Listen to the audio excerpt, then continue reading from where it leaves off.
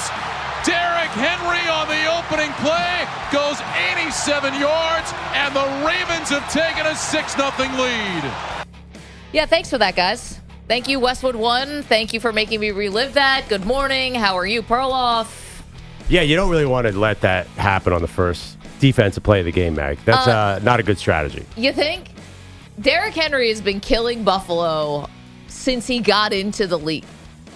Besides the AFC South, which is the division that he was in up until this season when he went from the Titans to the Baltimore Ravens, he scored more touchdowns against the Bills than any other team outside those AFC South teams. This is nothing new. And the fact that Baltimore just absolutely mollywopped the Bills last night has put me in some kind of mood. Listen, congratulations to Baltimore. They are who we thought they were. You know, they are a good team. They are a great team.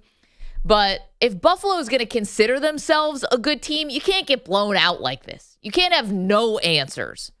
And that's exactly what happened. And the fact, Perloff, that when the Bills actually did try to get themselves back in the game, after they were getting smoked and just making mistakes and everything, they tried to get themselves back in the game in the second half. You're driving. You're putting pressure on Baltimore after they punted. You scored a touchdown, then they punted. This is in the second half. It's a 2-score game. You're driving. You have them on their heels. You're using the run game.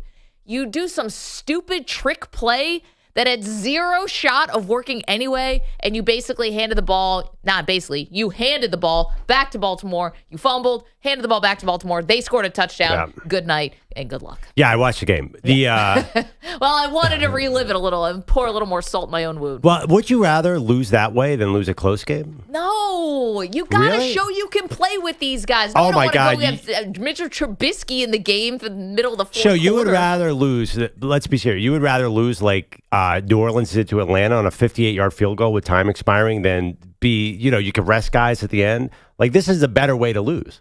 I hate this from you. I hate when you do this. Wait, but just painful as a fan. Like, there's nothing worse than... it's not about me. It's about them. It's not about... I'm going to be upset either way. I'm upset if they lose as a blowout. Yeah. I'll be upset if they lose as in a field goal. I want them to be competitive with the best teams in the AFC. What does that prove? I mean, a loss is a loss. It doesn't matter how. What's the difference? If it's 34-31, just like there's a moral victory here. It's called getting exposed by a team who was willing to put pressure on all of your pressure points. You just said it, though. They were exposed 5 years ago when Derrick Henry started torching them. So do something about it. Somebody do something. And here's the thing I don't want to hear from Sean McDermott, the head coach, who... I have not had many issues with this season, but I have an issue with this one because we call out other coaches for doing this, so I want to call out him for doing this. He didn't like the trick play. He's like, me and Joe Brady, we're going to have to talk about it. We're going to have a long conversation. Overrule it. How? Call a freaking timeout. Do whatever you've got to do. You don't like that? You're in a game where every possession is going to matter because you're digging yourself out of this hole. You don't like that play? Do something about it. I hate it when head coaches are like, well, I'm a defensive guy and he's the offensive guy. He has no experience in this league, barely. Wait, how is he? So you're saying in real time he's going to overrule that? Yes. Don't we ask other coaches to do the same thing? Why wouldn't we ask Sean McDermott to do that? I'm not sure in the flow like that. Like, it was a normal play, right? Wasn't it a run play the play before or something? Like, it wasn't. Yeah, they're driving. But again, don't you have to have like an idea, hey, this is maybe not where we want to call the trick play? Like, I don't know. Well, yeah, but that's on Joe Brady. Of course it's on Joe Brady, but isn't everything fall on the head coach? Ultimately, we talk about this with other head coaches all the time. There's no way Sean McDermott is getting in. First of all, do you want Sean McDermott in Joe Brady's ear? For stuff like that, I do.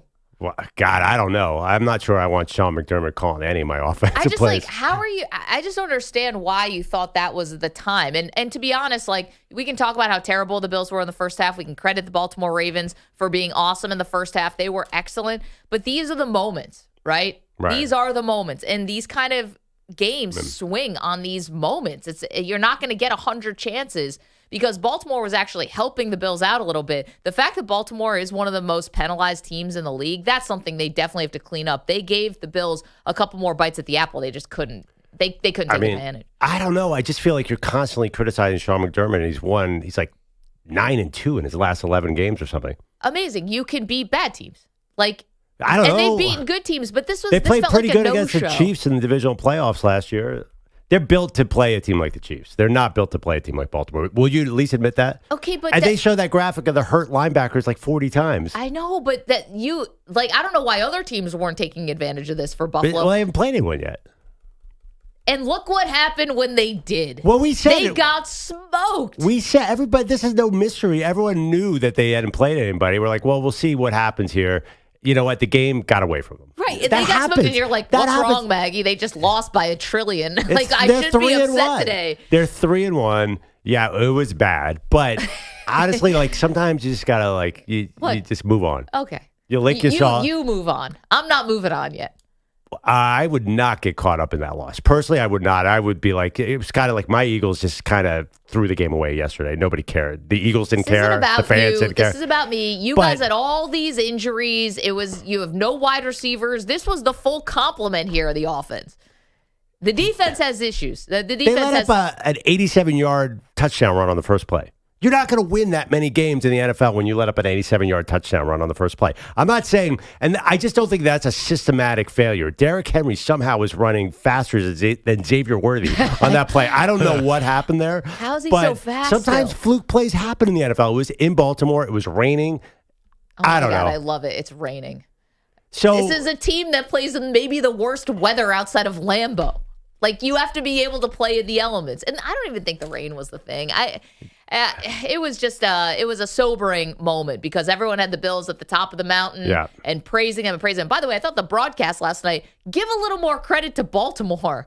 The Bills are going to be fine. This is like playing one of the service academies. What?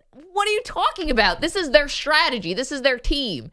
This is the most run-heavy team in the league. So, yeah, definitely. It's very much like playing a service academy. What that analogy works perfectly. I know, but it's just the fact that you don't have anything to stop them doesn't mean you get let off the hook. It means you've got nothing to stop them. It means if they met in the playoffs, why would this be any different? Because they're not going to meet in the playoffs. Oh, why? Because Buffalo and Kansas City are destined to play in the playoffs every year till the end of time. Forget it. Nothing that matters right now. It's September. Would you relax? No. All that matters. Relax.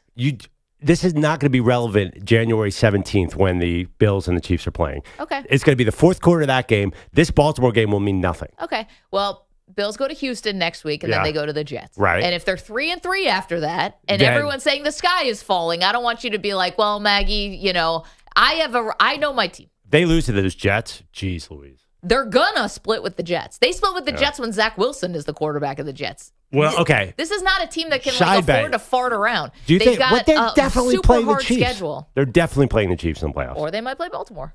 They played Baltimore a couple of years ago. They seem to be destined to play the Chiefs. Maybe. And speaking of the Chiefs, we'll get into the Chiefs. By the way, in Baltimore, too, Baltimore feels like they are about 9 injuries waiting to happen at all times, too. They are... Really? I don't know. The way they play, Lamar is running a lot. So even last night, he ran 6 times. You don't need to run at all, dude. Just hand the ball to Derrick Henry. And one of them was right into the end zone. Derrick Henry's 30. I'm just saying, I'm not sure that Baltimore is built to last either. One thing I thought was a little interesting yesterday, you guys tell me if you know this or if anyone was watching the game at this point anymore, except for just self-loathing Bills fans like myself. Obviously, we're talking about the Bills-Ravens from last night. Did you think it was a little odd when they took Lamar Jackson out of the game, Baltimore, after Buffalo had waved the white flag with Trubisky, and you didn't even need to put Trubisky in to wave the white flag. And then they put in Josh Johnson as the backup, but they still kept Derrick Henry in to try to get him 200 yards on the game? I thought that was a little odd. Maybe no one was watching at that point, and he lands on 199.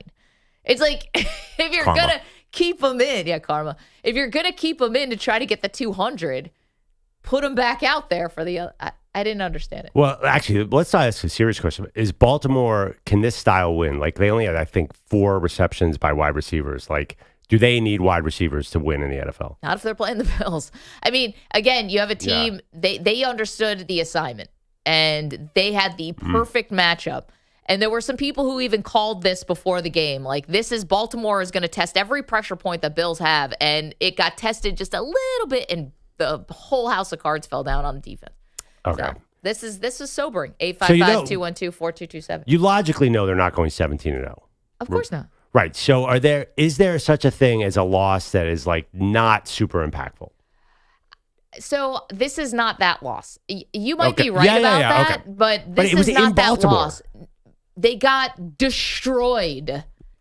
Yeah, I see what you're saying. I just feel like they at a certain point, it's 21-10, and they ran that trick play, and Josh Allen looked like he was reaching for his head. Yeah. Now, they never said the word concussion, but that game was over on that play. If they kept that drive going, it was 21-17, and then boom, it's a ball game. Exactly. That's what they should have done. This is what good teams do, or even not good teams came back on the Ravens. Like I feel like after Las Vegas, after that play, like they called off the dogs. I really do think like that was it.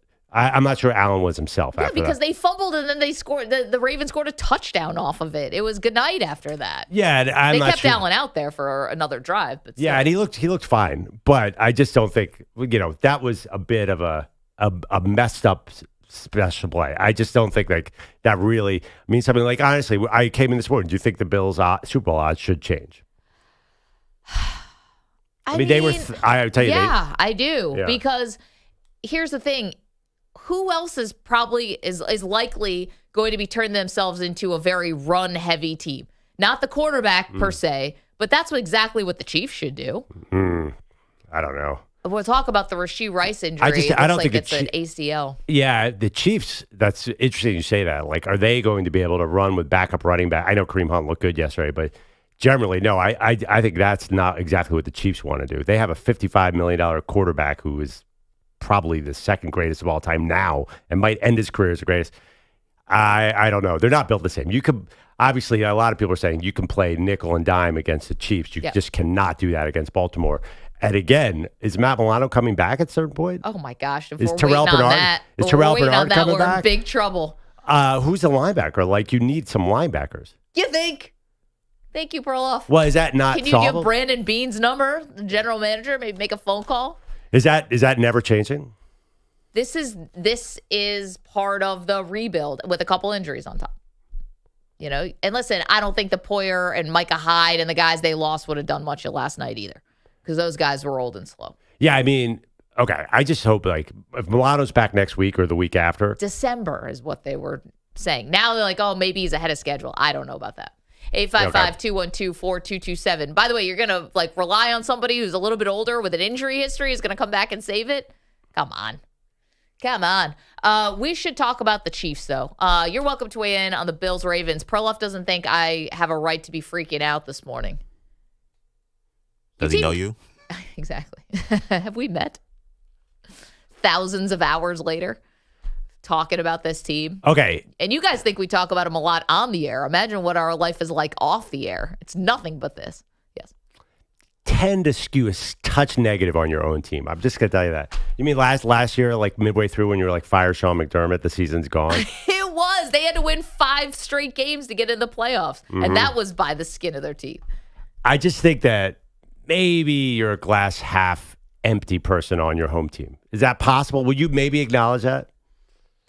They lost 35-10. Yeah, I mean, listen. You would like me to be glass half full today? They're probably. What are you drinking? Again, this is none of that. This game is going to be nothing. You're not going to talk about this game when it's January and it's the fourth quarter and it's Mahomes versus Allen like it is every single year since the beginning of time. It's not going to matter. This is coming down. They're going to win this division because honestly, who else is in this division? The Dolphins stink. The Patriots are the worst team in the NFL. And the big threat, nah. The New York Jets, nope, not happening. They are going to win this division, and they are going to play the Kansas City Chiefs in the playoffs. So don't even put this nightmare behind you, Maggie. They're not going to see Derrick Henry in the playoffs. They're going to see Kansas City in the divisional round, and they are going to come down the fourth quarter, and that's when you're going to get your heart broken. Well, thank you, but nothing you ever say comes true. No, it does. What? I don't know. You're saying to put it behind you. Don't worry about it. I have to worry about it. Will this be a memorable game? I don't know. We had a lot of memorable games over the weekend. Some from college, some from pro. We get to that. Here we go. All right. Lots to do, including what the drill is on a Monday. Thank you for letting me vent. Congrats, Baltimore. What we do on a Monday, which is we try to hit it all. And we've got a lot of college to get to, obviously, because that Alabama-Georgia game was unreal. We will get to that game, our college football report card. We're not going to forget about college just because the NFL was on yesterday. We got 2 games tonight. But You know the drill on Mondays. We're going to try to get to everything. But if there's something you want to talk about with your team, bring it to us. 855-212-4227. We wish we could share a rundown with everybody. Every team's on here, but sometimes we can't get to it all. So if you want to talk about your team, here's the number. 855-212-4227. Also, youtube.com/Infinity Sportsnet, twitch.tv/Infinity Sports Network, and on Twitter, X at Maggie Gray. Okay. So much to do. We mentioned the Chiefs, Rashee Rice. See you guys on the phones. Let's get it going. Just because my team lost doesn't mean we can't talk about everyone else's great. You're in a 5-minute break.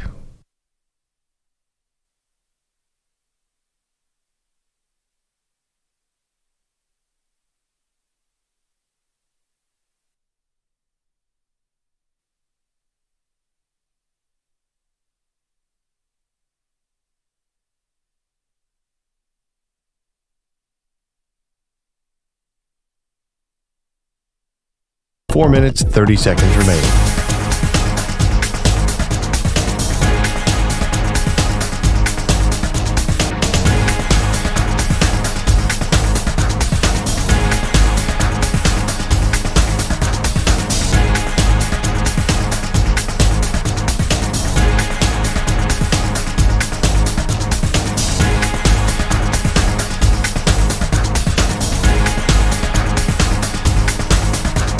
Four minutes remaining.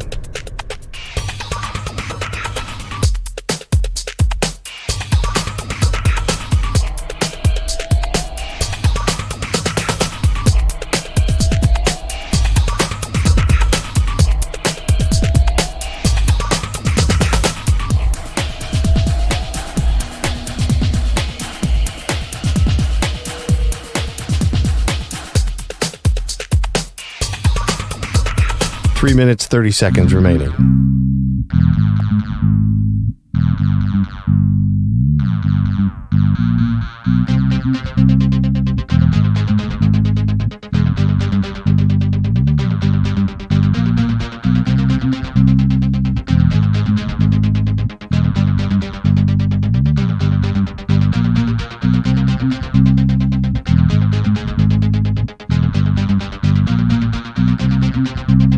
Three minutes remaining.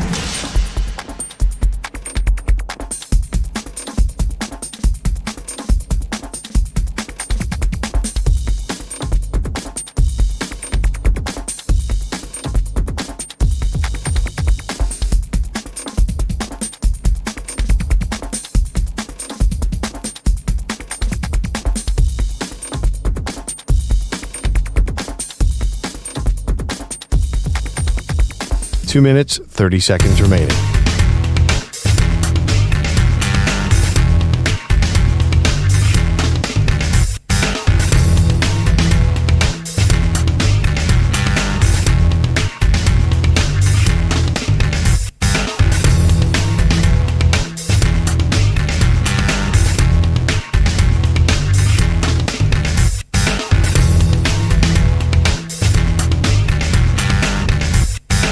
Two minutes remaining.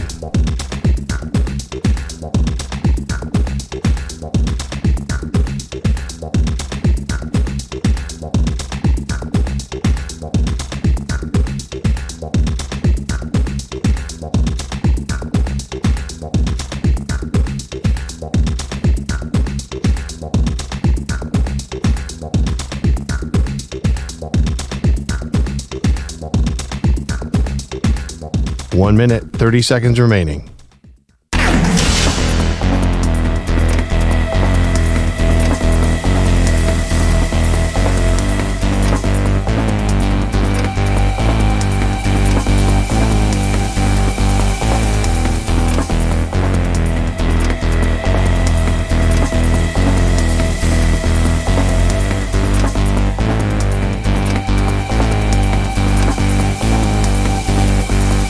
One minute remaining.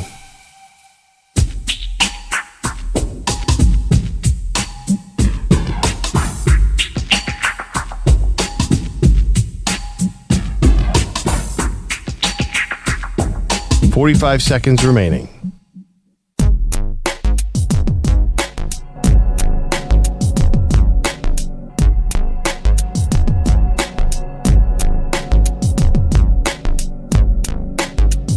30 seconds remaining.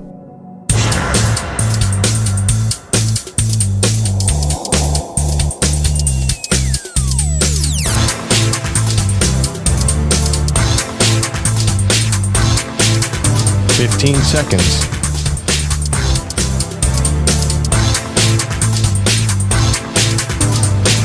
Break ends in 5 seconds.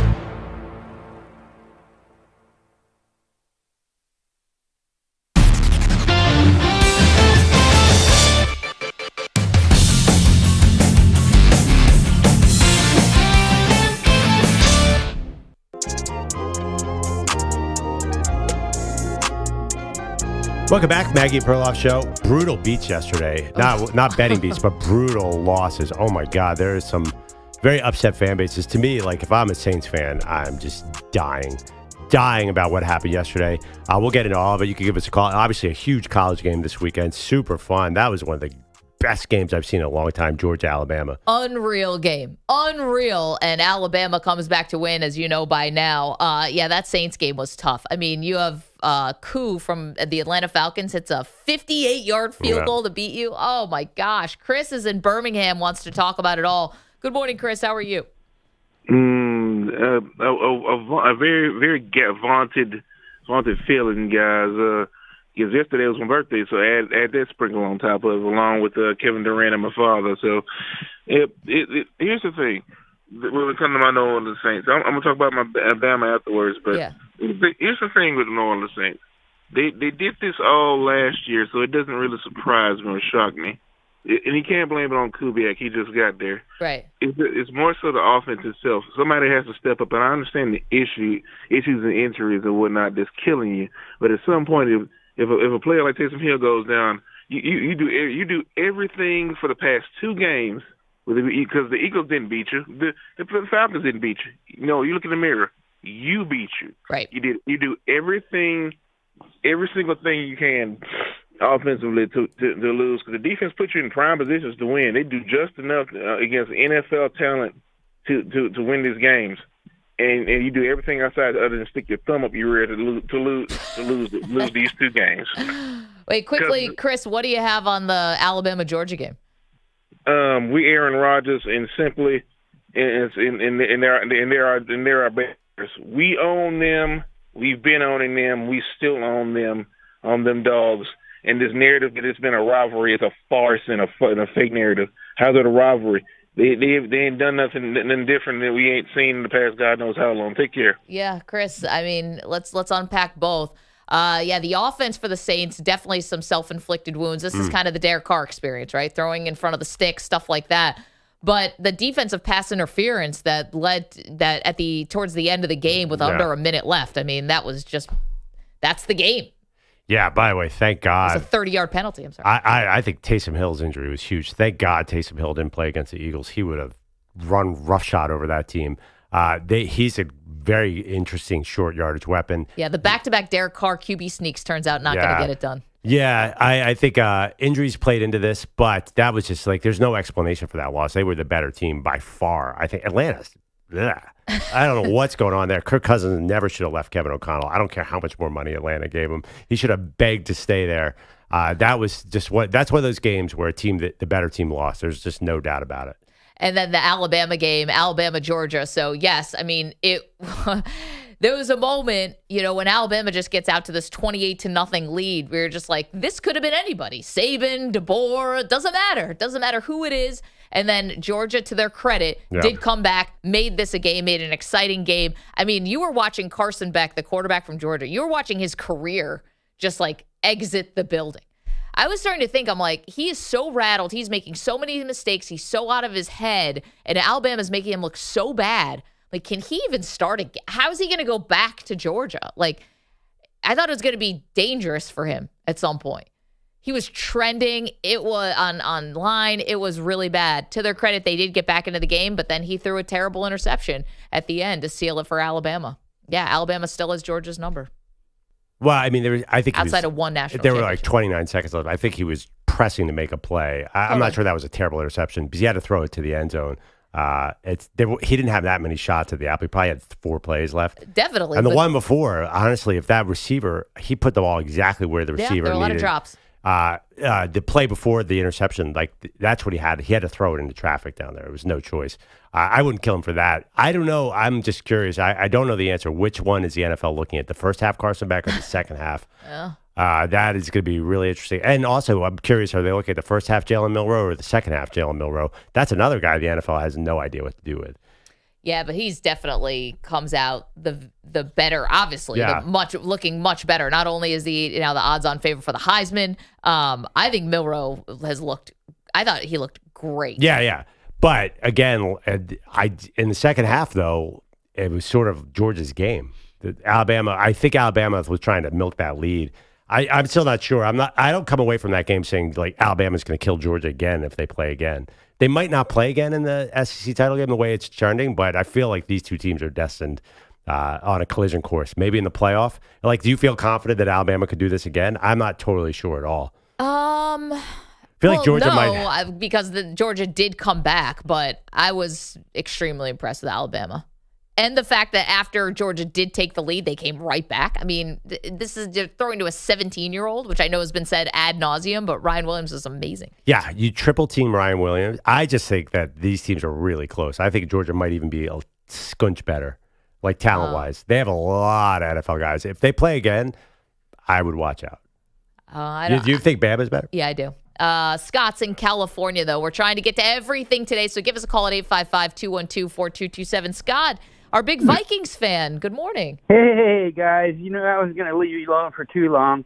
I love you guys. You're just not on my timeline anymore since you changed times, but I had to chime in. And, of course, I'm an ardent Viking fan. I've called in with some snarky pro-Viking comments before. They're off-lamenting and facts of the Maggie and Perloff show.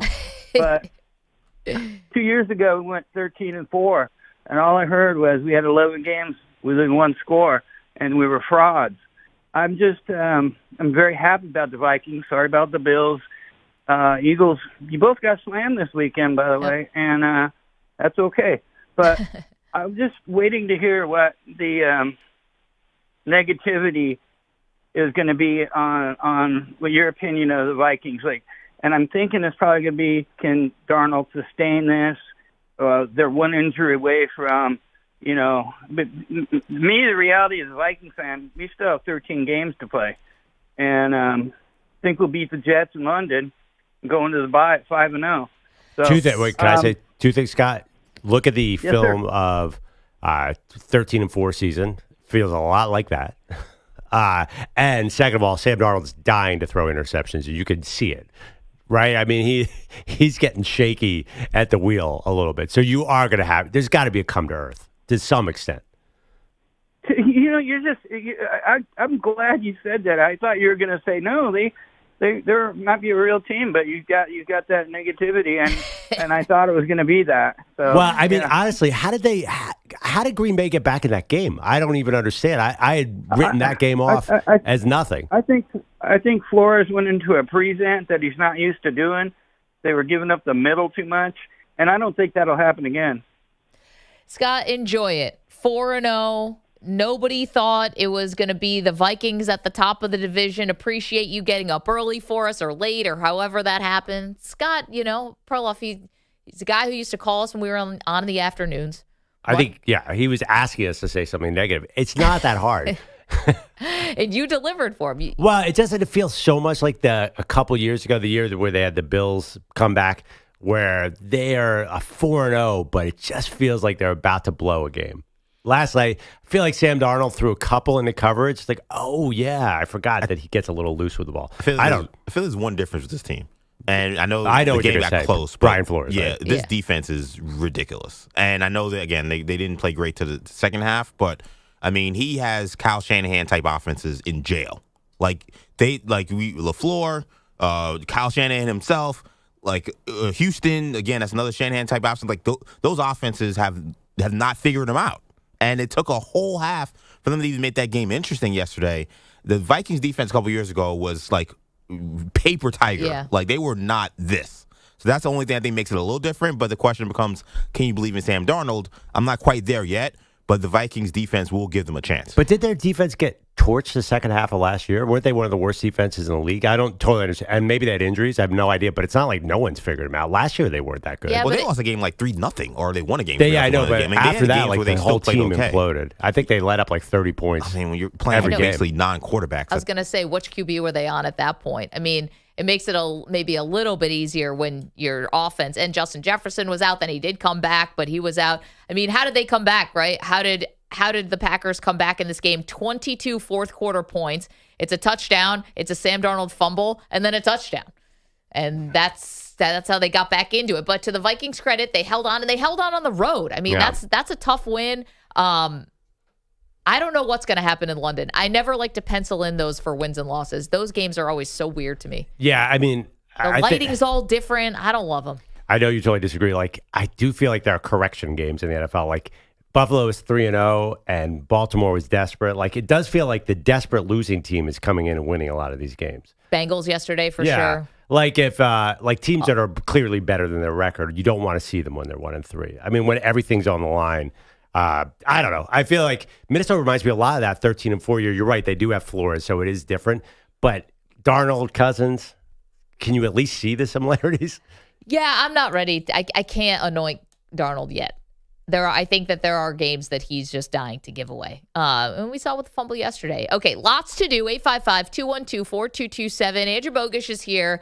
Good luck fitting all of these headlines into one update. Good morning, everybody. Those headlines are sponsored by Progressive Insurance. Protect your family, your phone, your furry friends with life, electronic device, and pet health insurance. And I'm going to start with Sam Darnold and those Vikings because with Josh Allen crashing out of the MVP race last night in Baltimore, maybe Darnold's the new favorite. On the 14, Darnold out of the shotgun, puts Jefferson in motion to the right. He'll go that way to the end zone. Caught!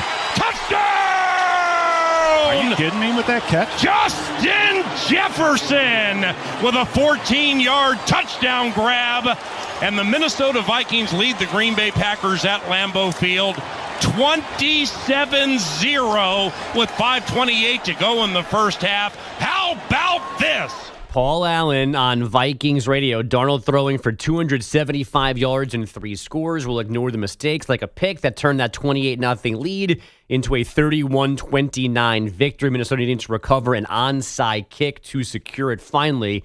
However, they got there. They're 4-0 for the first time since 2016, all with Darnold under center. We believe in each other more than anyone else believes in us. So, it's a really, really good formula. But again, we got to continue to learn from the things that we didn't do in this game. The way that they were able to come back.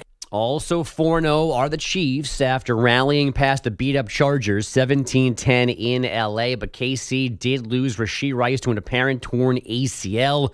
That's on top of Isaiah Pacheco's broken leg, but there was a Travis Kelce sighting yesterday, by far his best game of the season. I'm sorry, was Taylor not there? She was not there, right? That's what I saw on the internet. So. You jabroni! All right. Hey, you were right. Josh Allen's no longer the MVP favorite, but Patrick Mahomes is? How is Patrick Mahomes the MVP favorite? Definitely not. I mean, yeah, so they're very thin. It's like plus 275 to plus 240, but I'm surprised at that. That's just be legacy.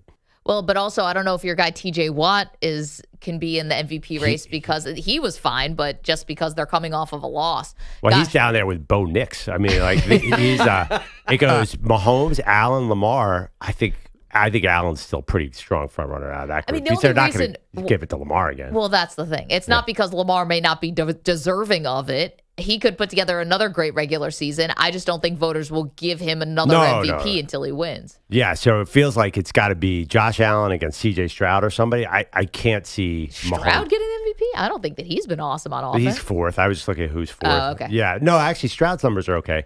But Lamar, you can't give it to Lamar Jackson, right? Because 3 MVPs and no Super Bowls does not work. I know, but that's messed up about the voting. Well, I mean, a lot of people think, oh, well, maybe that we're misreading Lamar Jackson a little bit. Like the regular season success is a little overblown. Well, I know who was misreading Lamar last night. The entire Bills defense. That was a 35-10 Raven win last night on Sunday Night Football. Derrick Henry, 209 scrimmage yards and 2 touchdowns to cool off those Bills. The Steelers took their first loss, 27-24 in Indy. Jalen Hurts sacked 6 times in the Eagles' 33-16 loss in Tampa Bay. And the Falcons snuck past the Saints 26-24 on Younghoe Koo's 58-yard field goal with 2 seconds left. Both those NFC South teams are now 2-2. Alabama's number 1 again in the AP college football poll after Saturday night's thriller with Georgia. Those Bulldogs going from 2nd to 5th. The baseball regular season's not over yet. The Mets and Braves will play 2 in Atlanta this afternoon with the Diamondbacks watching from afar. 2 of those 3 will be wild cards and play playoff games tomorrow in different locations. Atlanta manager Brian Snitker. They know it's a stake. I mean, they know what we're looking at, and so you know what, they've been fighting through this all year. So you know, these guys, they'll be ready, and we're going to give it our best shot. Okay, I think this is going to be simple. If the Mets or Braves sweep the doubleheader today, they and the Diamondbacks are wild cards. If the Mets and Braves split the doubleheader, they both go as wild cards, and Arizona is out, losing a 3-way tie with those 2 teams. Yeah, this is nerve-wracking. And again, unnecessary. Like, I'm still angry that we have to play 2 games today. There should have been 1 more game played last week in Atlanta before Hurricane Helene. Right. This should be less complicated, or maybe not necessary if they had just squeezed in 1 more game somewhere last Monday or Tuesday. Or doubleheader should have been played the game that they did play. Yeah, was that, or there was an off day Monday, right? There was an off day Monday, but yeah, if for some reason travel didn't work for the Mets or whatever, they could have played 2 games. On Tuesday. Yep. Yep.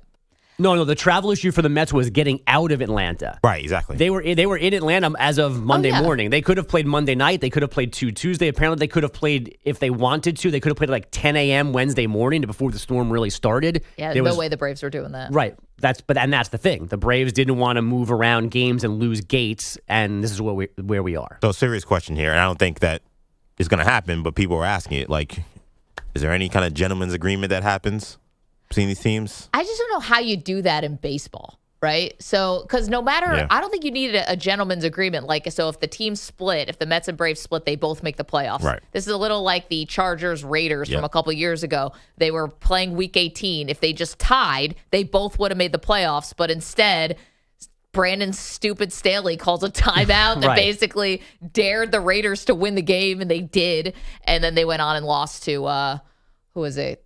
Cleveland on the road? I think so. Anyway, Cincinnati, thank you. So it should take care of itself, though, because whoever wins the first game is in, and then therefore will not put its best players on the field for the second game. Right. And the loser of game 1 has to play legitimately, so they should have the advantage to win the second game. If there's a sweep today, somebody did something very wrong. But, I actually was asking you this. The new rule, and you pointed out, was you can only play positional players as pitchers at certain points. You have to be up 10 runs to put in a third baseman. So they are going to have to use MLB pitchers. Right, but they're not going to use like the Braves, for example, have Chris Sale to pitch the second game. Their ace, the NL Cy Young winner. Right. If they win game 1, he's not pitching game 2. Right, but they're not going to go to a second baseman. At least they'll have MLB they're going to go pitchers. to the guy that's they're going to pitch somebody who they maybe don't need in the playoffs. Absolutely, it's what the Brewers did yesterday. And the Mets scored 6 runs off of him. Yeah, Rhea who's not going to make the wild card roster. I mean, he was getting just like shelled. Right. And he's at 100 pitches, and the manager's like, go back out there, buddy. I'm like, wow. They really don't care about this guy. Yeah, so the pitching will change, and they won't put any important reliever in that game, but without rosters going to the full 40 anymore, just 28, some regular players in the lineup have to play. Right. Because you don't have that much flexibility. But again, that's the winner of game 1. Their game 2 lineup should be as bad as possible. So that second game should be winnable for the first game loser. Yeah, I don't think you need some kind of gentleman's agreement. Like, I think it's also, how do you do that in baseball? Like, go out there and swing and miss? Like, it doesn't work that way. It'll be like 1,000 to 1 odds on the second game. Well, also, just because there's not, I don't even know if you'll be able to bet it. There's just, because it's not a sport with a clock. So it's not like you can't run out the clock. You have to play the game. Yeah, I feel bad for the Diamondbacks because they have to sit there and watch. I know. Actually, I shouldn't feel bad for them. But they have no chance today. Last year. I was thinking about who, as a Phillies fan, who do I least want to see, because the Braves are ridiculous. But it's not about you. I'm just saying, I'm like, how do I root today? How do I root today against the Braves or the Mets? Because both those teams are quite hateable. As It's more of if you don't want to play the Mets, you want them to lose too, because that's the team that you could potentially play. Like the Braves would be like an NLCS, but which they have to get past the Dodgers in theory. But also, too, the funny thing about the baseball, like you think, oh, they have to use Chris Sale in the second game. Like, this is how you win. Like, you get momentum, you win these must-win games, and then you roll in the playoffs. It's a fun day. And then tomorrow is the playoffs regardless, right? Like, they are just set on this. So that's going to be a fun trip for one of these teams. There's 4 games tomorrow and 4 games Wednesday, and then whoever was left would play on Thursday, whatever necessary game 3s. Mets having to go to San Diego is insane after this. That's if they sweep, right? If they win both games, they go to... Yes. Yeah. Which isn't going to happen. Probably not. If the they Braves don't winning sweep, 2 but games. If they split, then the Mets would go to Milwaukee. Right. So they play. And the Braves would the go to second San game is Diego. at 4. Oh, my God. That's a crazy travel day. The second game is 40 minutes after the first one. Yeah. Yeah. People wonder why baseball has issues in its front office. I mean, come on. This little Mickey Mouse to me. I know, but this is compelling today, at least. Bogus, Which I thank think you. is what they wanted. I think in the end they wanted something to be played today to give another have some kind of do or die situation, which is probably why they didn't go crazy fixing it last week. They were okay with something like this happening. Woof. 855-212-4227. Either way, we're all going to be locked in. Thank you, folks. Coming up, just an absolutely unforgivable loss yesterday for one quarterback. We'll tell you who it is next. You're in a 5-minute break.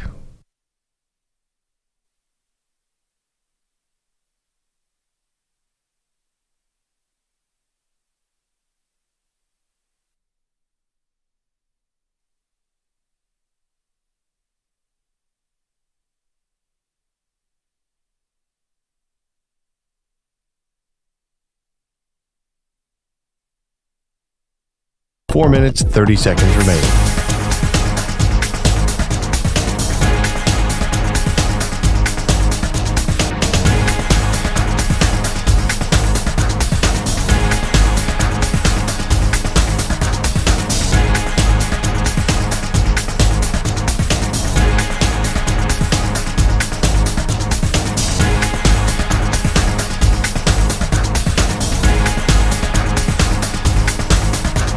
Four minutes remaining.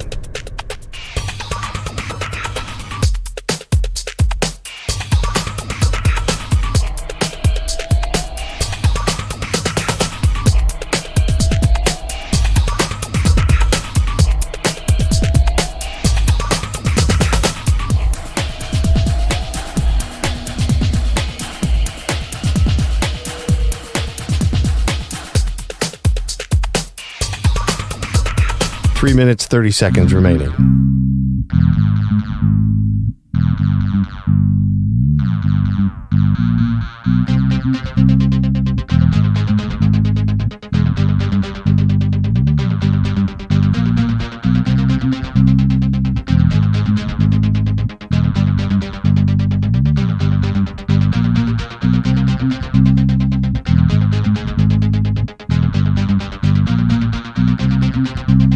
Three minutes remaining.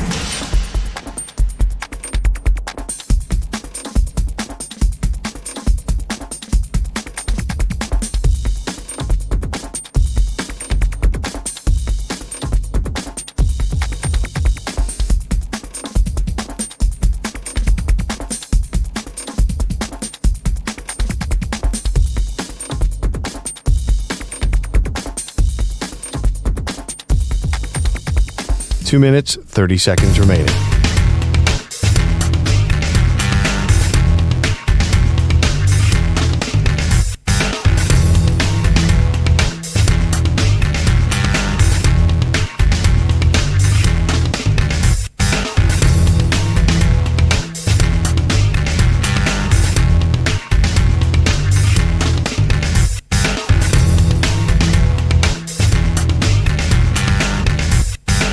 Two minutes remaining.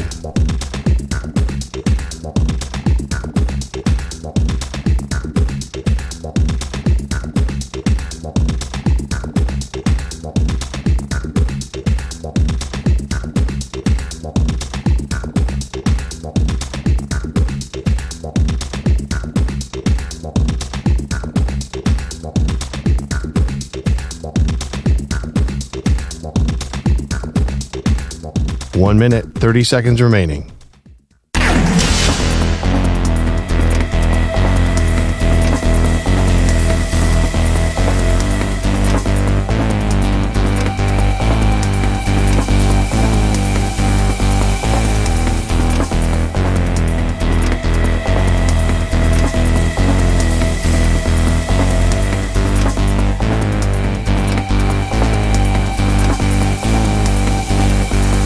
One minute remaining.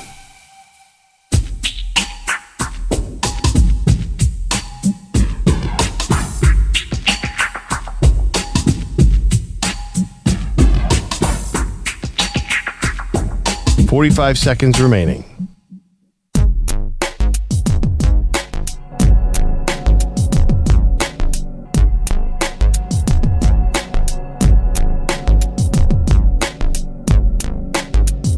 "30 seconds remaining.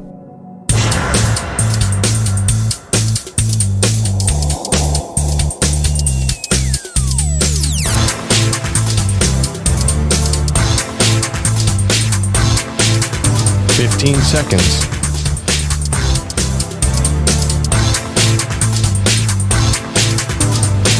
Break ends in 5 seconds.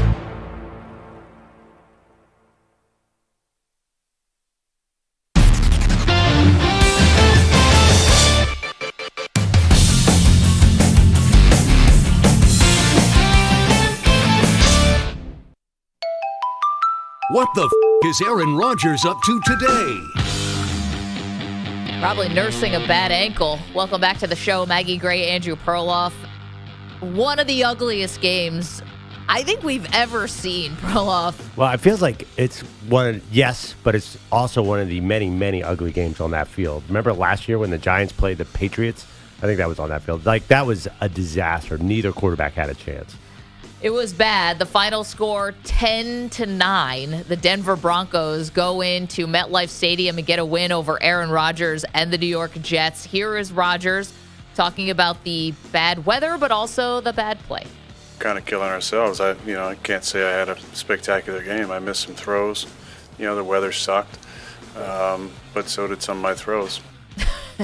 I mean, fair assessment. Some of the throws were terrible. He was sacked 5 times, Pearl, and I thought at the end of the game, definitely limping off the field, did not look like himself. And to be honest, that's your worst nightmare if you're a Jets fan or if you're interested in this Aaron Rodgers story, how he's going to hold up against this offensive line with this offensive line.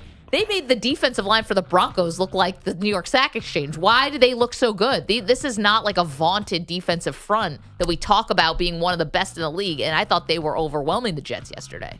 How do you separate it from the weather, though? Because the Broncos had -7 passing yards through 3 quarters. Oh, they weren't good either, but I think the Broncos might be one of the worst teams in the NFL. But I don't know if you can judge anything yesterday. Rodgers, now, actually, I didn't really see him limping, but I saw every time he ran, he was so scared and ginger and taking these little baby steps. And he did run a few times yesterday because you couldn't pass the ball. You couldn't catch it. It was sopping wet. The camera was wet. Everything was wet. I don't know where that weather came from, but I don't know. I feel like, again, you're going to think I'm an excuse maker. Maybe you throw that one out a little bit. The Rodgers health is a big deal. Yeah. But the game itself, that was not a representation of who the Jets are, I don't think. Because once it dried off in the second half, Rodgers could throw it again. Right. But not nearly enough. And not nearly good enough. Let's hear a little more from Rodgers. Manny, can I get cut 16? So there were a lot of false start penalties. And it's because the offensive line and the offense was having trouble with Aaron Rodgers' cadences. He's kind of known for this, switching up the cadences. So Robert Saleh maybe suggested to sort of hold back on the cadences and the hard counts, the hard cadence, and Rodgers disagrees. It's one way to do it. The other way is hold them accountable. We haven't had an issue. We've had one false start. Morgan had one false start, I believe, until this. So, it's been a weapon. We use it every day in practice. We rarely have a false start. And to have, 5 today, it seemed like, 4 or 5. Yeah, it seems like an outlier. I don't know if we need to make mass changes based on, kind of an outlier game. First of all, that is absolutely true. It was an outlier game. That was a weird game. And if they hit that field goal at the end, then we wouldn't even probably be talking about it. Sure. Yeah, there were twin missed 50-yard field goals, each going in different directions at the very end of the game that preserved the 10-9 win of Denver over the Jets. Yeah, I mean, even the ball probably wasn't perfectly dry for either field goal attempt. I actually wonder. I knew the Broncos' Will Lutz was going to miss that one. I totally thought it was zero line, right? Yeah. I was shocked. He usually hits that one. I think the weather played havoc with that game, obviously. Yeah, but here's the thing about a weather game. And I know Rodgers is not 100%. Like, he is healthy, but he got banged up behind that offensive line yesterday. This is where the 18 years of experience has got to come in, right? Robert Saleh, forget it. This guy is that's a, as you like to say, Perloff, that's a sunk cost right now. You're not going to get, the coach is not going to be better. But Aaron Rodgers at 18 years into this league, or whatever it is, he's got to win that game just from the neck up. Yeah, the weather is terrible. You're going against Bo Nix, who is having a terrible game. That guy couldn't do jack. You actually have a great defense because they held them to 10 points. That's where Rodgers, we need the brilliance of Rodgers there. You need the cerebral guy. You need the smartest guy on the field at that point, and we did not get that at all. Yeah, by the way, Bo Nix is not great, but... He's a rookie. I don't expect him to be great. But it had nothing to do with what was happening yesterday. Like, he had a ball that looked like Tim Tebow, that meme where Tebow throws the ball. He could not throw the ball 4 yards down the field. It was sopping wet. It was basically like... I've seen much worse rain games, by the way. I've never seen a guy go negative passing yards that late in the game. That's never... Has that ever happened in the NFL? I don't know. I just feel like we lived through this yesterday. We live in this area. I know it was raining. It was not the monsoon that we've seen in Carolina. Obviously, our thoughts are with everybody who's going through the real weather stuff. We're talking about a football game, obviously, to try to bring some distraction and some levity. But this was not like an all-time bad weather game. But it was not the Mud Bowl. It's the field, too. That field stinks. I get it, but again, this is where Rodgers, this is where having Aaron Rodgers automatically puts you at an advantage. You got to win that game with him. I don't know. I believe outlier. We'll see. They're in London next week. Yeah. What I'm really worried about is the limp and the foot. Yes, that too. Nothing that happened this game. Obviously, they clearly, of course, they should have won, but. This was as ugly as they got. I don't know. Here's my question: are they that good? I'm not sure they are. The Jets on the offense or defense? No, it's a team. I'm actually looking back they could have lost that Tennessee game. They might just be kind of mid. Here is Rodgers on his health after taking the 5 sacks. Yeah, I'm banged up a little bit, but yeah, I'm okay. Not that convincing. Definitely not convincing. Yeah. I mean, this is the whole thing, right? How is he going to make it through a whole season coming off this Achilles? And you know what's funny? Do you guys remember back to training camp where he didn't practice one day because it was raining? Yep. And it was like, people couldn't believe it. Come on, it's rain. Who cares? You're going to have to play in this kind of weather conditions. Well, is there a thought moving forward? If the weather is really bad, is this a game where Rodgers doesn't play? I know that sounds unthinkable, but is it, if you're really in this for the long game, right, and you think that you probably could have won that game, in theory, you should have been able to win that game with a backup quarterback. You were an 8.5-point favorite going into that game against the Broncos at home. Is there some kind of weather thing that you're trying to do with Rodgers here? I'm being serious. I mean, don't be a freaking weirdo.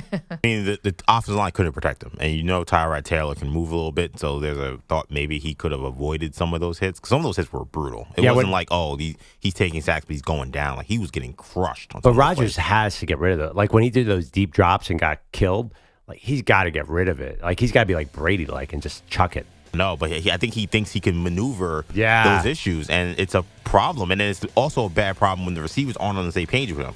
There's times where he's holding the ball because he thinks the receiver's going to make an adjustment that they're not ready for. He threw the ball at Garrett Wilson one time, and he almost hit him in the helmet. He wasn't ready for it. Yeah, looking at you, Garrett Wilson. All right, 855-212-4227. Coming up, obviously the Kansas City Chiefs suffer a big loss of Rashee Rice yesterday despite winning the game.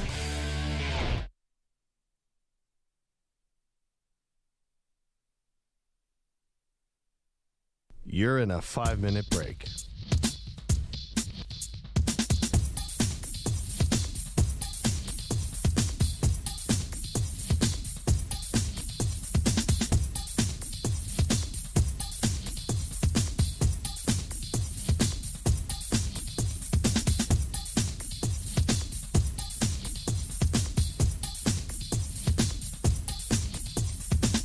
4 minutes, 30 seconds remaining.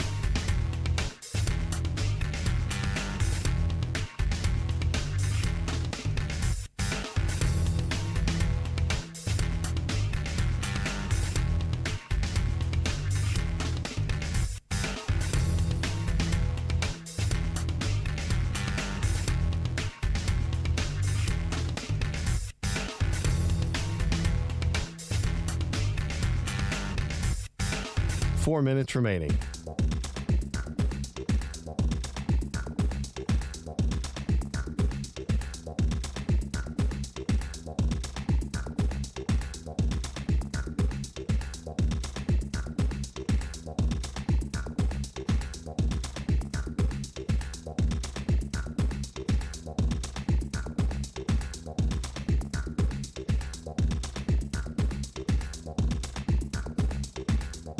Three minutes, 30 seconds remaining.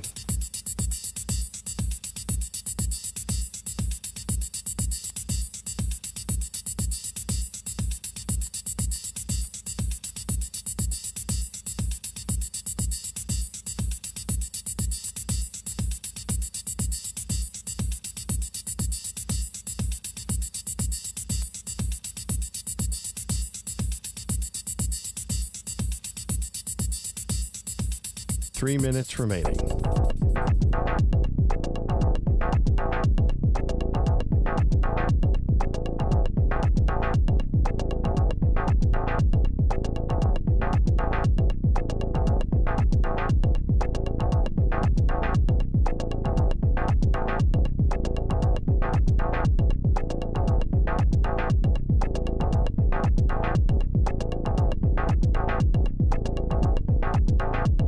Two minutes, 30 seconds remaining.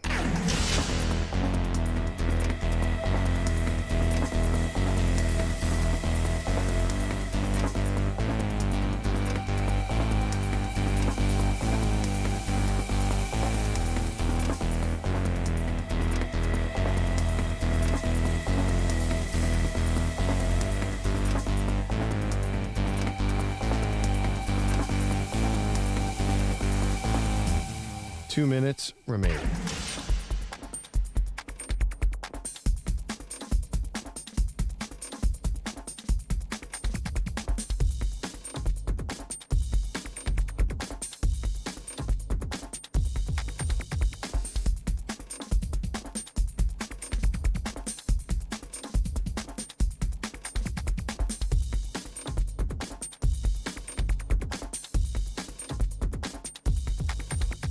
One minute, 30 seconds remaining.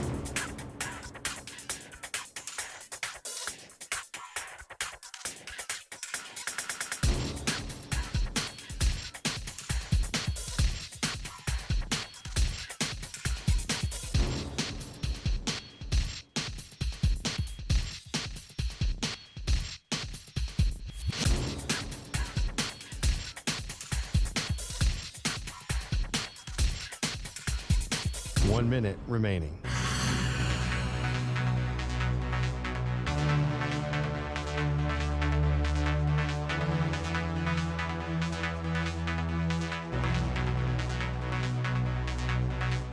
Forty-five seconds remaining.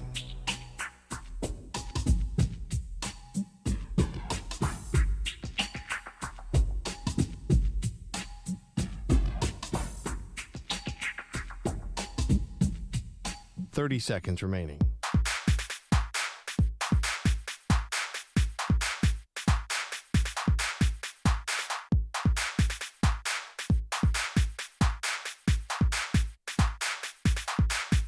Fifteen seconds.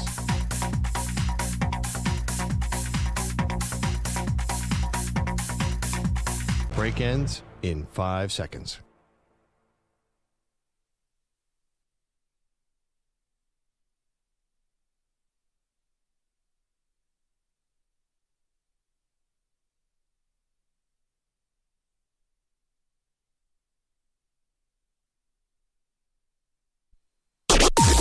Maggie and Perloff on the Infinity Sports Network. In motion is Sky Moore. Moving short to the right is Mahomes. Gunning it long. Coming down the near side. The pass is caught. Touchdown! Kansas City! A long bomb! And the Chiefs finally get there! A 54-yard bomb to Xavier Worthy. Patrick Mahomes, a perfect throw, burning Christian Fulton. Yeah, it was only a matter of time. Chiefs Radio. Welcome to the show, Maggie Gray, Andrew Perloff. What a weird game yesterday between the Chiefs and the Chargers, Pearl. Obviously, you had the Chargers who were banged up, and Justin Herbert played yesterday, but he was obviously compromised. And then you have the Chiefs who, you've been saying it, so I'll give you credit. The offense is just not very good. And then yesterday, Rashee Rice goes out. It looks like it's a torn ACL, or they fear that it's a torn ACL. So we'll get more updates on that. But to me, I think that the Chiefs have to go out and find somebody to try to fill this hole. I don't think this is sustainable for them. And I know they're 4-0, and I know that's weird to say, but I do think this will be a very, very tough way to win. I don't think they can win if they don't have another weapon. Well, can I tell you, moving Xavier Worthy into that Rashee Rice short passing role, and maybe then you move over somebody else, who are you going to get? Like, Devontae Adams will cost a lot. He's a divisional rival. I'm not sure the Raiders will give him to you. Yeah. I'm not sure there's a replacement for a guy like Rashee Rice. I mean, I don't have a name for you right now, but they're like, you just see the sort of Chiefs effect on people, right? Where you have Kareem Hunt who comes in, who is they signed off the street because Isaiah Pacheco is out for the year. And look at Hunt. Like, Hunt looked good yesterday. Yeah, right? knows the system, so that helps. But. Right. So it's like, I don't even think you actually need a Devontae Adams, but like, I don't know, maybe you need anybody. Like just another body, because even when they're like, oh yeah, Travis Kelce really got going yesterday, and he did for 7 catches and 89 yards, but it still doesn't look like old Kelce, in my opinion. Well, Kelce was pretty good. It was closer. Yeah. It was closer. Kelce was pretty good yesterday. But in the red zone there, it's just nothing. I worried about Carson Steele, my guy.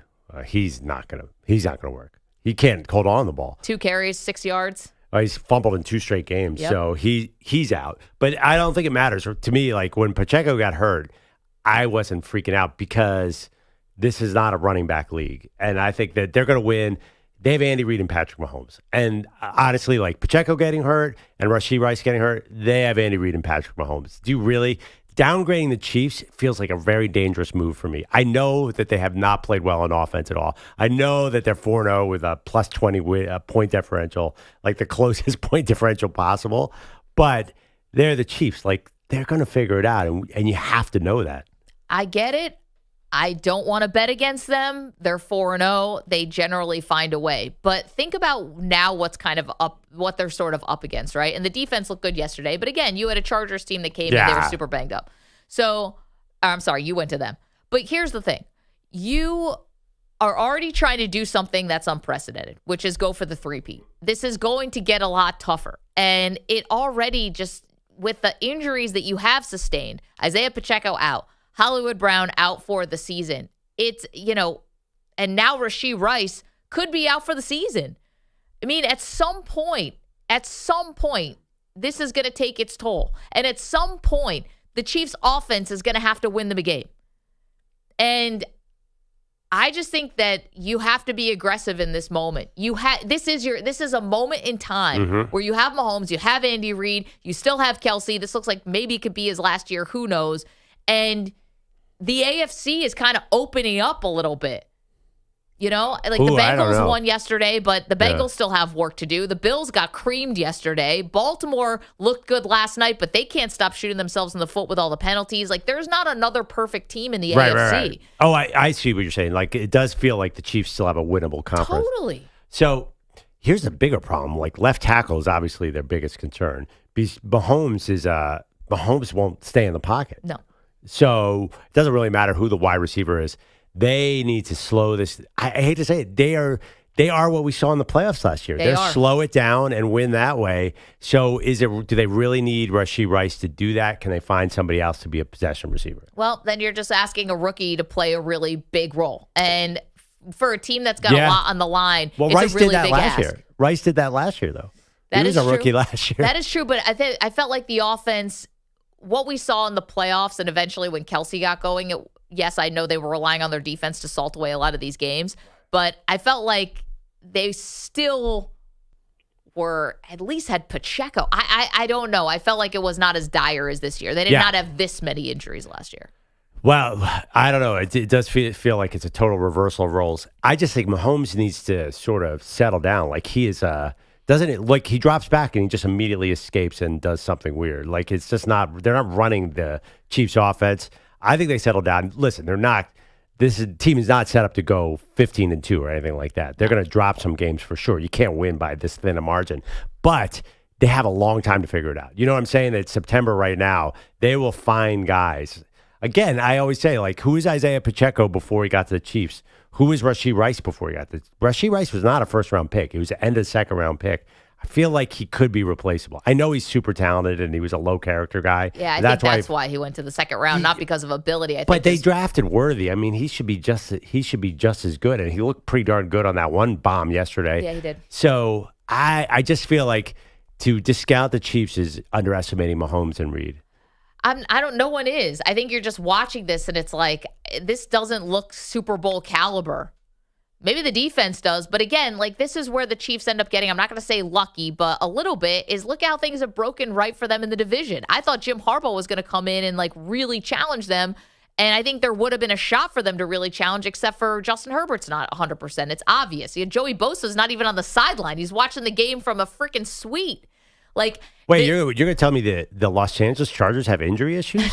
Well, no. I thought that Harbaugh was going to come in and maybe put a little bit of a scare, and this was a close game. I mean, the Chargers couldn't score for the last 3/4 of this game, but it still was a close game. Well, I mean, they have an old injury-prone roster. That's not Harbaugh's fault. I mean, like, when are these guys ever healthy? So that, yeah, you're right. If they were fully constituted, they're great. But that would have been, even under Brandon Staley, if they were fully healthy, they would have been dangerous. So I just generally think, you can't call them lucky. They're two-time defending champions. No, not lucky. I'm just saying the way that, like, things are kind of breaking for them. Like, I thought they were going to get a challenge in the AFC West. They're not going to get a challenge in the AFC West, right? They just went into L.A. and they beat the Chargers in L.A., which was probably felt like more of a home game for the Chiefs anyway.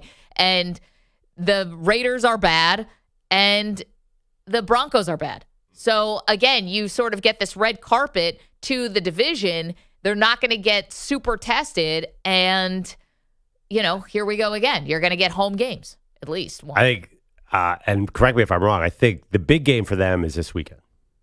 It's Cincinnati-Baltimore. As long as Baltimore can knock Cincinnati out of this picture, I don't see any other quarterback beating Patrick Mahomes.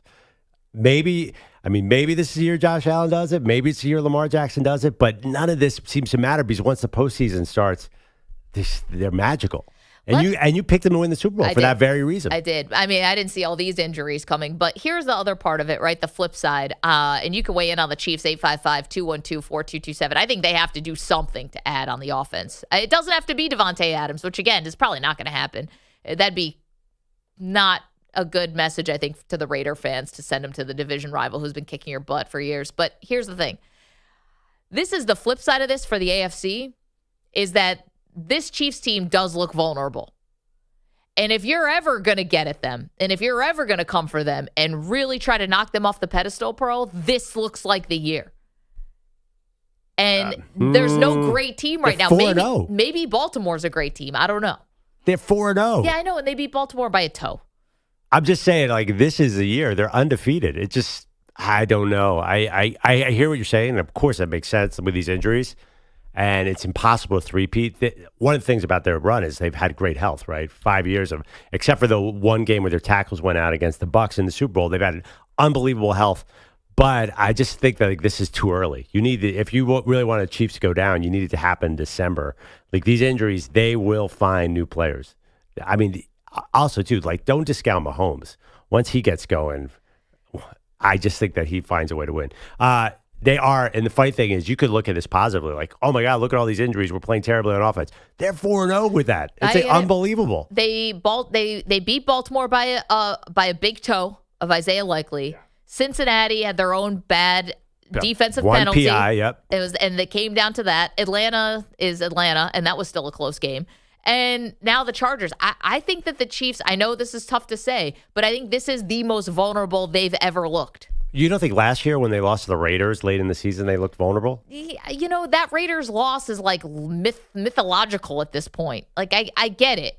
I understand. But in the postseason, they found something. I just think this looks very vulnerable. I mean, last year they were 11-6, had to go to Baltimore, a red-hot Baltimore. Yep. And Baltimore beat themselves a lot in that game, too. But I think that they're more likely to get a home playoff game this year. I think last year was quite vulnerable. I mean, that being said, you're right. These injuries are a big deal. It just feels like, man, there's something about this team that they can redefine themselves like this and become a defensive-oriented team. Spagnuolo, the defensive coordinator, the win of the offseason was not letting him get a head coaching job somewhere else. The NFL did not come calling for Steve Spagnuolo. It was just too late. I mean, he was. I think all the hires were done by after he won the Super Bowl. I don't think there were any vacancies. Well, and also, I don't think were that impressed when he was the Rams head coach. No, they were still in St. Louis. But it's funny because you mentioned defense, and then what happened to the Super Bowl? Oh, it's 25-22. They held the number one offense in the league to 22 points in the regulation. I know, but at the end, it was all about who could get that one score, right? That was what it became about. Yeah. I mean, I think the story was San Francisco's defense kind of fell apart when you knew Mahomes needed a score. 855-212-4227. Yeah, they only let up 19 points in regulation to, I think, the number one, like one or two offense in the league. I mean, that's pretty good. They kind of they kept San Francisco in check.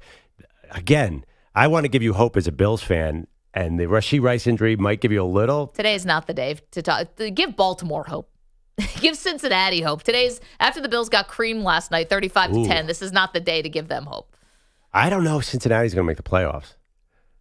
I mean, this is if they go to 1-3. Give me the stats. They're pretty bad. I didn't say if they go to 1-4. I was going to say they are 1-3. If they go to 1-4, this is a huge game next week. By the way, can we make sure that I have the right matchup there? Cincinnati and Baltimore.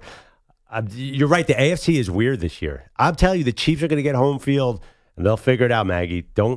Don't discount your Super Bowl pick. You should feel great. I should feel great. 855-212-4227. Yeah, Rashee Rice goes down with the ACL. I picked the Chiefs to three-peat. I don't feel great about it. Yeah, EJ.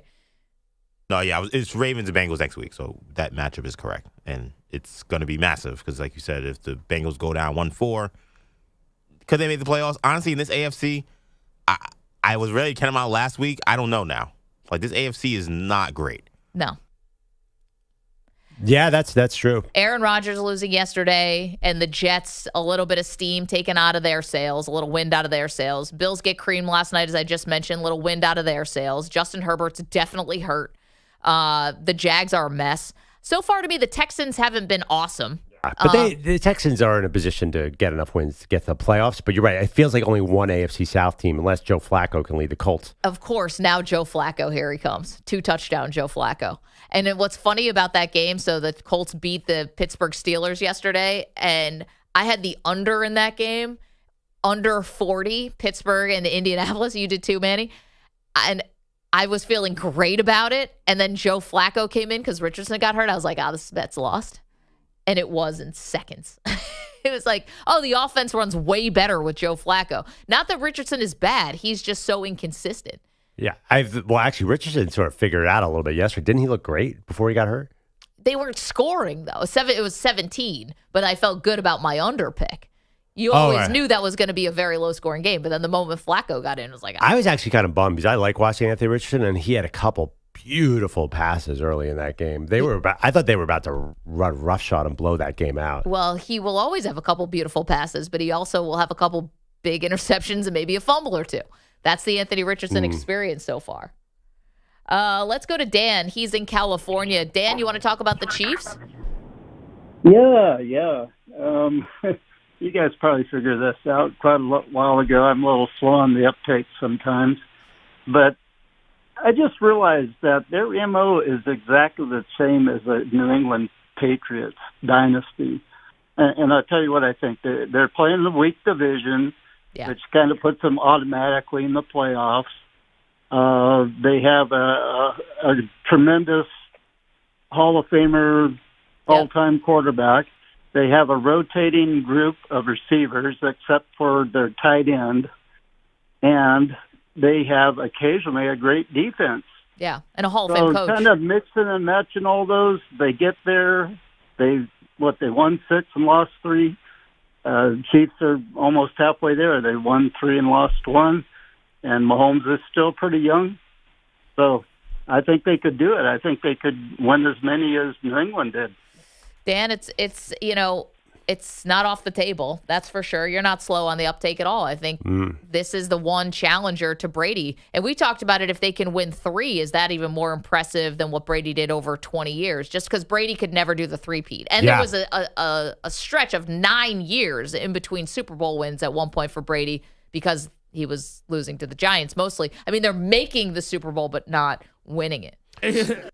So assuming Rice goes out, assuming it's an ACL for Rice, so that means no Hollywood Brown, no Rice, but they still have like 5 good. They have Worthy, Justin Watson, Sky Moore, Juju, McCole Hardman. There are a lot of guys who know the system. Now, none of those guys have been great per se, but Sky Moore, big drop yesterday. Yeah, and Justin Watson had some drops last year. Still, did you mention Noah Gray? And Noah Gray's a new weapon. Who you thought that Mahomes thinks he's throwing to Kelsey, but it's actually I think Noah the Gray. defense doesn't know which one. I mean, the defense still travels around Kelsey all the time. Like, where 87 is at all times. But I think Noah Gray, his sort of mustache thing going on right now, I think some people think it's Kelsey. The mustache magic?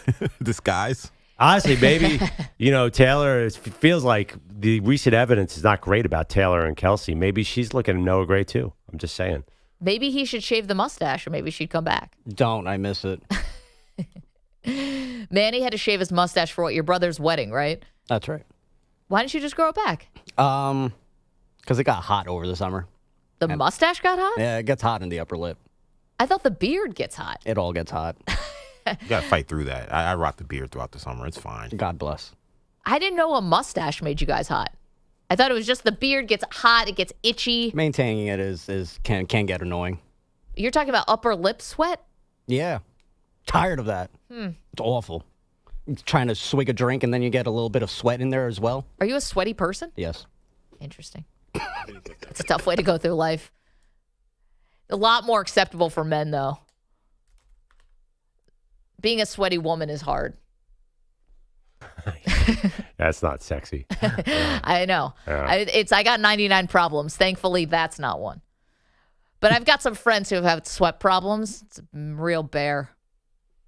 What do you get them for the holidays? You get them like antiperspirant or something? Just a lot of varieties of antiperspirants? Yeah, it's like almost like a flight of beer, flight of anti-sweating. Roll one on top of the other on top of the other. No, you get them a lot of black T-shirts. You just can't see the sweat. 855-212-4227. Speaking of sweat, we actually had a very funny story, sweat-related, from over the weekend. We'll get to that. We also have whose stock is up, whose stock is down. It's the M&P 500 next. You're in a 5-minute break.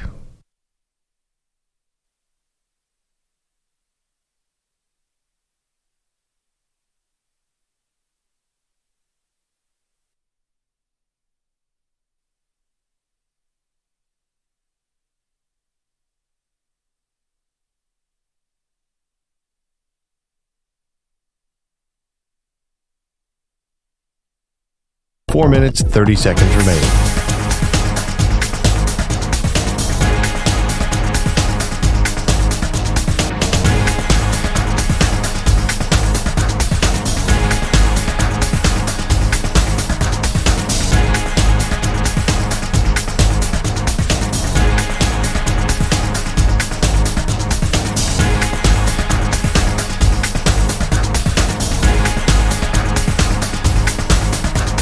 Four minutes remaining.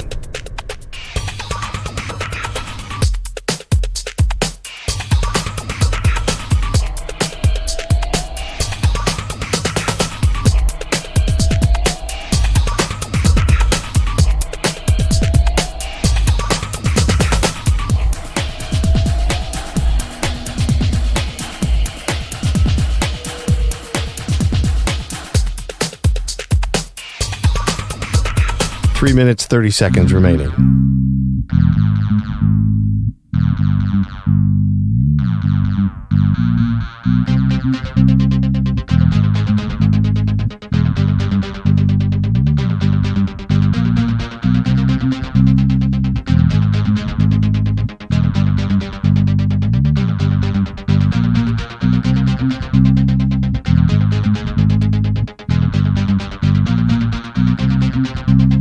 3 minutes remaining.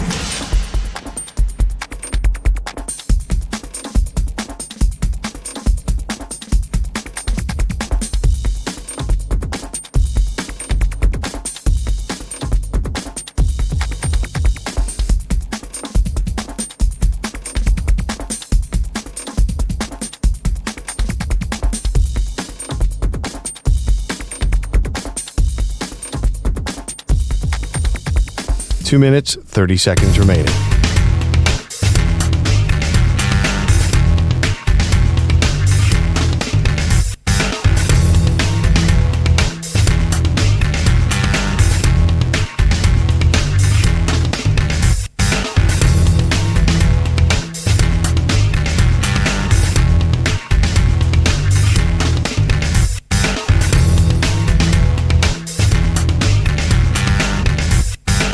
Two minutes remaining.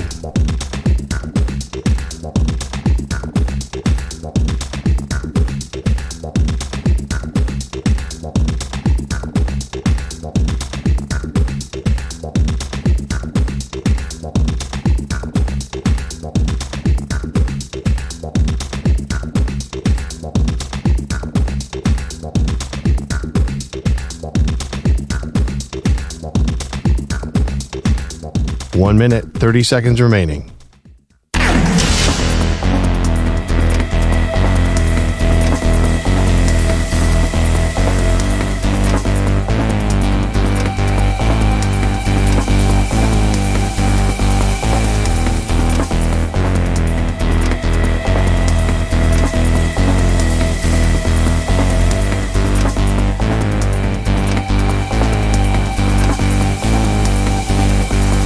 One minute remaining.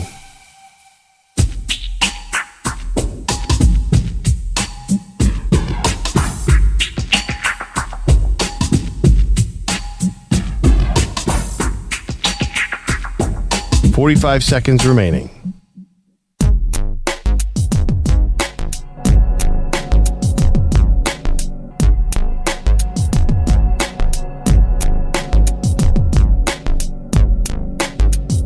.30 seconds remaining.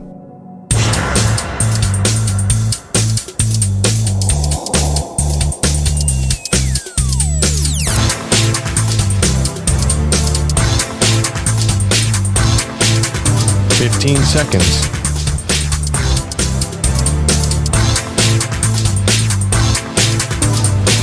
Break ends in 5 seconds.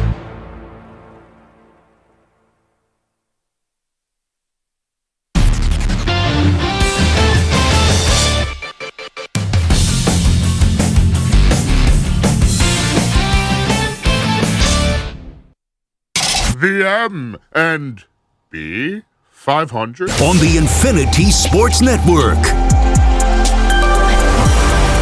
Apologies. That was the M&B 500 from when Perloff was on vacation, and we turned it to the M&B 500 for Bogut. I don't know how that one gets still in the system. I like it. Why was it so slow and weird sounding? It was Big Zoo doing the voiceover. Oh. I don't think Big Zoo does anything fast. I would love... Chill guy. Big Zoo is a voiceover. I'd listen to that anytime. That sounds amazing. All right, M&P 500. You want to get us started, Meg? Sure. This is whose stock is up and whose stock is down after the weekend. If I can go stock up, please. How about the Heisman race? Stock up on this Heisman race after Jalen Milroe over the weekend with Alabama's massive win over Georgia. Travis Hunter is out there doing his thing, striking Heisman poses. You've got an incredible amount of guys to choose from. I love this Heisman race. And I love that it's not all quarterbacks. Now Ryan Williams is the true freshman from Alabama, 177 yards receiving in that game against Georgia. Just so many great performances. I'm into the Heisman race, even though it's September. Yeah, you want to be careful not to win it in September. That's the number one rule of Heisman. The number one, remember the Heisman, Chris Houston? Everyone ever, there's 10 rules of being a Heisman. And number one is do never peak. Never do a Leonard Fournette. So we'll see. Okay, my first stock up. Actually, do we have the sound available? I don't know if you remember this play, Maggie. Two receivers to the left. Here's a handoff. Henry outside the right hash. 15, 20, 25, 30. There goes Henry. Out to midfield. Buffalo 40. Far sideline 30. Henry to the 20. 15, 10-5. Touchdown Ravens. Derrick Henry on the opening play goes 87 yards, and the Ravens have taken a 6-0 lead. That was fast. Yeah, it was fast. He was moving for a 30-year-old running back who weighs 230 pounds. He was moving at I don't have the AWS speed, which I think is made up anyway, but the Amazon speed thing, it was crazy. He was outrunning DeMar Hamlin and the other DB like they were me. It was insane that he still has that in him. I had no idea he had that breakaway speed anymore. I don't think anyone did. I think he's reserving it just for games against Buffalo. And also, maybe this will teach the Bills when you're 4th and 2 at the 50. Maybe you got to go for it there. I don't know. Anyway, still a little bitter about this L last night for my Bills. It's going to take a while to turn the page on this one. All right. Okay. Why'd you do a stock down? And don't do the Bills. I'm not going to do the Bills stock down. There's plenty of other people I can give this to, and I'm actually going to give it to Bill Belichick. Stock down on Belichick. Here is a little of Julian Edelman telling a story, or Bill O'Brien, telling a story on Julian Edelman's podcast about the greatest coach of all time, maybe. Bill would take his shoes off, and Bill, as you know, Bill didn't wear socks. Yeah. So and at that time, the quarterback meeting room was pretty small. And so I remember this one meeting, and Matt Castle was like, "What is that smell? Like, what is that smell?" And like nobody says anything, and we're all like, Matt Castle, he was the very funny guy who didn't care about making anyone uncomfortable. There's more. Oh, there's more to the story. But he was like, no, seriously, like, what is that? Bill, is that your feet? And Bill, I'll never forget this. Bill looked at him and goes, "Castle, just shut the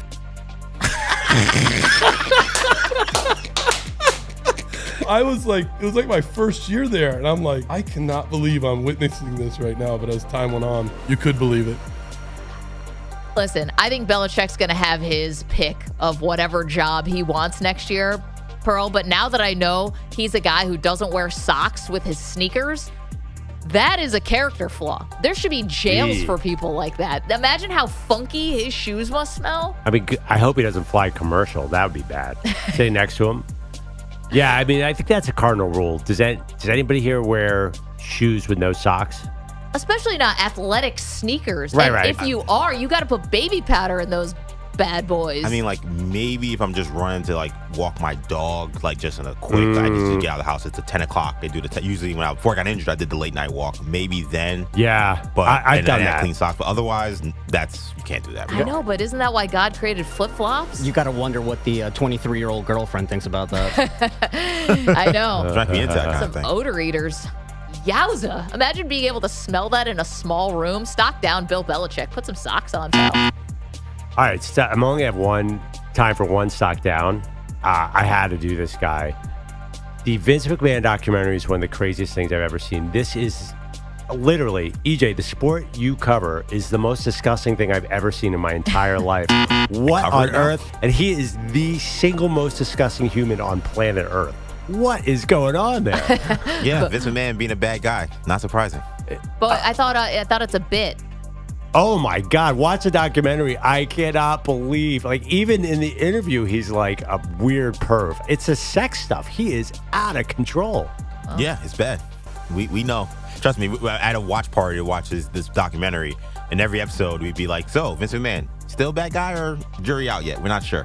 And every episode, it's like, seems like it's getting worse. I don't know. Towards the end, the fantasies that he would play out on the wrestling, like, oh my God. He had this one that's getting a lot of, like, where he impregnated his daughter and, like, they had to talk him out of it. Oh, boy. Yeah. I didn't realize it was taking that kind of a turn. I mean, we saw the civil lawsuit against him that's still out now. I mean, that was terrible. That all sounds very true after that documentary. And I know McMahon is saying that, like, it's a one-sided documentary, but wow, this was, like, beyond. Was that your reaction to, EJ? This was beyond the wildest things I've ever seen. I mean, unfortunately, it's just one of those things where when you're a fan of this and you love this, like, you just kind of know who he is. You've seen enough. And you can even see it in the creative. And I think that the doc did a good job actually of seeing how, like, that creative really, some ways, kind of bled into his real life. And it's weird because he says, well, you guys don't understand the difference between a character and my real life, but it just seems like it mirrors way too often. Well, there was this one scene, lawsuits to back it up. Right. In the middle of the interview, he says, I'm sorry, my mind is distracted. I'm thinking about sex right now. And he was not kidding. He is stone cold crazy. By the way, that awesome documentary. I totally enjoyed every second of it. But he is a sick, sick man. And that entire, your era of wrestling, that was awful. That was incredibly disgusting stuff. The Attitude Era you're talking about. Yeah, I mean, like, they could, let's say they could not get away with some of that stuff. It was vile, like deeply vile. I'm sorry. And like that was kind of awesome too in the same time, but it was deeply vile. Man, I didn't get a chance to watch it. Now I feel like left out, but I can't get to it today because we've got 2 extremely important baseball games and also a Monday Night Football doubleheader. That's your stock up, stock down. I thought you were racing home to watch it this weekend. I know, but I said that, and I was in the car, and I was racing home, and then I had to run like 3 errands, and then I fell asleep. And then I had to take my kid to swim, and then all this, like just life got in the way.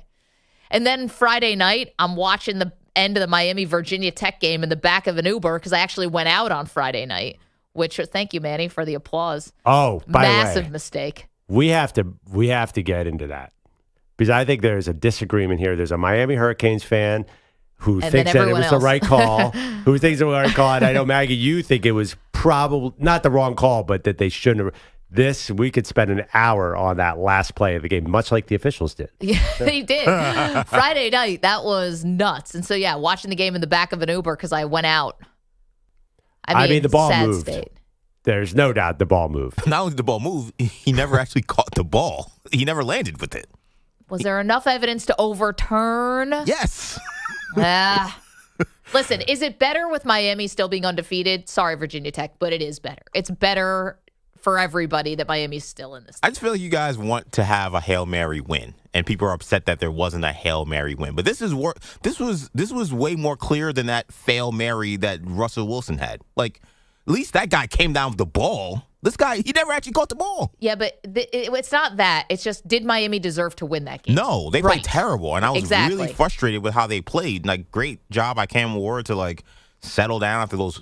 He threw 2 horrible interceptions, and he plays too casual sometimes. But at the end of the day, like, it's about survival, and you got to call the right call. I mean, that should not have been called touchdown on the field. The fact that they gave them that, I thought was the problem. But did they call it so they could review it, though, right? Yes, but then we get into this conversation of, well, is there enough to overturn? Right. And undeniable that's where this question evidence. comes in, where I'm like, well, like, he didn't land with the ball, so why are you giving him a touchdown there?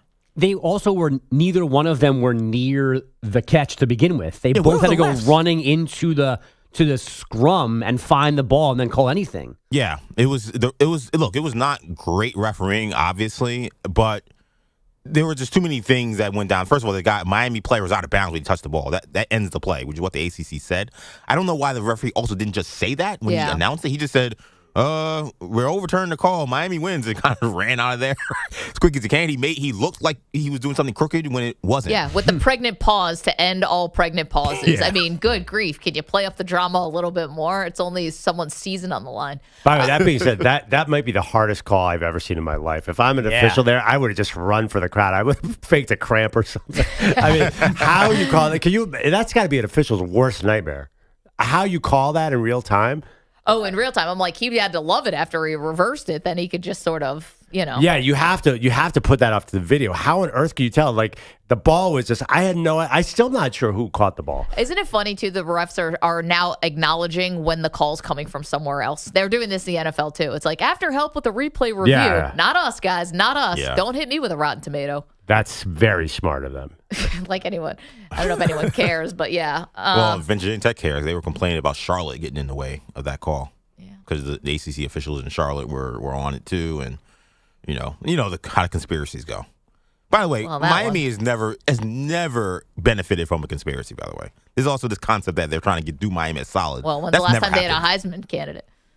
Well, that's very true. But I'm talking about even when they were good, they never the refs and like the establishment always screws Miami. That's like the story program. Have we ever seen a team where Miami ran like they had a victory, then Virginia Tech ran like they had a victory, then Miami ran again like they had a victory? Why do they keep turning the lights off? Stop turning off the lights in the That's the thing that stadium. all stadiums need to stop I doing. hate this. Alabama was doing that too. Yes, they were. And like to me, it's a little scary. Like I think the worst, unfortunately. Guys are going to run into each other. Right, or I even think like something is wrong. Like we had a Super Bowl blackout that happened. Like Yeah. I don't know. I don't know why they think that that's cool. It's not. Oh, run into each other. Like, did you guys see? I think it was this week where the cheerleader took out the Oklahoma player. The lights were on for that, but I can't believe that happened. Wait, So- like, what is she doing? She didn't see the team walk in right behind her? She's busy doing 100 backflips in a row, and the team's coming out and just was it a woman or a man who was doing the backflips? I think it was a guy who was doing the back. Oh, I think that the was a guy. cheerleader was a Ooh, guy. he's good. I only saw it from the high view, so I couldn't tell. Okay, Bogish, can you bring us back down to He earth must here? not be an Olympic pole vaulter. If we weren't sure what his gender was. God. Headlines are sponsored by Prize Picks. Football season's here, and Prize Picks is the best place to get real money sports action. Download Prize Picks, use code M&P, and get a $50 credit instantly when you play $5. Must be present in certain states. Visit prizepicks.com for restrictions and details. So, what exactly are the excuses for this? Mayfield directing traffic, trip receivers to the left, looks that way, throws that way, in the end zone, caught ball, touchdown Tampa Bay, Mike Evans, fire the cannons. Gene Deckerhoff on Bucks Radio. Baker Mayfield and friends on their way to a 24-0 lead, then a 33-16 home win over the Eagles. Nick Sirianni's team drops to 2-2. Did you take care of the ball well enough? Did you come after the ball yourself well enough? Did you block well enough? I just didn't think our details and fundamentals were, up to our par, up to our standard. Jalen Hurts sacked 6 times. He did not have right tackle Lane Johnson or receivers A.J. Brown and Devontae Smith. So the Eagles couldn't win in Tampa like the Broncos did the week before Denver, following that up with yesterday's 10-9 punishment for all of us over the Jets. Bo Nix with 60 passing yards in victory. Derrick Henry, as you just heard, ran 87 yards for a touchdown to the Ravens' first play of Sunday Night Football, the longest TD run in team history, setting the stage for a 35-10 romp over the Bills. Henry finished with 209 scrimmage yards, also caught a touchdown. The Bengals got their first win, 34-24 in Carolina. The Bears held off the Rams, 24-18, 1 touchdown, no turnovers for Caleb Williams. And the Texans survived the Jaguars. Offset eye, CJ rolls out to the right, throws to the end zone, hits Dory! And the Texans score! They lead! C.J. Stroud to Dory Ogunbowale, who's had a huge game, puts the Texans on top. For good, the call from Mark Vandermeer on Texans Radio. Houston avoiding the home upset, 24-20 on that TD with 18 seconds left. C.J. Stroud, 345 yards and 2 scores. Baseball's regular season did not end yesterday as scheduled. The Mets and Diamondbacks won. The Braves lost, so they remain in a 3-way tie for the last 2 NL wildcards. The Mets and Braves have to play 2 in Atlanta today, starting at 1 Eastern. These are makeups from rainouts last week. If they split, they both go to the postseason. If somebody sweeps, that team and Arizona get the spots instead. And Where are we all watching this game? I'm not watching it. You're not watching it. No. I got a double head. I got a big one tonight. Oh, yeah? Yeah, Dolphins. Will Titans. Levis's future hangs in the balance here. Riveting stuff there. I think I can tell you how it's going to go. Although I'm not actually 100% Well, sure. it's just a bummer because I don't want to see the Mets in the playoffs. Like, there's 0 chance that this isn't a split. So it's really not that dramatic. Have you not met the Mets? There's seriously. definitely a chance that there's not a split. There's 0 chance. Anybody here want to take a bet against me for breakfast tomorrow that it's a split? Wait, yeah, I don't like this. Here's the question. know it's going to be a split. Wait, here's the question. What is actually going to be the 2 more interesting games today? Is it going to be the baseball or is it going to be the Monday night doubleheader? Because I'm into Seahawks-Lions. That's going to be great. That's a no-brainer. Yeah. Obviously, for personal reasons, I'm very much into the Dolphins because got to keep an eye on the division all the time. Bills coming off a big loss. Jets coming off a loss. Got to see if Miami can find a little something with Snoop Huntley. I don't want to bet on that Well, one. first, okay. Silence. Yeah, that was a good sell. Former But, Pro Bowler. He did lead a team to the playoffs once and make a Pro Bowl. Yeah, honestly, I think tomorrow is going to be more exciting for baseball. This is a fait accompli. I'm not trying to jinx the Mets. I'm just frustrated that there's really no way that I'm so scared of the Mets beating the Phillies in the second round. Do you call it the second round, or what's it called now? The DS. The DS? DS, yeah. Yeah, I'm so scared of this, and there's just no way it's not going to be a split. Clearly, you weren't watching baseball over the weekend because the Mets are not Or playing ever well. before. They're the Mets. They could absolutely lose twice. What are the odds on the second game? The Braves just always find a way, not just to beat the Mets, but to make it painful. Can I ask a question? They had a walk-off home run on Saturday night by someone who the Mets DFA'd. Can I and ask has been awesome ever since. Sorry. If you are the Braves, is there a baseball if you're the Braves or the Mets and you win game one, is there a baseball karma reason to go all out in game two? You know what I mean? No. I mean, you should almost just leave. Say, okay, we lose game two. But I feel like Can't there's do some that, though. people who would say that you're being anti-competitive and you're not giving the Diamondbacks a chance, and that would come back No to bite such you. thing. Okay. There's a part of me that I know I said I don't care about really beating the Phillies in the playoffs, and I actually still believe that. I do not. I want to knock out the Braves today. I really do. Yeah. Now, I'm not saying the Mets should do anything stupid to try to make that happen, but because of the pain that's been inflicted, I to go into their house and send them home, that I do want that to happen. How come the Braves didn't go away this year? Are they ever going to go away? No. Never. Is there anything to knock this team out of contention? They're amazing. I can't imagine what it's like to root for them. It must be great. No, I mean, it's just no stress. You could lose your best player twice and just be like, oh, we're still going to the playoffs. And everyone re-signs like in a very like non-dramatic way. They take less. Like how? And the one guy that doesn't resign, you just replace him with another all-star first baseman. He's Right. Yeah. cheaper, So and it Freddie works Freeman out. goes. It's like it's fine. They did have a tough run in the playoffs for a long time. That part wasn't great, I'm sure, as a Brave fan. Yeah, the World Series losses to the Yankees. But they got one, so it wasn't all for nothing. Yeah, Bogish. Sorry. back to the 90s. That was one of the great disappointments. That team did win more than one World Series. I think that is I lose sleep over that still. Yeah. So sorry you guys lost to the Royals in 15. It's different. Oh boy. Anything else? No. Bogish was out yesterday. You want to talk about that? No, I'm actually fine today. There's somebody sure? else here that's pretty beat up that you might want to take Who we a status checking on? check of. Was Manny also at Oktoberfest? As he put his head down.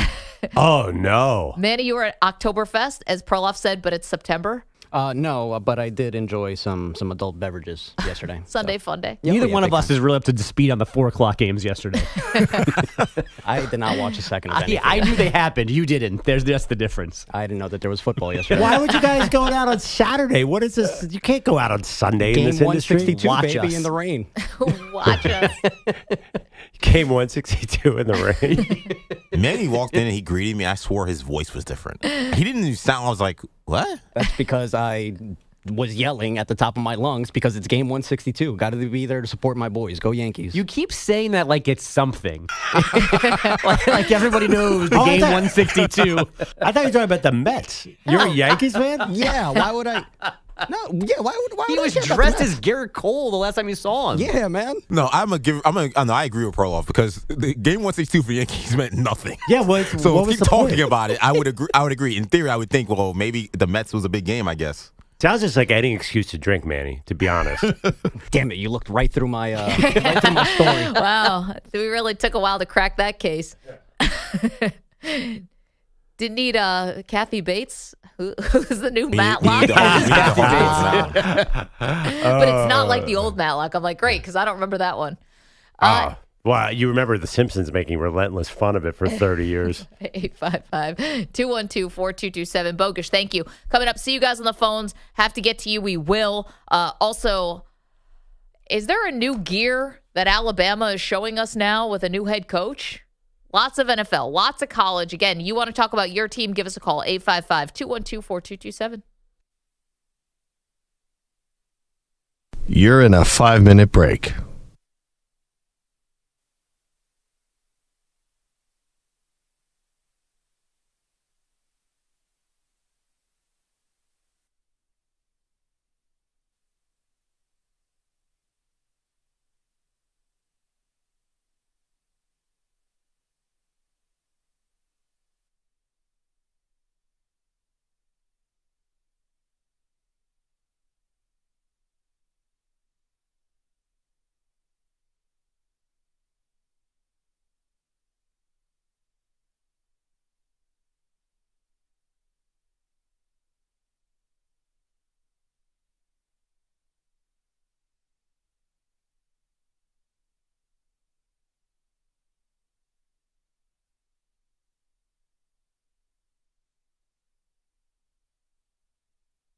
Guys ready? Okay, ready? This is Andrew Perloff with us.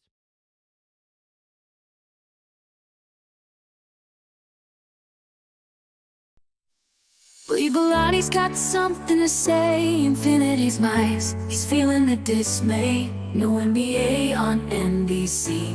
What a shame. Just JJ Redick's wine ain't the same.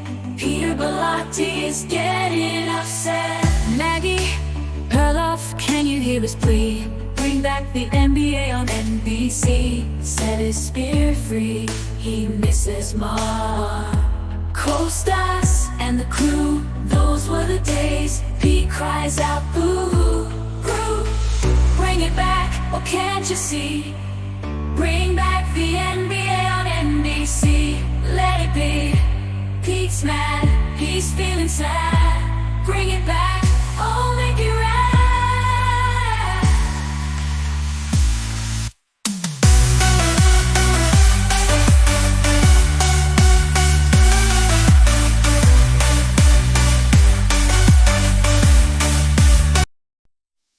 Believe Bilatti's got something to say. Infinity's mice. He's feeling the dismay. No NBA on NBC. What a shame. Just JJ Redick's wine ain't the same. Peter Bellotti is getting upset. Maggie, Perloff, can you hear his plea? Bring back the NBA on NBC. Set his spirit free. He misses Mar.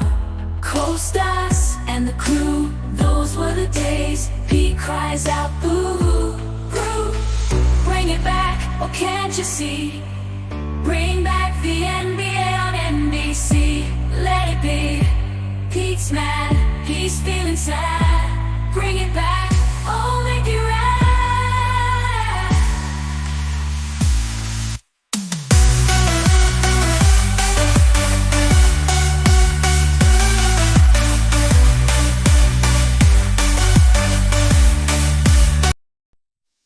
Believe Bilatti's got some.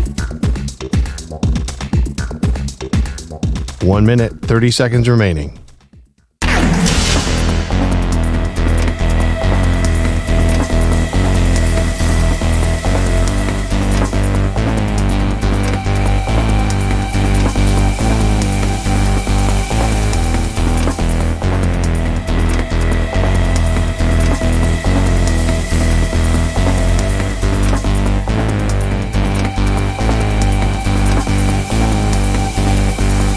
One minute remaining.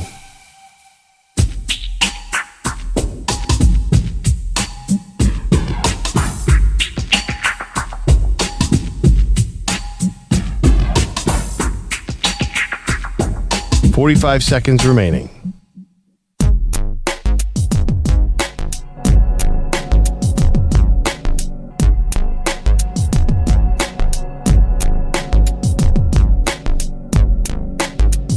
"30 seconds remaining.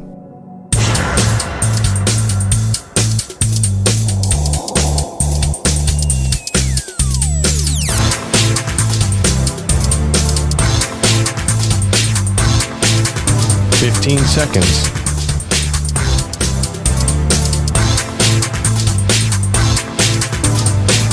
Break ends in 5 seconds.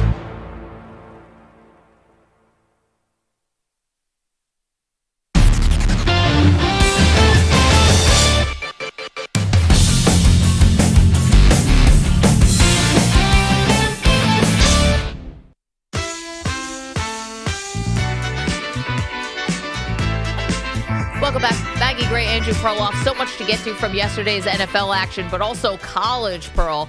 That Alabama-Georgia game, as everyone has said, an instant classic.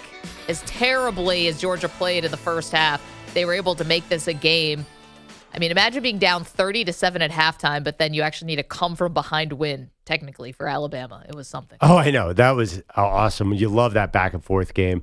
Again, I am not sure what to make of this game because you have the feeling that Alabama and Georgia are going to play each other again. And I hope so.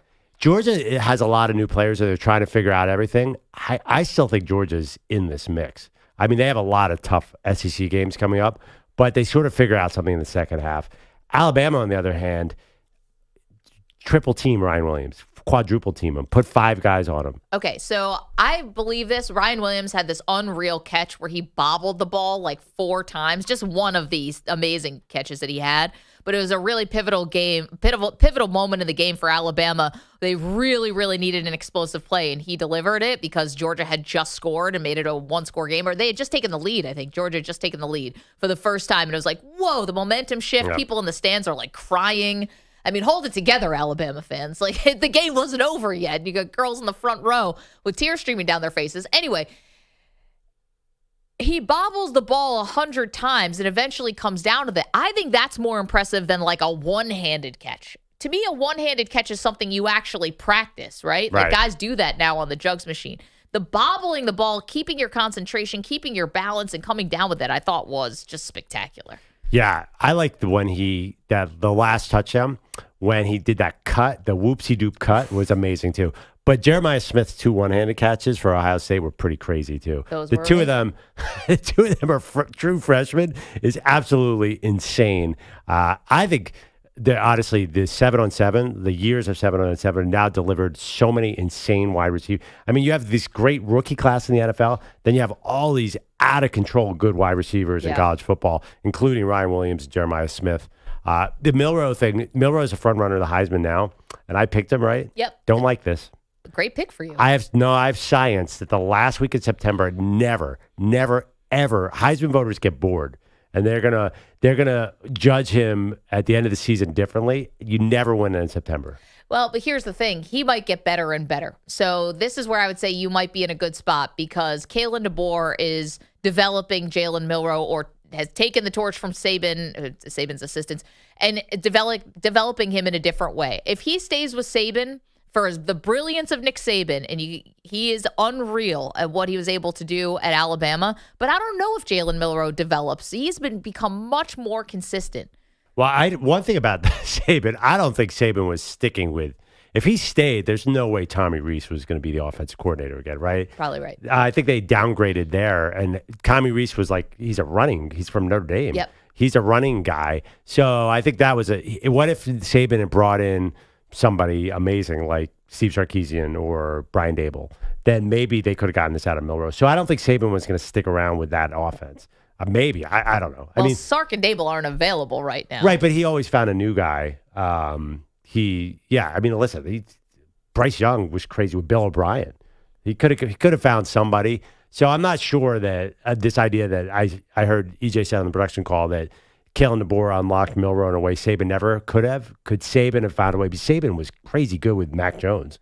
I also wonder, was there a part of Saban that's watching this and was just a little, not jealous would never be the word, but do you think there's a little something when Alabama goes up 28-0 and then they're up 30-7, right, in the first half, when he's like, people are going to not forget about me. No one's ever going to forget about Saban. Yeah. No one's ever going to say he didn't do everything. It's not that. But just, is there a little like, your replacement came in and now it's looking easier? Did you see him with that notepad, those glasses on his nose? He is not at all caring about what Alabama. He is focused on that job of doing that ESPN stuff. He is locked in. I was like, wow, he's got a pen and a notepad out? Like, they're up 21-0. What are you going to say? Well, I mean, also, listen, I know because I have a terrible memory, and maybe he's got a great memory. I don't know. But in your 70s, maybe you got to write something down every once in a while. I got to write stuff down. I'm in my 40s. But here's the thing. He's so competitive. He came one slip away on a 4th and 1 from winning the title last year. No. Well, getting to the title game. I get that. They would have won that title game. I don't know. But anyway, I don't know if anyone was beating Michigan last year, but there's not a little something there. You don't think he was a little like, ah? I think he's having fun doing what he's doing. You want your replacement to be good, but you don't want him to be better than. Not that DeBoer's not better than Saban. I'm not saying that, but you guys know what I'm talking about. I mean, honestly, I hear what you're saying, but he literally, like, if they get that play against Michigan, he wins the title last year because they were going to beat Washington, I think. It wasn't like he left the program as chopped liver. They were still amazing. I hear what you're saying, but that being said, like, let's not hoist that golden egg in Alabama yet, Maggie. There's a lot of season left. 855-212-4227. Okay, who had the worst loss of the weekend? Easy question, not an easy answer. We'll get to it next. It's Maggie Perloff.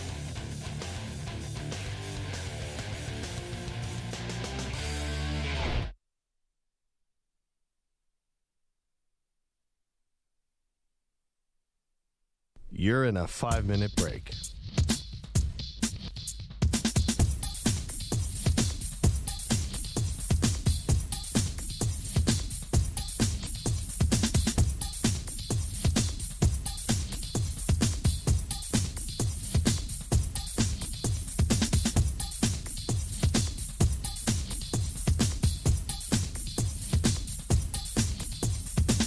Four minutes, 30 seconds remaining.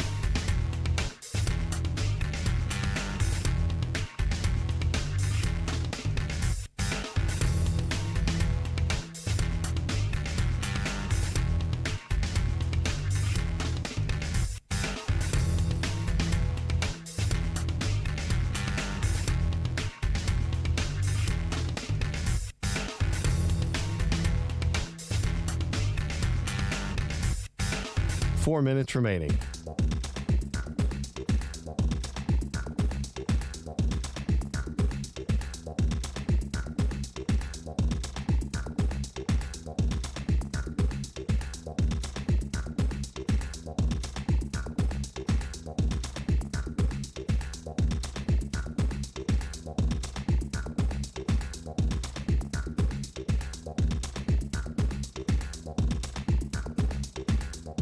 Three minutes, 30 seconds remaining.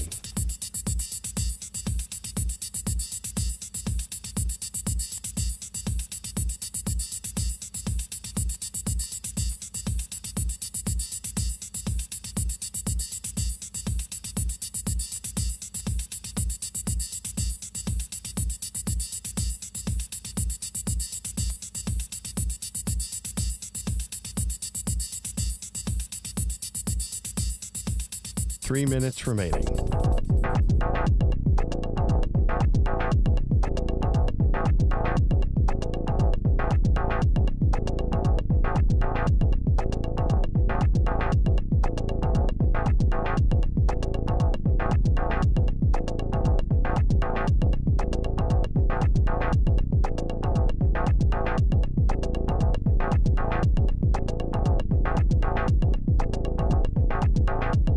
Two minutes, 30 seconds remaining.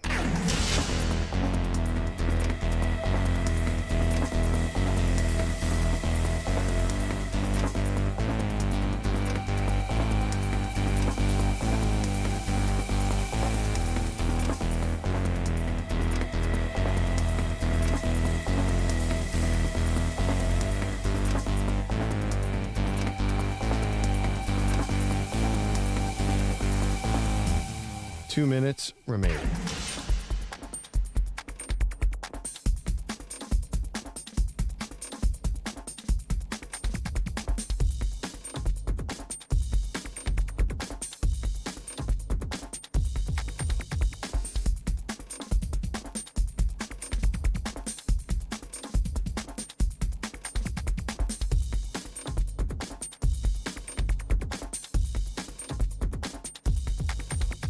One minute, 30 seconds remaining.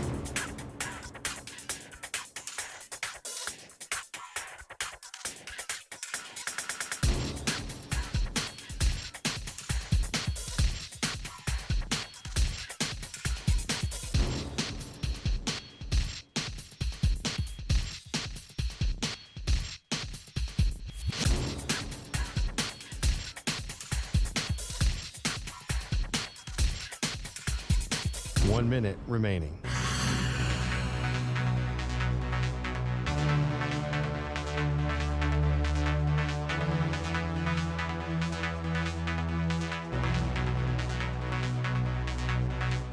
Forty-five seconds remaining.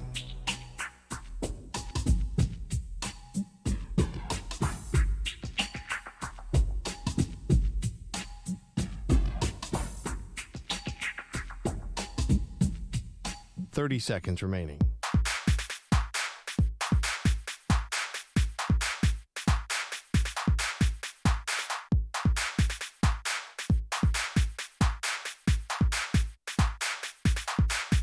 Fifteen seconds.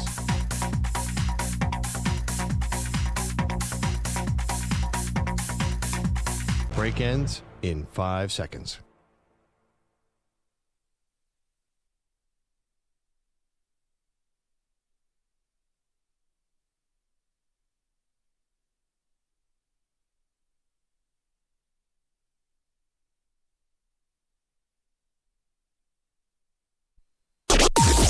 Maggie and Perloff on the Infinity Sports Network.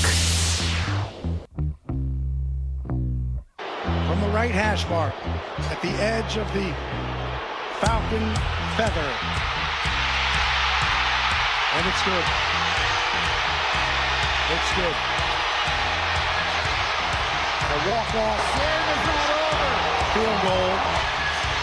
The referee telling the Falcons that the game is not over as there are 2 seconds on the clock. Probably don't have to tell you that's Saints radio. Welcome to the show. Maggie Gray, Angie Perloff. Not exactly exuberant there, Pearl. And this was tough. Younghoe Koo, 58-yarder, nails it, and the Atlanta Falcons leave as winners. That was rough if you're a Saints fan. Yeah, Saints blew that one. It's a big game, too, because now they're 2-2. That division is going to be very, very competitive. I feel like the Saints, Bucks, you might get 2 teams out of there. You could get the Bucks and the Falcons now because the rest of the NFC East is, I don't know what's going on there. Feels like Washington's going to win the NFC East and the Eagles and Cowboys are going to go home. But who knows? I felt for Saints fans there. That was tough. They outplayed the Falcons from start to finish. Yeah, but the Saints fans will understand this. A couple things here or there. The defensive pass interference call, it was a 30-yard penalty. And I didn't understand. You are down at the goal line, and they eventually scored because they gave it to Alvin Kamara. But what were they doing with the back-to-back Derek Carr quarterback sneaks? Like, they're talking about the broadcast about how Drew Brees used to be able to do this. And it's like, yeah, but he had more athleticism than Derek Carr. It's just weird to me. It was an odd game, totally odd. And if you're a Falcons fan, you are just breathing a sigh of relief because your kicker was amazing. He's great. I don't know how good you feel about the rest of your team, but the kicker was great. Yeah, I mean, Kirk Cousins, I get it. Like, he's fine, but he sure doesn't seem like the same quarterback without Kevin O'Connell calling plays. And coming off an Achilles. Yeah, so the Bucks lead this division 3-1, but don't you feel like the Falcons, Saints, and Bucks are going to beat each other up all season long? Remember the Saints and Derek Carr destroyed the Bucks at the end of last season. I feel like these teams are going to have a lot of close games.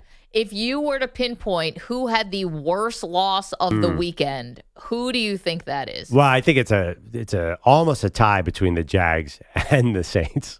The Jags had that one. Finally, they're going to get on the board. But you kind of even though I'm saying it's the worst loss, you did see it coming, right? Like, I think as a Jags fan, you were probably used to this at some point, not be able to capitalize on opportunities. I don't know where they go from here. I mean, back to Jacksonville is the obvious answer. No, but London. Oh, right. No, I think they have one more game and then 2 games in London. But you're saying you don't know where they go from here. When things are in trouble in Jacksonville, you head overseas. That's what you do to fix everything. And maybe they will, but, Doug Peterson's getting asked about his job security after the game. He's like, that's an odd question. It's like, really, Doug? That's an odd question? You're 0-4. I mean, you got smoked against Buffalo 2 weeks ago, and I know it's tough to go to a division rival, but you were winning. You had the game. And it's not like you have all these crazy injuries. Like the Philadelphia Eagles go and lose to Tampa. Well, half the Eagles aren't even playing. There were some other losses yesterday. You can say, they were a little bit forgivable. The Jags are not. I kind of like the Jags to win some games, though, because they have really... When? When is that going to start? I just think that they should have won week 1 in Miami for sure. That was just the fumble at the goal line. They have a great running attack, and that wins games. And Trevor looked okay yesterday. I think Houston's pretty good too. Like C.J. Stroud in the clutch, I do not want to see him, not at all. So I honestly, they're 0-4 now. I don't feel like they're a 2 or 3 win team. I think they're like a 5 or 6 win team. So that would mean they would have to go do the math here. No, you do it. No, Manny, you do it. They have to be. I think they could be 500 the rest of the way. Now that's not going to save Doug Peterson, but they're definitely better than 0-4. I like talent wise. Well, that's the frustrating part. This is the team. You sunk a lot of money into the team. You made a lot of moves in free agency 2 years ago and then again this year. And what are the results? You've lost every which way you possibly can. And you've lost close. You've lost bad. There's no answers. And you're right. They do have a good run game. And they should have a good defense. Well, yeah. But I think you get into, have you ever heard of a luck variable? I'm sure that they've had bad luck. If you count them, it's bad luck. They put away week 1. They should have won. I don't know what happened in week 2. But are you a little encouraged by Trevor Lawrence not looking as awful as he did against the Bills? No, not yet. 855-212-4227. We're asking who had the worst loss of the weekend. I know that I should probably say Buffalo because I've been upset about my Bills losing last night, being non-competitive, letting the Ravens run all over them. But I'm sorry, I'm going to spread the pain around a little bit. I think the Jets loss was worse. I mean, at least the Ravens are the Ravens. And it was in Baltimore. The Jets lost at home. Yeah, like here's my thing. I am scared to death of Aaron Rodgers as an opponent, right? You fear Aaron Rodgers. You should have a healthy fear of Aaron Rodgers. He's got to win that game. And I know it's football, it's a team game, but your defense actually did show up. They allowed 10 points in a bad weather game against Sean Payton and, yes, a rookie quarterback. Rodgers has got to be the difference there. It's not going to be the coaching staff. It's not going to be anyone else. It's got to be Rodgers. And I was just surprised that first of all, he got sacked 5 times. The offensive line is bad, but he's still not on the same page with some of his receivers, including the most important one, which is Garrett Wilson. I think he's a bum. I mean, it was I don't know how you could judge Rodgers on that game. He outthrew his opponent by 200 yards. It was terrible conditions. The ball wasn't dry. The field was like a skating rink. Yeah, nobody could do anything. But Perloff, what do you think, if you're lucky enough to win enough games where you get home field advantage, what do you think the weather is going to be like in the wintertime?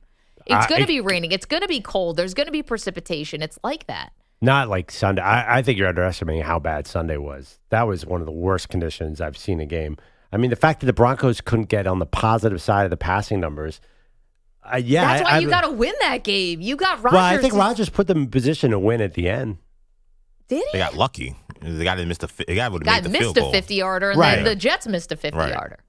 But they thought they had it. I mean, and by the way, they could have pushed towards the end zone a little more. I think they thought they were in position. Oh no, they didn't execute those last two. Yeah. They had a second down and a third down where he throws the ball to Gibson, not looking, throws the ball to Wilson, not looking. Like they tried to get more yards because of the conditions, and they couldn't execute. I mean, the other part, too, is, listen, I get it. In hindsight, it looks like even worse. But Robert Saleh celebrating after the Denver kicker missed the field goal like you had it in the bag. That guy's a dope. I'm sorry. He is not long for this job. Like, he has just the worst demeanor of any head coach on the sideline. He's a bum. Like, when the things are going terrible, I'm like, show some emotion, throw a headset, do something. He's just standing there stoically. The only emotion he shows when the guy missed a field goal, he's laughing like they won the game. This crap is crap. Excuse me, you couldn't get 1 yard. 1 yard. Come on. Here's a question about Saleh and his demeanor. We're asking who had the worst loss of the weekend, and I'm saying the Jets, and Perloff saying the Jags. But here's my question about Saleh. Remember we're in San Francisco, and we've got a lot of people listening in the Bay Area. They're going to remember this too. Remember he needed his own get-back guy? Yep. He was overflowing with emotion to the point where it was going to cost them yardage, like flags. Like he had to be reeled in. That dude is gone. What happened? How do you change like that so quickly? You know what I hate about Robert Saleh is it feels like every move, every movement of his face, everything is him trying to determine what would a head coach do here. Right. Not him just being himself. Because you're right. In San Francisco, he was this fiery guy. He was always getting on the field. He was showing emotion, good, bad, or indifferent. I mean, you can't get any emotion from this guy when your team is just playing awful. Like, how do you not ream out the offensive line when they're playing that bad? He doesn't touch the offense. That's why. And it's ridiculous. And the reason why I think that loss was the worst, Perloff, and I get it, the rain was bad. But I watched that game, and I was like, you know what? How many times as a Jet fan did I watch a game like this, and we kept saying, you know what? If we didn't have Zach Wilson, we probably would have won that game. Yeah. If we had a really good quarterback or even an average quarterback, we would have won. Well, guess what? We had a Hall of Fame quarterback in the same kind of situation where the defense dominates, the other team can't move the ball, they're selling for field goals, and they still lost. It's like nothing has changed. And I'm not saying that things can't change over the course of the season, but that was the kind of game where you're supposed to say, you know what, last year the Jets would have lost because they had Zach Wilson and he couldn't get out of his own way. This year you got Rodgers and you win. They still couldn't win. Well, and Zach Wilson was yucking it up on the sidelines, laughing and all that stuff. But here's the worst part, and why I think this is the worst loss, is Rodgers was definitely hobbling. So now you got to go to London to play the Vikings, literally the hottest team in the NFL, whose defense is making guys look stupid. Like, look at what that defense did to C.J. Stroud and to Brock Purdy. Guys who are, like, arguably better right now than Rodgers, right? I mean, Rodgers got the pedigree, he's got the resume, but these two guys are playing better. Better. And now you got to go face Brian Flores. The best thing that the Jets have going for them is that this game is in a different country. Because at least that sort of throws a little bit of a wild card into the whole thing. Yeah, I don't know. I felt like that weather was the key factor. I mean, obviously, no? You guys think that game really wasn't 100% determined by the weather? Yeah, but if it is a weather game, then why isn't your quarterback the one to win that weather game? But it wasn't even a normal weather game. They really were. Something went wrong in the game prep there. Like that field was not playable. I don't know why. I don't think they knew it was going to rain like that. It felt like there were so many embarrassing, weird plays. But I agree with what you said earlier in the show. They might have benched Rodgers for that game. Just like he was running so gingerly, like he was so scared. He ran a bunch of times too. Well, he kind of had to, right? Because the offensive line was so bad. But this is what I was saying earlier. If you're just tuning into the show, welcome, good morning, hello. The fact is there like an idea where you're just trying to save Rodgers so much that if it's a bad weather game, do you think about playing Tyrod Taylor or the backup? He's way more mobile. And you were an 8.5-point favorite in this game. Whether or no weather, you were a massive favorite. In theory, your backup quarterback can probably win you that game. Should they be more careful with Rodgers? 855-212-4227. Let's go to Phil. He's our pal in Pennsylvania. Phil, I think you would say that the Eagles' loss was the worst one of the weekend. Oh, no. We suck again. Anyway, yeah, it was so pathetic. I mean, literally, it was the worst tackling display I've ever seen. They must have had at least 20 different missed tackles. They should change their name to the Matadors. Even the Flag Football League would not even take the Eagles for how badly they tried to tackle. I mean, but Phil, Phil, that's on Howie because they did this. Howie Roseman, the GM, they did the same thing last year, and they didn't get rid of Reed Blankenship. They should have changed all their personnel. There's nobody on that team who can tackle anybody. But that also comes down to coaching. I mean, if you need to go back and learn the fundamentals, do that. And once you do the small things correct, then the big things will follow. Yeah, actually, that's a question I was going to ask you guys. Thank you, Phil. Is bad tackling on the coach? Yes. It's on Nick Sirianni? Well, no, I think it's like on the coaches. Huh. When your team is a bad... But isn't it like personnel, too? Like, I think tackling is all about heart, right? And the Eagles, clearly, their defense has no heart whatsoever. Right. I don't know if those players could be coached up by anybody. I think we're about to find out because I don't think Nick Sirianni is going to be in charge next year. Well, it's not even... Like, they can't bring back these defensive players. There's just no way. These guys all have to go. The entire defense, they should have just torn it down. And everyone knew that. Torn it down to studs and start over. I wonder about like Sirianni's a lack of heart on defense. Him, Fangio, it's a second coordinator. So I don't know. Brady, by the way, he could be really mean. Brady was ripping dudes yesterday. Finally. I think Baker Mayfield lit him up. I think that was what he needed. Yeah. Yes, and we'll get to Brady in just one moment and the pointed criticism he had for Baker Mayfield. And by the way, it was also hilarious. Adrian is in Maryland. Adrian, who had the worst loss of the weekend? It's the Jets, 100%. You're coming off 10 days of rest after playing Thursday. And everybody put them in the Super Bowl because they beat New England. And then you come off 10 days and you play at home. You just can't lose that game. You can't lose that game 100%. I'm not a Jets fan, but like we said last week, Jets win one week and they're in the Super Bowl the next week because of a win against the New England team. So I'm gonna say the Jets and Perloff, the weather. That's a terrible excuse. So are you guys saying that the Jets defense is really that good? I mean, they let up 60 yards of passing. I think the Jets defense is good. Yeah. 60 against yards a rookie quarterback like Bo Nix. Is that the worst passing performance in the last 10 years in the NFL? So why didn't you see that as a positive then? Of course you don't, because it was sopping rain. Like, nobody thinks that their defense is that good. No, I think the Jets' defense is very good. That's what they're saying. If you hold your opponent to 10 points, Rodgers said this himself, we should win that game every time. Right, but I'm just saying, like, those passing numbers were freaky because of the weather. For sure. But this also looked like one of those games that Zach Wilson had, right? The defense plays great, and the offense stinks, and they still lose. So what difference is Rodgers making? Well, I mean, I think that's what Jets fans were asking themselves, Adrian, especially on that final drive. And thank you so much for the call, Adrian. Good to hear from you. like on the final drive where you just got a gift where the Denver kicker missed a 50-yarder. So now you're in great field position. Just can you gain 25 yards? No. And their own kicker missed a 50-yarder. I saw some bad history for a buddy of ours in this game. Uh-oh. So Bo Nix had the worst first half that anyone's seen. He had negative yards after the first half. Guess who the only guy with 15 pass attempts who had a worse first half? Who? Ryan Leaf. Oh. Yeah. I did not know where you were going with that one. Yeah. I was We're just friends saying, with a lot of backup quarterbacks. He was around here. his first half. Bo Nix was 7 for 15 for -7, which is one of the worst, 3 or 4 worst performances in NFL history. So at least you could take that away. If you guys are really reading into this Jets game, that means the Jets have the most ferocious pass defense in the history of the NFL. It was terrible. The game was a mess. Also sneaky bad loss, Arizona Cardinals.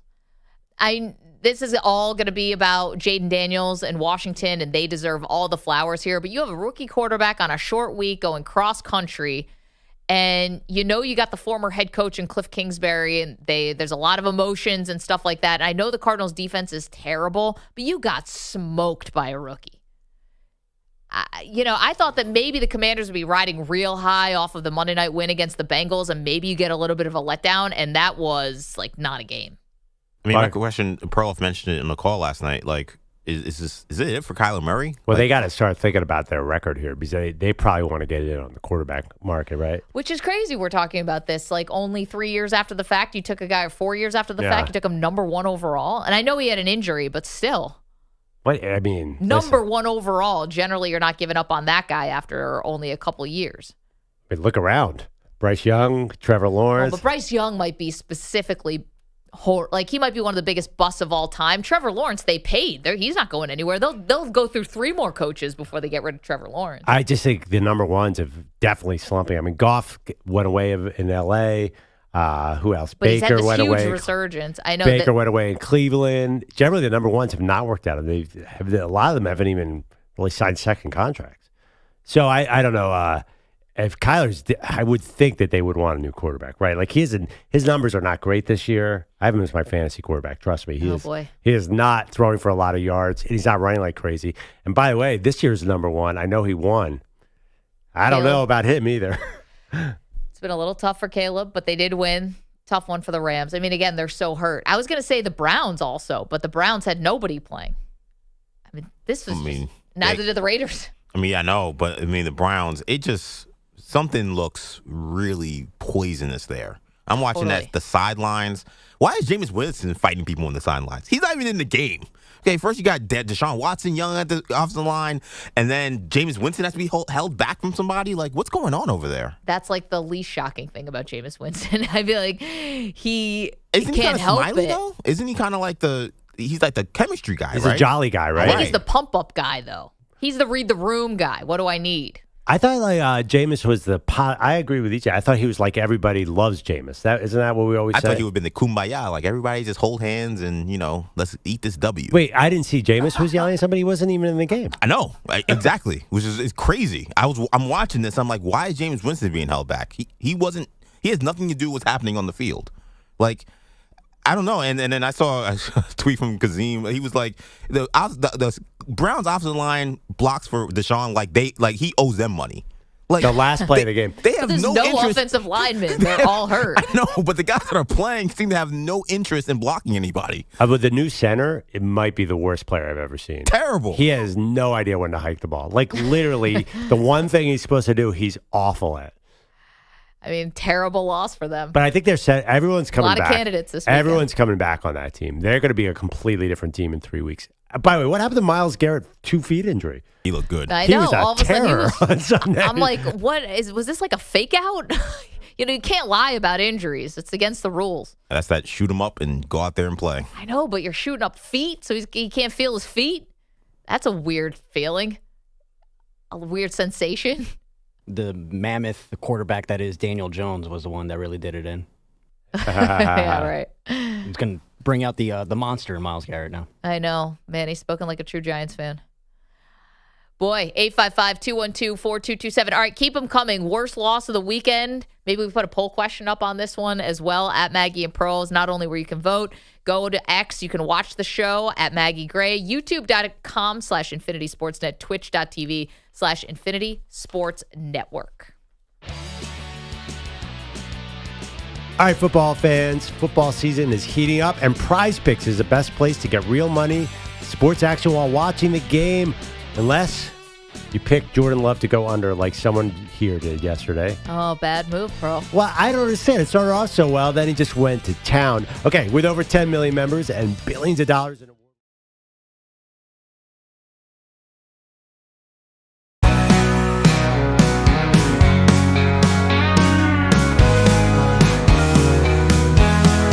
Andrew Perloff's anniversary's near, but he's clueless, stuck in fear. What's he gonna get for his lovely wife? A gift that won't add to his strife. But every time he starts to think, he's distracted on the brink. Maybe jewelry, not too hard, so he scrolls Twitter instead of buying a card. Andrew can't get it together, it's plain to see. Anniversary gift not happening, no guarantee. And while he's lost in his own little storm, Peter Bellatti's nowhere, skipping work the norm. Boger strolls in with a grin so wide. No Bellotti here means no pressure to hide. He's got no Bellotti bugging in his ear, so Andrew's procrastination is all we hear. Meanwhile, Perloff's pacing the floor. His wife's expecting something more. Maybe dinner? Wait, I forgot to book. So now he's reading sports stats in his nook. Andrew can't get it together, it's plain to see. Anniversary gift not happening, no guarantee. And while he's lost in his own little storm, Peter Bellatti's nowhere, skipping work the norm. Bogush is happy, feels like he's won. With Bellotti MIA, the day's so fun. Perloff still stuck, but Bogush don't care. Peter's not here, so he's breathing fresh air. Andrew can't get it together, it's plain to see. Anniversary gift not happening, no guarantee. And while he's lost in his own little storm, Peter Bellatti's nowhere, skipping work the norm.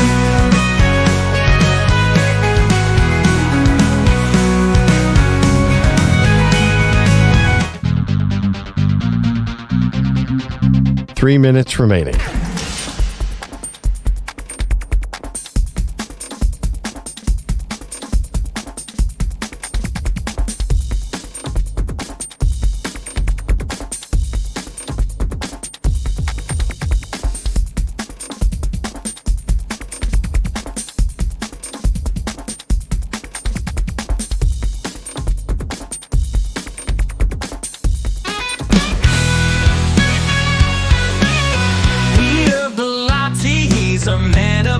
Tastes, but he's got a debt and it's not going to waste.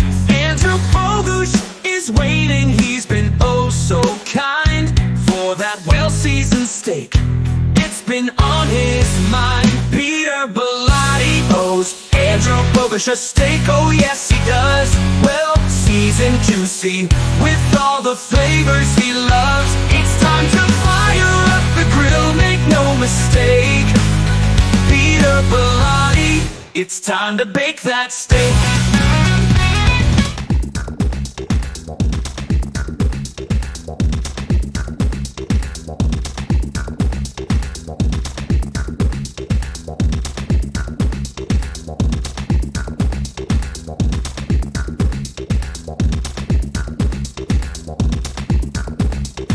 One minute, 30 seconds remaining.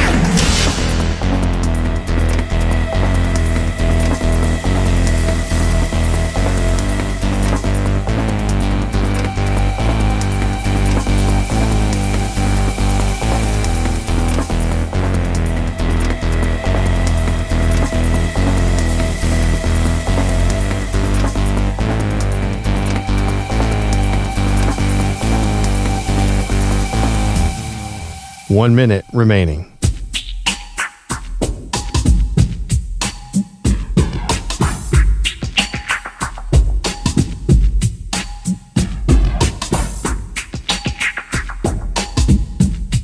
45 seconds remaining.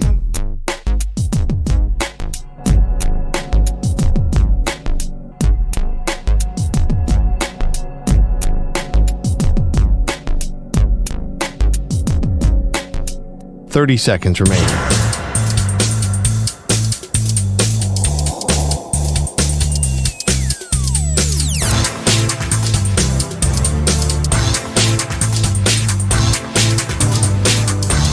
Fifteen seconds.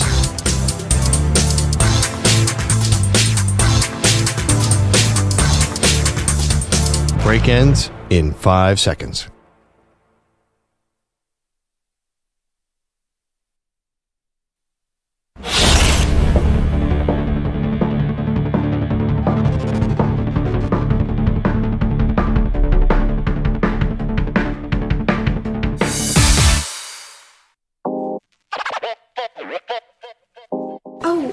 Time to go. I have to go to class. Why don't you call me sometime when you have no class? Let's find out who made the grade after this weekend's college football action. He is totally gonna kill at college. What, like it's hard? As of this moment, they're on double secret probation. Maggie and Perloff hand out their college report card. Fat, drunk, and stupid is no way to go through life, son.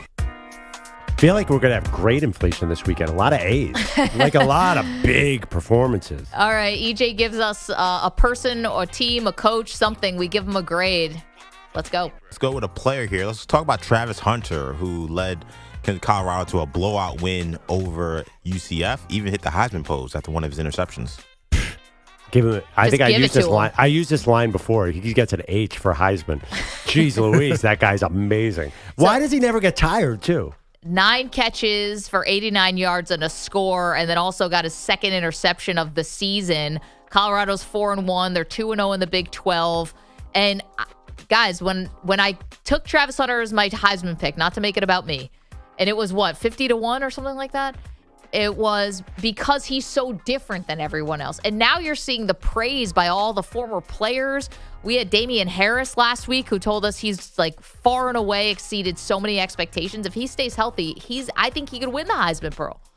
Yeah, I just worry that Colorado's going to start to drop some games. I don't know if it matters, right? Is he such a unique case that if he continues to put up numbers, yet they lose a couple close games, is that really going to ding him?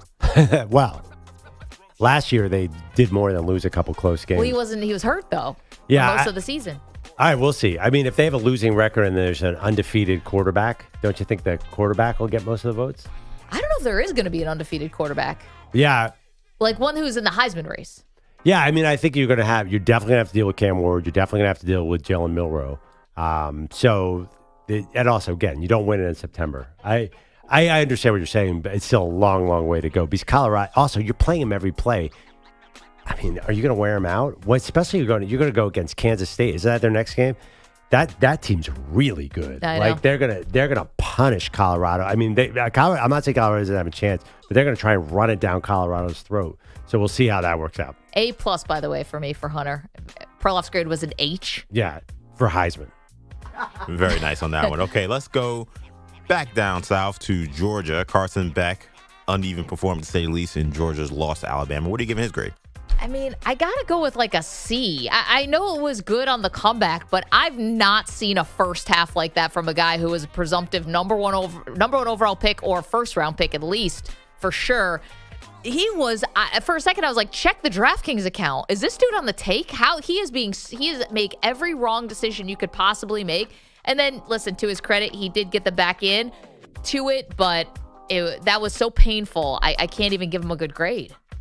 Yeah, I mean, obviously, we'd both like to give him a different grade for the second half. So there's something about, I don't even care about this college year. Like, something about the pros is just a little, he's like 4% off on every throw. He's just slightly inaccurate. And he just doesn't have the two guys to basically save him in Bowers and McConkey anymore. So I think that was hurting him in the first half. You have to remember, these are new receivers. He's kind of breaking them in. I'll give him a little bit of credit. So I'll give him a B- because he could have won the game. I mean, yeah, he could have, but these are slow starts now against Clemson, Kentucky. The whole thing was kind of wonky, and now against Georgia. I mean, you're asking your team to help dig you out of a 28-point hole. That is rough, and a lot of it was him. Yeah, but if they win that game, then that is like one of the great college football games too. Yeah, but they didn't. 4 turnovers, 3 interceptions, and a fumble. Yeah. I'm like 600 yards of passing, too. That also. EJ, who's next? Yeah, so let's do a little bit of a different one. We're going to do the ending of the Miami-Virginia Tech game. Oh, I would give that an A+ for awesomeness. I mean, having no team to root for there, that was wildly cool. I'm giving it F-. It was interesting for sure. You get a Hail Mary at the end of a game, but I thought the combination of calling it a touchdown, the replay that took a million years, overturning the call, I didn't like any of it. It felt like Virginia Tech really got robbed. It didn't feel like Miami deserved to win, but in all fairness to EJ's favorite college football team, it is more fun when Miami is a part of this. So, Give me an F then? yeah. By the way, I think Kyron Drones re-enters the NFL draft conversation in a big and very interesting way, too. So that part's exciting. That was a great game. So you got to give it an A. That's what you want out of college football. You want crazy endings where you can argue about what happened. Bogus, you feel like you want to say something? I kind of want to give you, Maggie, a C- for watching this game in the back of a cab on the way home Yeah. from a night out with your girlfriends. That I get an A+ for that. I don't know. I don't know. I got into the car to make sure. I was like, ooh, this game is close. I better get into an Uber right now. Yeah, okay, so that's now we're at D+. We're just this grade is dropping. What? Let yourself be free of sports for a night. No. I just have to watch it the next day anyway. But I like the fact that I could watch this in real time. I thought I get an A+ for being a good sports fan here. I think you got to commit. Either commit to the hangout or commit to the game. Okay, well, in fairness, all the bars were closed. So we were in some town where apparently every bar closes before 11. So it was a little column A and a little Sounds like column a fun time. Rutherford, New Jersey, catch the heat. Oh, last one real quick. Lane Kiffin. Yep, that's you. Back to you. Lane Kiffin, bad loss at home. The best loss for Kentucky in like decades, beating number 6 Ole Miss. Yeah. Yeah, I know that they hadn't beaten a ranked team. That was a long time. Yeah. I mean, this was an Ole Miss nightmare. Just getting run on like that and not getting your offense into any kind of rhythm. That was the worst thing that could possibly happen. Yeah, got to go D for Lane here. I know, EJ, your Jackson Dart Heisman bet may not cash. Not looking good. Still got a long season, but the adjustments, I know Kentucky has been a thorn in the side for a lot of teams, but I couldn't believe that you could not make a play just to salt this away, you know? Kentucky is not they haven't played over 40 yards all season, and they made one in this game, and it was the difference. Yeah. I mean, they haven't. They just haven't been explosive like you'd think with all the talent. But that being said, they have a ton of like big SEC games for him to get back in the Heisman race. If they get a couple shootouts, it'll look better for Jackson Dart. I just question, like, are they going to be able to win those shootouts? Oh, heck no. But that's the problem with them. Like, it just feels like they play the Georgias of the world. They have a lot of names. You know, no, that's a problem. Yeah, one of them's Lane Kiffin, and he's getting a D. This is the college football report card. By the way, Charlie Weiss Jr., they were putting him over big time. And I'm like, where is this creative offense we're talking about, Charlie Weiss Jr.? Also, I think that everyone was like, oh, right, Lane Kiffin, Ole Miss. They're not the number 5 team in the country. No, that was a general reaction. It's like, oh, yeah, we should have been smarter. Here. Wait, was that last week's game? No, it was 2 weeks ago when they were number 5. Then they dropped one because they didn't win by enough. Right. And now they lose this game. So she's not coming back to campus anytime soon. I was going to say, there's definitely someone who's blaming her. She shows up and all of a sudden things start going south. It's actually funny, too, because after the game, they go up to Stoops and they're like, this is the best win in like program history, basically. And even he looked kind of confused. Like, wait, Ole Miss, really? Like, I guess. Like, he didn't even realize, like, they've never beat a team this good. But he didn't even compute Ole Miss as a top 6 kind of team. Yeah, that was Molly McGrath, right? I think she messed up the historical note. I think it was their first win there since 1976, and she said this is your biggest win since 1976. Gotcha. I think she presented it just a little bit off, and that's why he looked to be. I saw the confusion too. He was so confused. He's ready to just be happy. And he's like, wait, what? Did I get that math right? Yeah. Ole Miss is our best win. I need to go somewhere else or get another raise. He might after this year. By the way, Kentucky just runs a full Wildcat. They don't even they're not even pretending to try and pass the ball. And that's the only way they can't throw. It's the only way they can win. And that's why that loss was so dreadful, because Ole Miss is supposed to have arguably one of the best offenses in college football, and you couldn't move the ball at all. But Kentucky's defense, they've looked great for the last few weeks now. It is something. Andrew Bogusch has headlines for us this morning. What's up? Jaden Daniels made it look easy again yesterday. Here's the snap. Arizona breaks forward. Plenty of time for Jaden. Throws over to the middle into the end zone. That is caught. Touchdown! Touchdown, Washington! Terry McLaurin back-to-back weeks for a score in the fourth. That's Bram Weinstein on Commanders Radio. Washington cruising to a 42-14 win in Arizona. Their third straight victory. They're 3-1 overall. Daniels and his team definitely exceeding expectations if you had expectations. I didn't have any expectations. How much can we learn? And how can we keep growing? And for me personally, how much can I learn and keep growing? How fast can I learn to become a pro and keep going from there? Daniels finished 26 for 30, 233 yards, 1 touchdown, 1 pick, 1 rushing score. Through 4 games, his offense has 23 scoring drives and just 19 incompletions. Wow. Yeah, that's nuts. Hold for reaction. I mean, Arizona's defense is awful, but that still shouldn't compute to that kind of stat. No. There's like 5 different things that they're doing over their first 4 games that don't normally get done in the Super Bowl era. Like per play average, his completion percentage, but this one, 23 scoring drives, 4 punts, 19 incompletions. Okay, so obviously this was Perloff's pick for Rookie of the Year. Nice job out of you. MVP votes? No, not yet. I mean, it's September. I really want to see them play the Cowboys. I'm dying to know what happens there. To me, that is that's the real test. Because let's face it, they really should have lost that game to the Giants. They should be.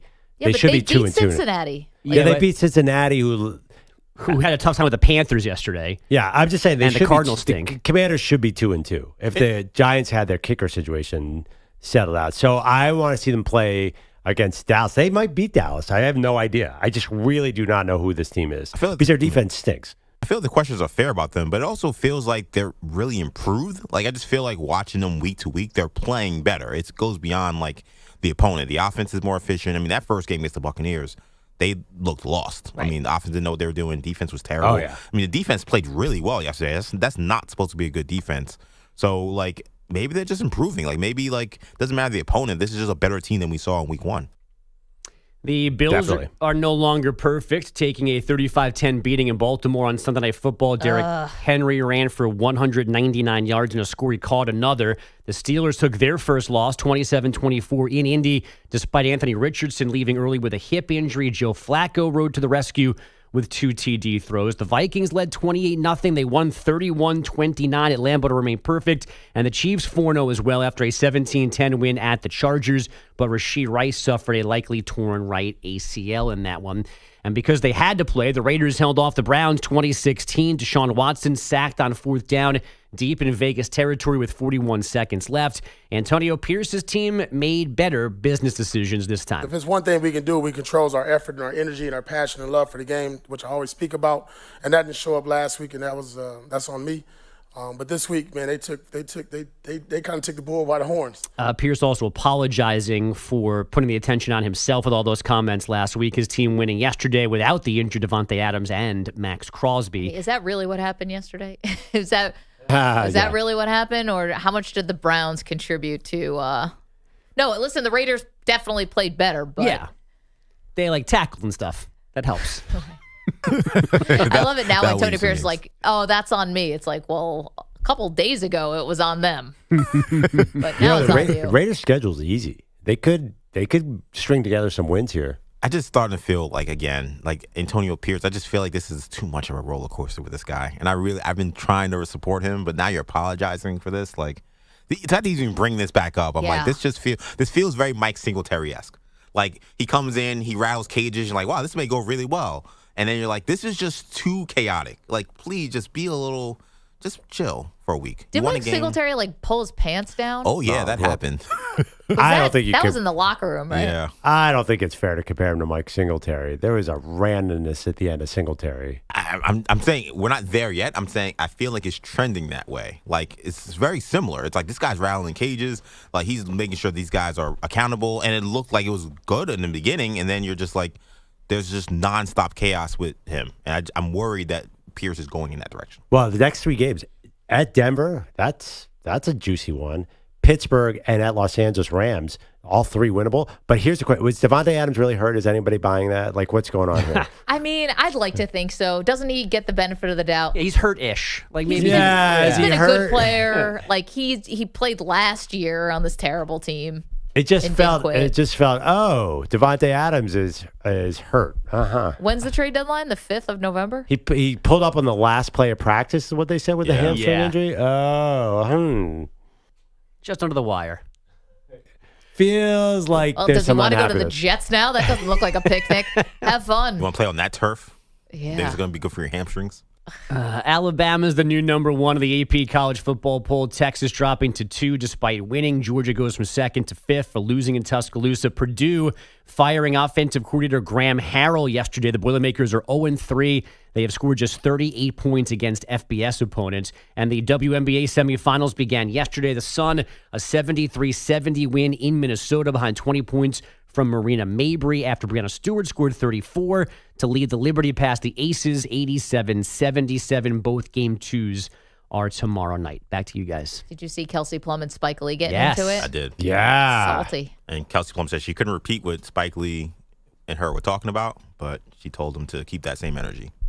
I was hoping that she'd go to the choke sign, but couldn't do it. Down 15 is a Didn't little make hard. sense. It's a little hard to do that. But it would have been funny. EJ, what's the timeline on Spike at Liberty games? Is he jumping on this, or has he always kind of been there for them? I don't remember. He goes to playoff games, and I think he's been to some regular season games. I don't think it's full carpetbagger. I Okay. feel like it's fine. There's a little weird thing of being in Brooklyn, the Barclays Center, but that's Dolan's fault. Can I tell you, They don't though, have the team anymore. that's also walking distance to his studio, his Yes. office, Yeah, right by Barclays. I don't have an issue with him going to those games. It's the Nets games that were a problem a couple years ago. That was not okay. Right, Going to a Nets different game, arena. wearing a Brooklyn Dodgers shirt, being like, "Hey, it's fine. I'm wearing Brooklyn Dodgers gear." It's like, no, sorry, still bad. How about the Knicks with a big trade over the weekend? Looks like we're out of time. We'll have to get to that some other hour. 855-212-4227. See you guys on the phones. You want to talk about your team on this Reaction Monday, you can do it. We've got everything on the rundown, but if we don't get to your team, give us a call. 855-212-4227. Okay, coming up, we have a question. Has to get answered about the AFC. We're going to do that next. Maggie and Perloff. You're in a 5-minute break.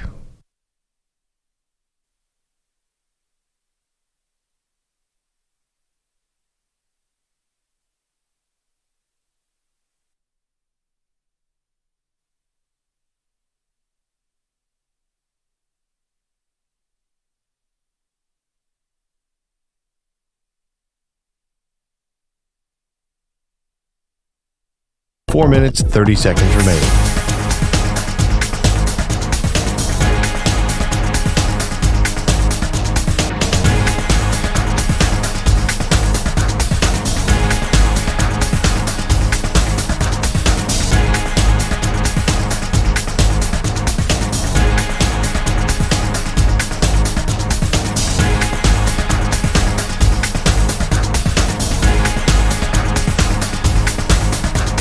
Four minutes remaining.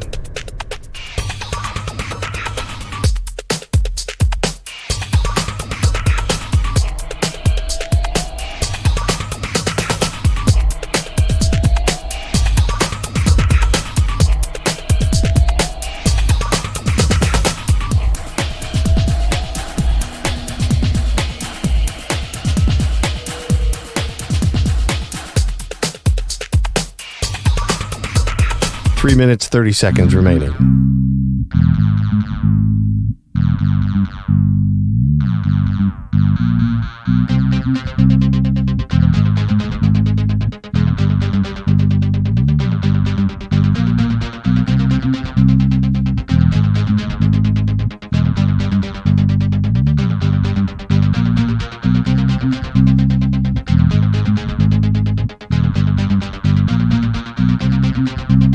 Three minutes remaining.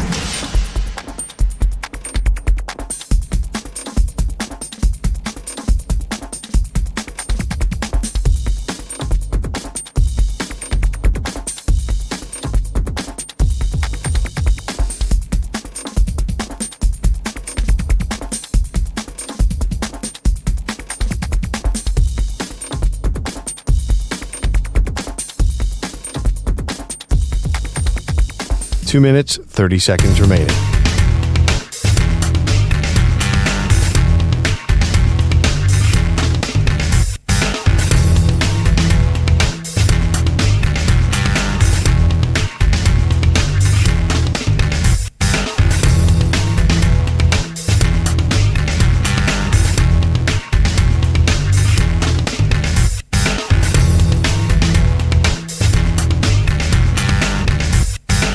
Two minutes remaining.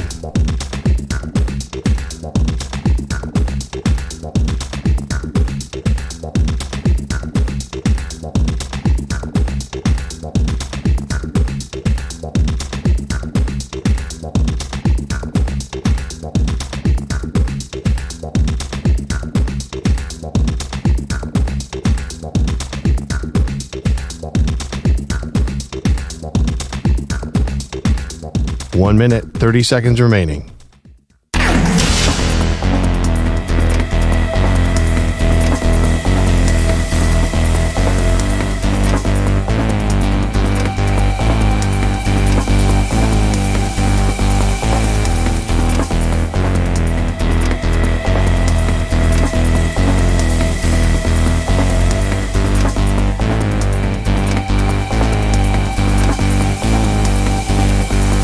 One minute remaining.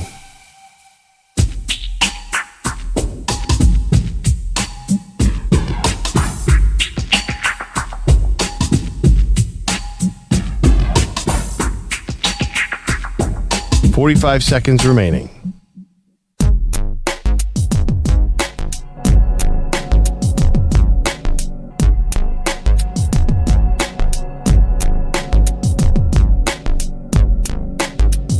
$30 seconds remaining.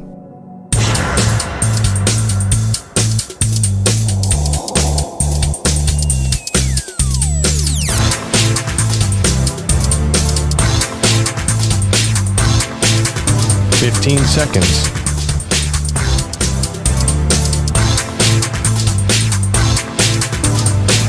Break ends in 5 seconds.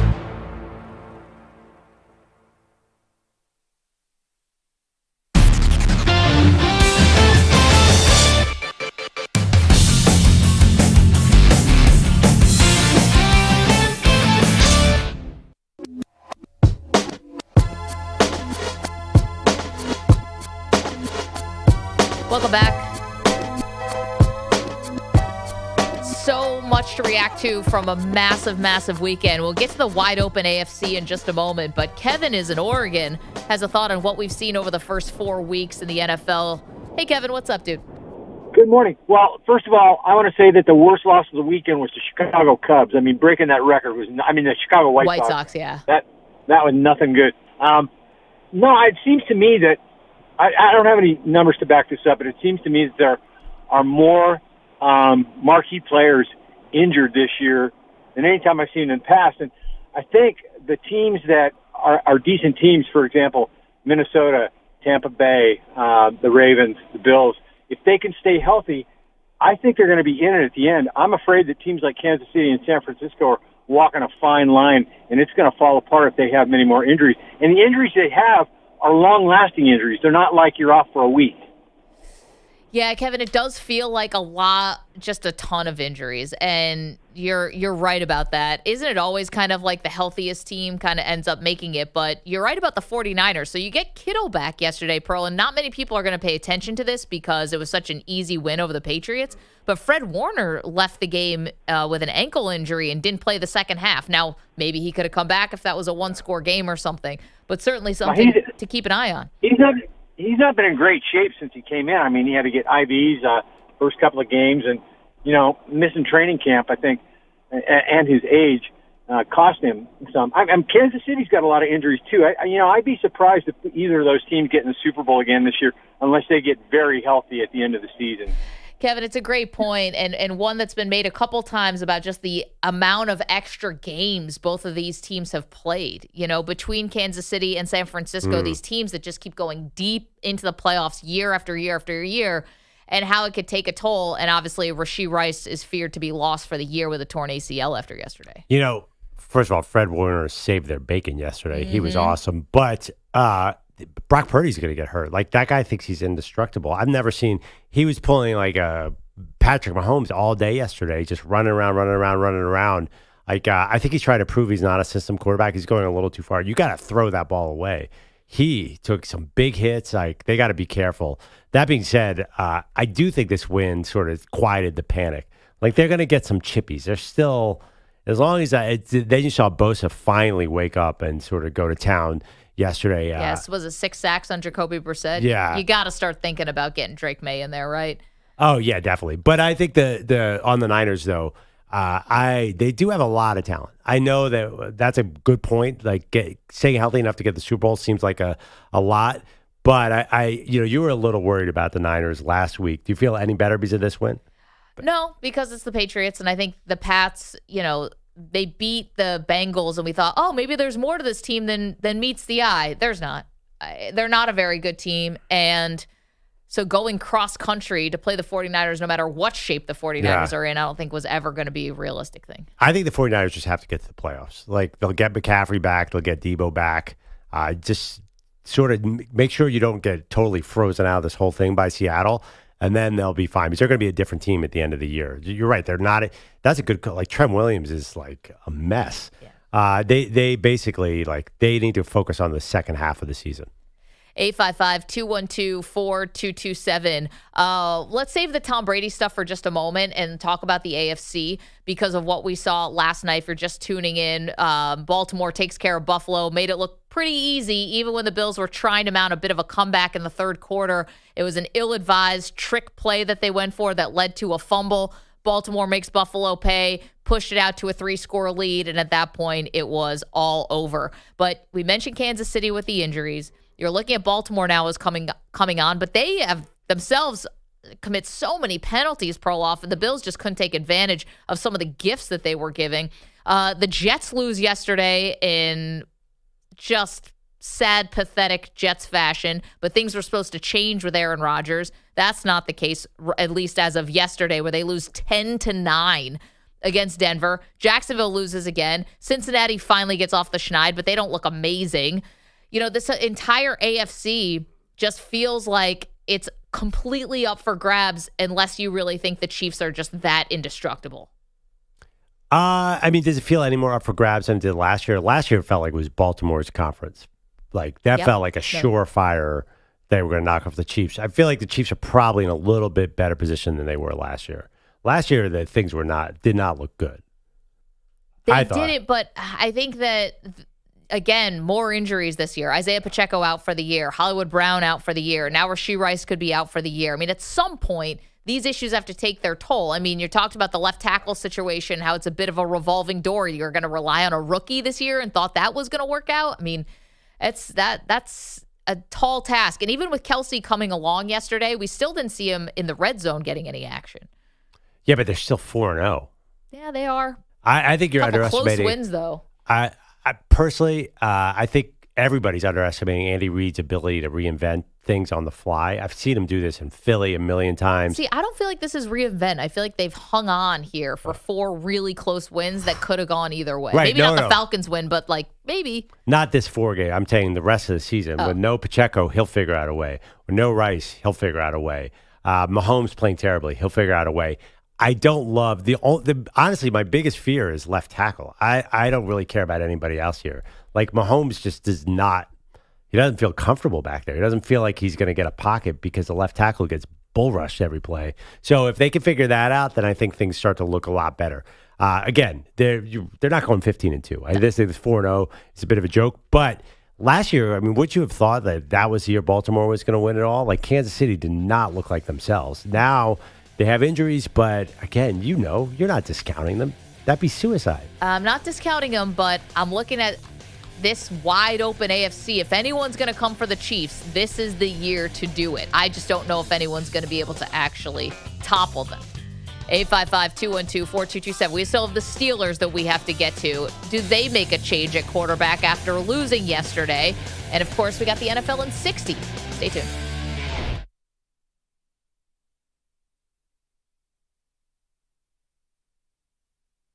You're in a 5-minute break.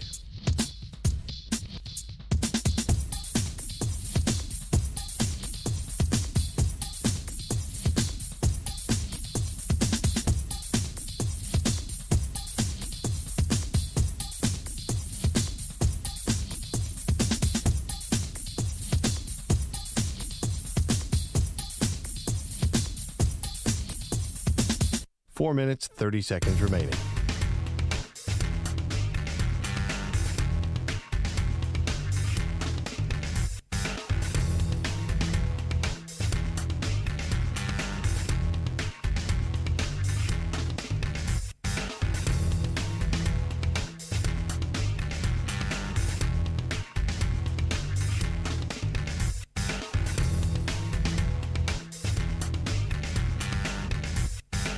Four minutes remaining.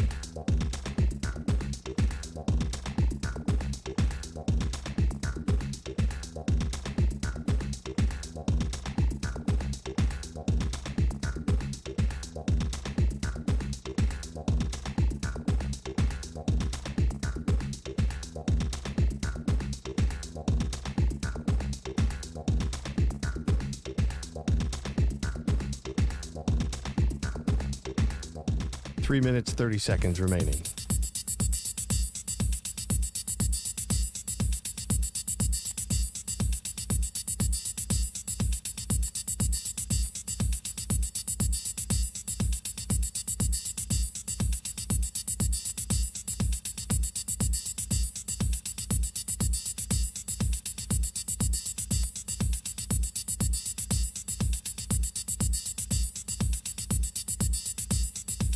Three minutes remaining.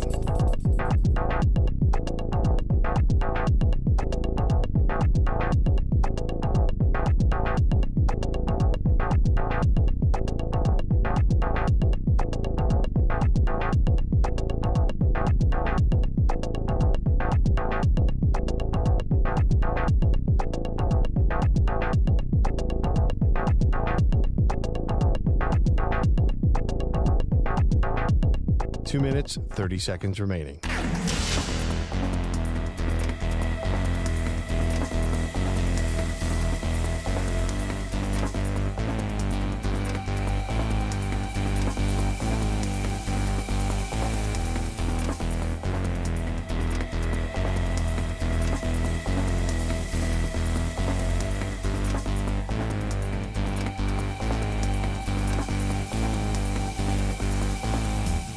Two minutes remaining.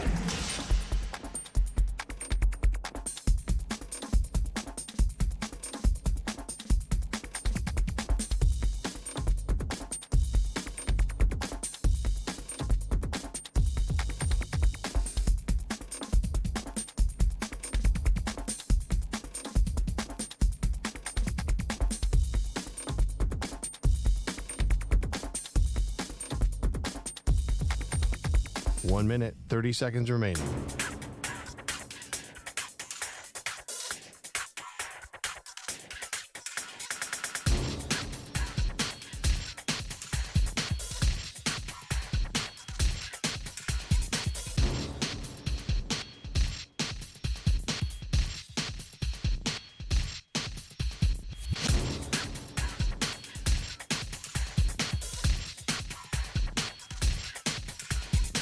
One minute remaining.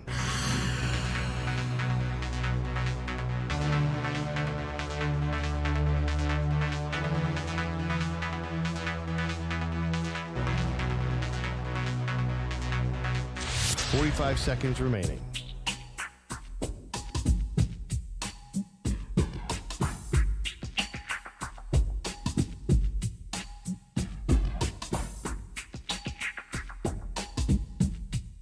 Thirty seconds remaining.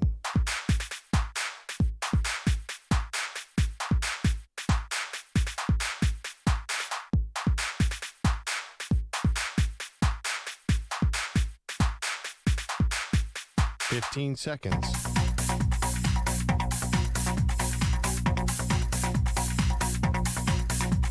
Break ends in 5 seconds.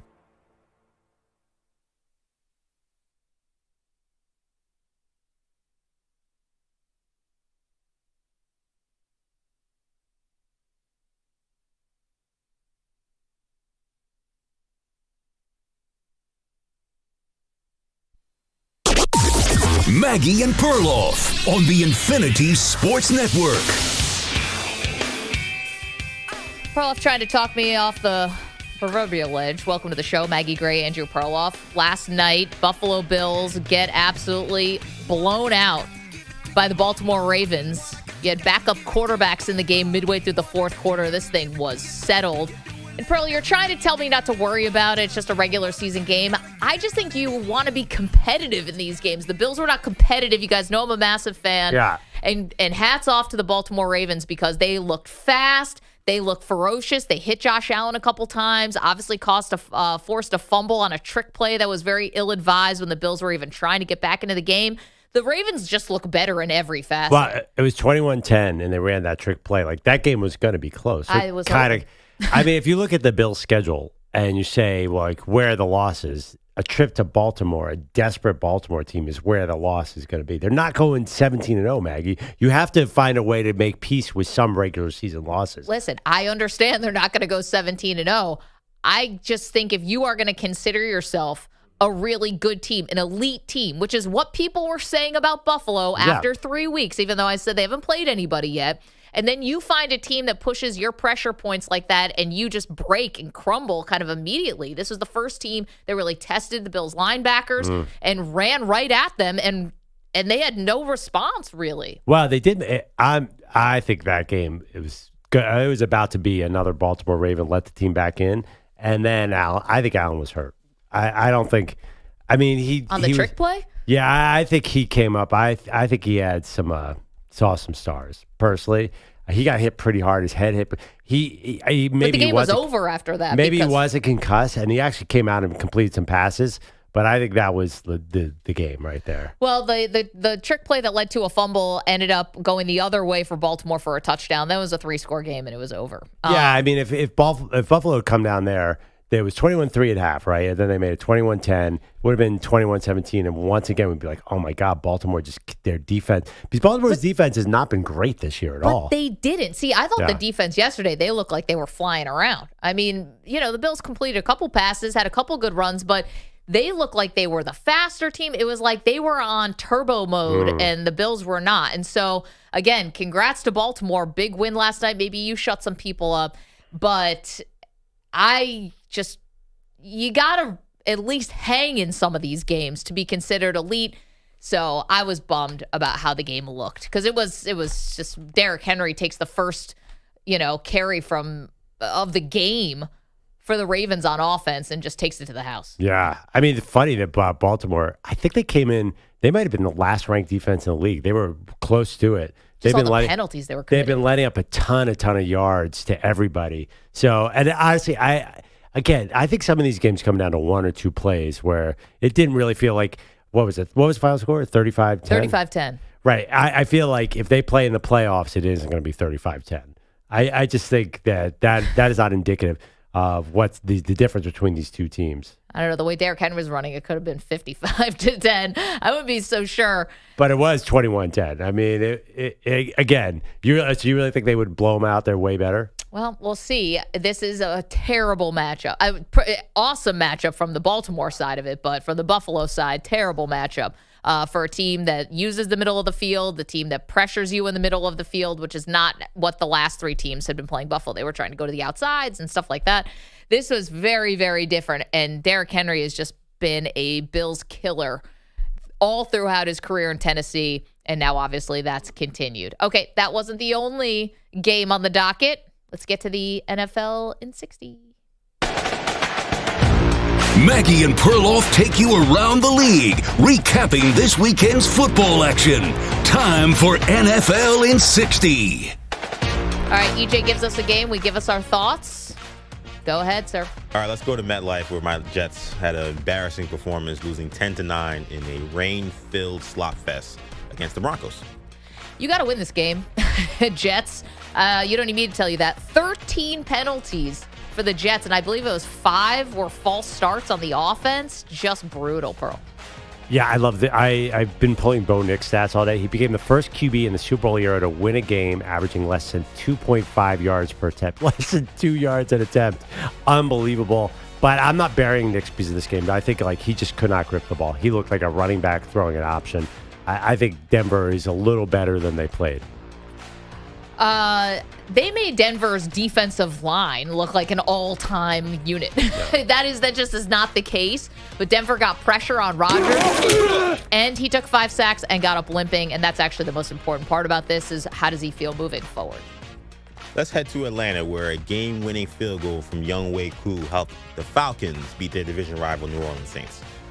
I think if Taysom Hill stays in this game, like that's it. I know Taysom Hill's a polarizing player for the Saints, but I feel like they lost because he wasn't there against the Eagles, and there were a lot of sort of close running situations where he didn't have him on field. I thought that was a big injury, which is so stupid because they have Alvin Kamara and they have Derek Carr, and it should matter. Chris Olave? Yeah, Chris Olave. Well, I couldn't believe Olave played, by the way. That was talking about an injury report being inaccurate. Anyway, I just think that the Saints are just – something about them, they're so close to being really good, but I just don't think they can get it all together. Well, I don't know what Taysom Hill would have done on the defensive side with the 30-yard pass interference penalty on a Debo. I mean, their defense shut Atlanta down. Yeah. Or Kirk Cousins wasn't great. Anyway, Younghoe Koo, longest field goal in the history of the stadium. The stadium's been open for 7 years. It's pretty good. Let's go to Chicago, where Matt Stafford passed Eli Manning on all-time passing yards list, but lost this game to the Bears defense. Bears picking them off at the end. 24-18, Chicago. That was a mess. Did you watch any of this game? I mean, Caleb was fine, but that was just the Rams. The Rams are this mash unit, and it all came to fruition. Like, poor Matthew Stafford. I mean, that guy is like, now he's like, not only is he really good, like his toughness is getting talked about too much, I think. Like, maybe like if things could be a little easier for him. Well, 1-3. I mean, this is just brutal. And obviously they've had to play all these road games, but it was 72 degrees and sunny in Chicago yesterday. You can't even say, oh, this was one of those bad weather games in Chicago. That wasn't the case. You know, here's my thing. I think the Bears defense might be really good. I don't know because the Rams are all beat up on offense, Pearl. You're right. But maybe the Bears defense could be good. Yeah, definitely. I mean, listen, they'll have some real challenges in that division. The Rams, just I feel bad. I don't know. What do you do if you're the Rams? Trade Stafford. It's going to be interesting there. Hey, let's go to the NFC North, where the Vikings got out to a 28-0 lead and almost blew it to the Packers, but they held on to win 31-29. I mean, Sam Darnold's world, we're all living in it. I can't say that I think this is going to stay forever, but kudos to Darnold to have his moment. I really thought Green Bay was going to come back and win this thing, and maybe if Jordan Love's 100%, maybe they actually do come back and win it and close the deal. What was it, 22 points scored in the fourth quarter? Yeah, this is a great win for Minnesota. Great win for them. Goes without saying. And Brian Flores is the truth as a defensive coordinator. We knew that. Yeah, I mean, I'm not sure this was a Flores game necessarily. They let up a lot of yards, but that was a lot of probably prevent. He's not, might not be the greatest prevent defensive coordinator because that was a little too easy for Jordan Love. But Justin Jefferson's touchdown, where the guy was draped all over him and somehow emerged in the end zone with the ball was just insane. I will give Sam Darnold credit. Like, he knows where to throw the ball. Justin Jefferson. Indianapolis Colts did not need Anthony Richardson to unseat the Steelers as one of the undefeateds. Colts to win 27-24 thanks to a reserve effort from Joe Flacco. Yeah, they're way more dangerous with Flacco. They are. He's way more consistent, and I love watching Anthony Richardson play because it's exciting. Joe Flacco's not exciting, but he is the offense works way better when Joe Flacco is in there. I don't know how long Richardson's going to be out. He was on the sideline. He didn't look like he was in any pain, but they said hip pointer. I have no idea what that means. I think they win that game with Anthony Richardson. They're up 7-0. They were storming down the field with Richardson right before Flacco got in. I think once you get up on the Steelers are not built to play from behind. I'm actually surprised that they made that a game as much as they did, because I know Justin Fields had 312 yards passing. That offense looked dysfunctional in the first half.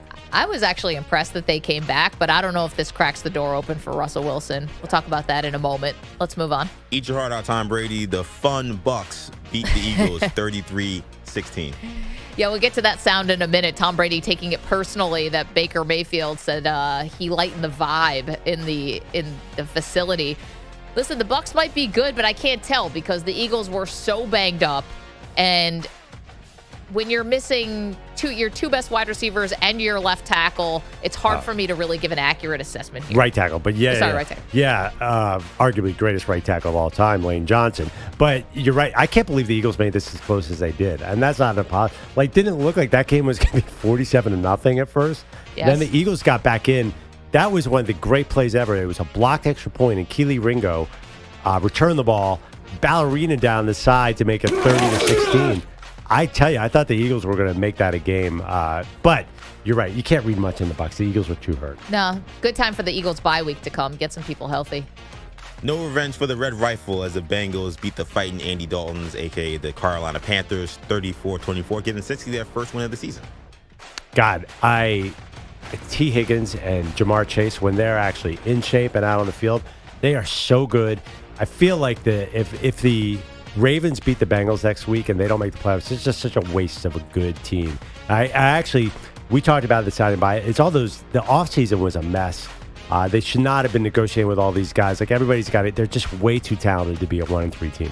Yeah, that's their own fault, though. I mean, I think things dragged out, and I can't say that, I can't hold it against the players. That's the players and the organization, everyone together. I thought this would look a little more dominant, actually. Just a little bit more from Cincinnati. Listen, they won 34-24, but you're back against the wall like this, and I know it's Andy Dalton now and not Bryce Young, but I'm waiting for that real big Bengals win. But you're right, Jamar Chase looked a lot better. I mean, an impressive touchdown run. Right. They kind of went into prevent too. They were up big. They were up huge. One thing, Andy Dalton was fired. The guys kept dropping the ball. Leggett. By the way, Xavier Leggett. Can we talk about it for a second? Yeah. The announcers kept calling him Leggett. That's how you pronounce his name. So, but then they would go, then they switched back to Leggett midway through the game. That's not how they pronounce it. That's not how you're supposed to. Yeah. But Leggett doesn't sound right. Anyway, he dropped about 7 balls. The Panthers stink. Around it. Andy Dalton gives them a little life. They're not a great team, Meg. No, they're not. All right, let's go to the 4 o'clock slate here. It was revenge for Cliff Kingsbury, whose offense lit up the Cardinals 42-14. Commanders beat Arizona. It's Jaden Daniels. He's the story. I mean, along with the Vikings, I think Jaden Daniels is the story of the NFL right now through the first month of the season. It's amazing. Over 80% of his passes he's completing, 7 touchdowns all in. It's like MVP numbers, not Rookie of the Year numbers. Can we give love to Brian Robinson Jr. in that run game, too? Like, that's what scares me. I don't know if the Eagles are going to be able to tackle a single player on the Commanders when they play. But that defense, still unproven. Arizona looked really inept on offense. Beat the clock there. Okay, let's go to San Francisco, where the Patriots really couldn't muster much against the 49er defense. 123 yards from Jordan Mason as the Niners beat the Pats 30-13. Yeah, I mean, for the 49ers, this is, I don't want to say ho-hum. You did get Kittle back, so that's a good thing, but then Fred Warner leaves. They're still kind of in flux, but this game was never in doubt. My bigger question is for the Patriots. We've talked about this. When do you go to Drake May? 6 sacks for Jacoby Brissett. Are you even trying to save the season? Because now would be the time to make the switch. Oh, yeah. And I just don't know if you want to put Drake May behind that offensive line. Like, you got to make a decision here on what you want this to look like. I would definitely go Drake May. Did you guys see Brock Purdy scrambling around yesterday? It was insane. He had one where he must have ran around for 15 seconds and threw a perfect touchdown pass, which of course was taken away by a holding call because that's what the NFL does now. Yep. But Purdy is incredibly nifty in the pocket. I don't know if he's going to get killed at some point, but he is proving he's not a system quarterback. Brown showed a lot of fight on the sidelines, but not so much on the field. They lose to the Raiders 20-16 in Vegas. I mean, that's another one. A holding penalty took away the winning touchdown, and that was a bad call. I think that the officials are going to get a bad grade. So that game could have gone differently. What's up with Amari Cooper? What was he? Sad Amari Cooper. Can we get him off the Browns and to a different team? Maybe I don't think the Chiefs would ever trade, or the Browns would trade with the Chiefs. We can't catch anymore. Put him with Mahomes and see what happens. Deshaun, by the way, little better, you have to admit, on Sunday for the Browns. I mean, a little better, but what are we doing? How much do you have to pay to get a little better? Well, I mean, listen, he's 24 for 32, 176, and at least 4 drops. So, I mean, he did not miss much. But the problem with the the Browns just have stupid plays, like big knucklehead plays, and they can't protect at all. And their center, I don't know what the heck that guy was doing. I have no idea how the Raiders won without Crosby and Adams. Still don't know. Very apropos that basically ended with a sack of Deshaun Watson because the offensive line was terrible, and I didn't think he was very good. Yeah. Last one in the 4 o'clock window. Chiefs win the game against the Chargers in SoFi, but lose Rashee Rice. Tough. I mean, Chargers are banged up. Justin Herbert's clearly not himself. Joey Bosa's in a suite watching this game. And to me, the Chiefs look vulnerable, but nobody seems to be able to take advantage for whatever reason. They're leaving the door open for teams to come and beat them, and nobody so far can finish the job. Yeah, I mean, this has been pointed out by several people. When the Chargers got off their opening 15 plays, that was not good. Like, they really they didn't score for the last 3 quarters. Every time Herbert went back, they just just get out of this play without injury. Their backup tackles couldn't block the Chiefs at all. That was, you're right, you can't read anything the Chiefs winning this game. But who's going to knock them off? That is the question. They are vulnerable, but still who? Is it going to be the Saints next Monday night? I doubt see the it. Saints play. I don't know how I feel about them. All right, so let's go to the Sunday nighter. Ravens, Bills. Sorry, Maggie. Ravens win 35-10. Have we not talked about this game enough? Apparently not. Not happy with the Bills not being competitive in this game. And again, they made a change with play callers last year. They got Ken Dorsey out, who's now with the Browns. How's that working out? And put Joe Brady in because you thought it was going to be a little bit more balanced. Run the ball. You don't have to take all these crazy deep shots. And I know that they were trailing Pearl, but you didn't need to pull out a trick play when they pulled out a trick play. You had gotten the momentum back. You were driving. You had forced Baltimore into 2 straight punts. The defense had done their job. That's not the time to start taking crazy risks. Just keep leaning on the defense. Let the Ravens make a couple mistakes. Let you back in the game. And instead, the Bills couldn't do that. I'm sorry. I took up all the time. Your thoughts? Yeah, I feel like you honestly get some of this out of your system. Like that trick play, get that out of your system. I'll never get it out of my system. I'm saying the Bills, that was a learning lesson. Like, okay, we don't need to run that play again. Yeah, you're right. The key is James Cook, and they weren't using him enough. I totally agree. Keon Coleman, I don't totally trust that guy either. Great basketball highlights they were showing last night. Yeah, I did see that. Did you notice those guys that he was playing against looked a little small? See how high school basketball works. No, I'm like, what high school were you at? Remember, Zion Williamson went to some parochial school in South Carolina, and of course you're dunking on fools all over the place. You're taller than everybody by 2 feet. He also has an insane amount of NBA knowledge. I don't know if you guys saw that video where he was just the Bills. Keon Coleman? Yeah, the Bills had a social video where they wanted to ask their players to name random NBA players. And yes. Everybody was walking up and they'd name maybe one guy. And Keon Coleman, of course, is like, I'm going to name 20 guys. They couldn't get him out of the video. Yeah, they were like, okay, enough. We've seen enough. He's like, wait a minute. Quincy Acey. Y'all don't know him. Former Knick. He was a former Knick. He was just throwing guys out. Even I forgot. I love the NBA. Was he former Longhorn? Yes. No, Baylor. Baylor, sorry. I saw an interesting interview with Devontae Smith talking about it. So Devontae Smith was a big-time recruit basketball player, but he said, I think it's easier to make money in the NFL. It's so elite to get in the NBA. There's only the teams are so small that I thought I didn't notice how small the guys were, but I'm like, oh my God, that is the great. He had a slam dunk contest dunk in a game. Yeah. I just think it shows you how, I'm like, if that guy can't be in the NBA, I was actually thinking about that. Like, God, I was very far from the NBA myself. If Keon Coleman can literally fly and dunk on guys, that light bulb just went off. It must be really hard to get to the NBA because these guys are obviously very good, but they're a different level. It sounds like you're really on Austin Rivers' side of this. Remember, Austin Rivers said any NBA player could go to the NFL and start playing. Yeah, I'm starting to think that. By the way, it was 21-10, and the Bills were getting into the territory. It could have been into Ravens territory. If it was 21-17 and they'd end up losing, you'd feel better. Yes. It was the same game, though. There's such things like... That sounds like a moral victory to me. No, you can show you're hanging with a team. This was just a blowout. But games don't translate from game to game.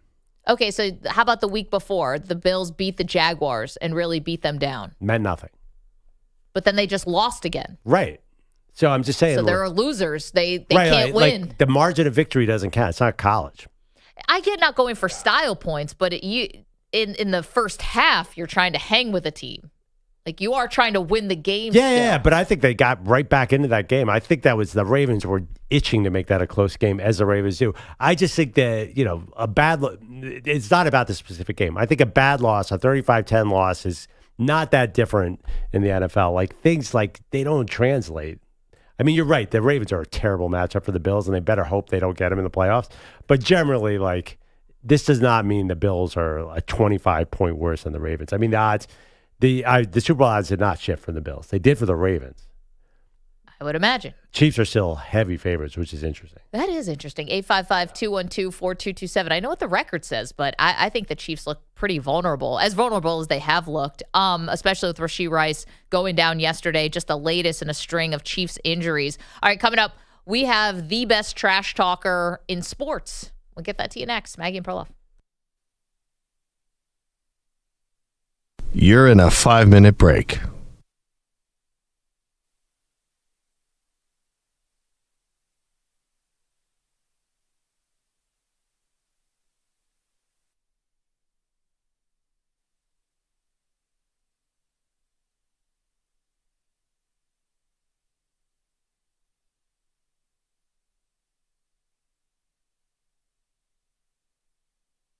Four minutes, 30 seconds remaining.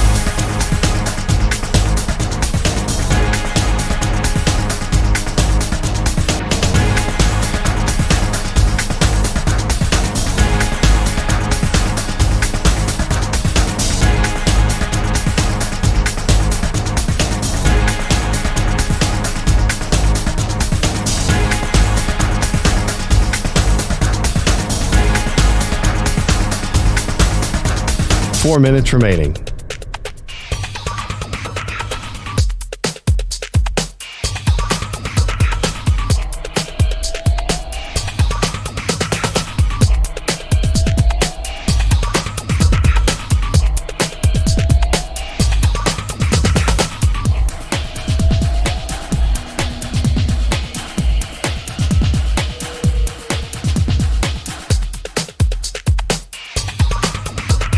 Three minutes, 30 seconds remaining.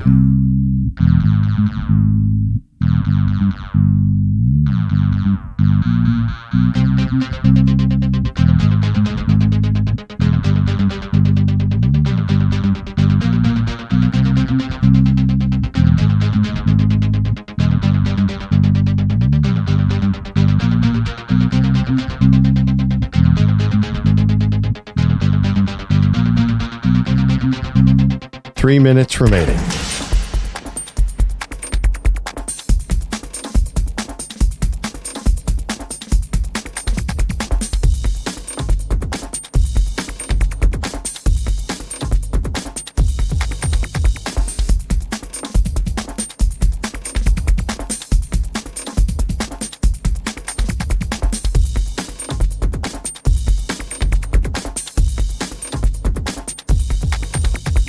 Two minutes, 30 seconds remaining.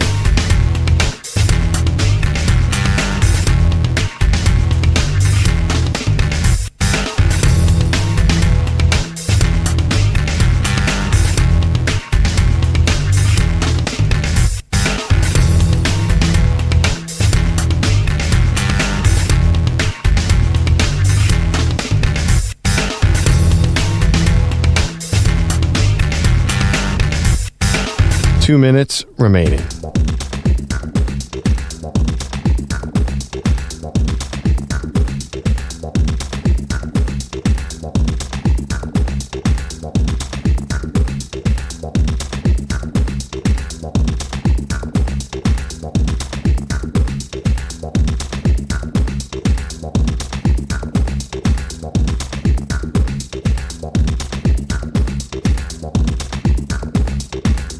One minute, 30 seconds remaining.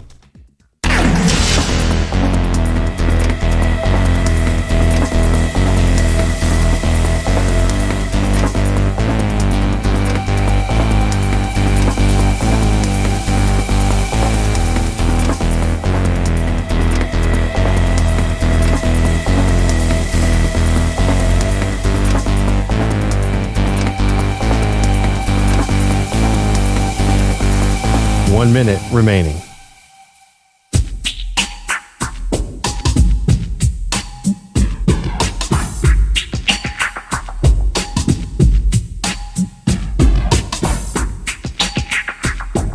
45 seconds remaining.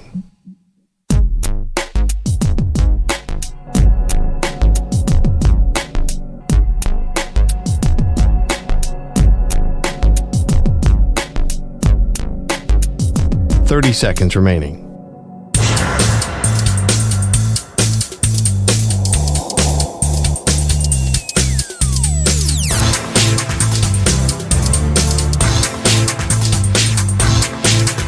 15 seconds.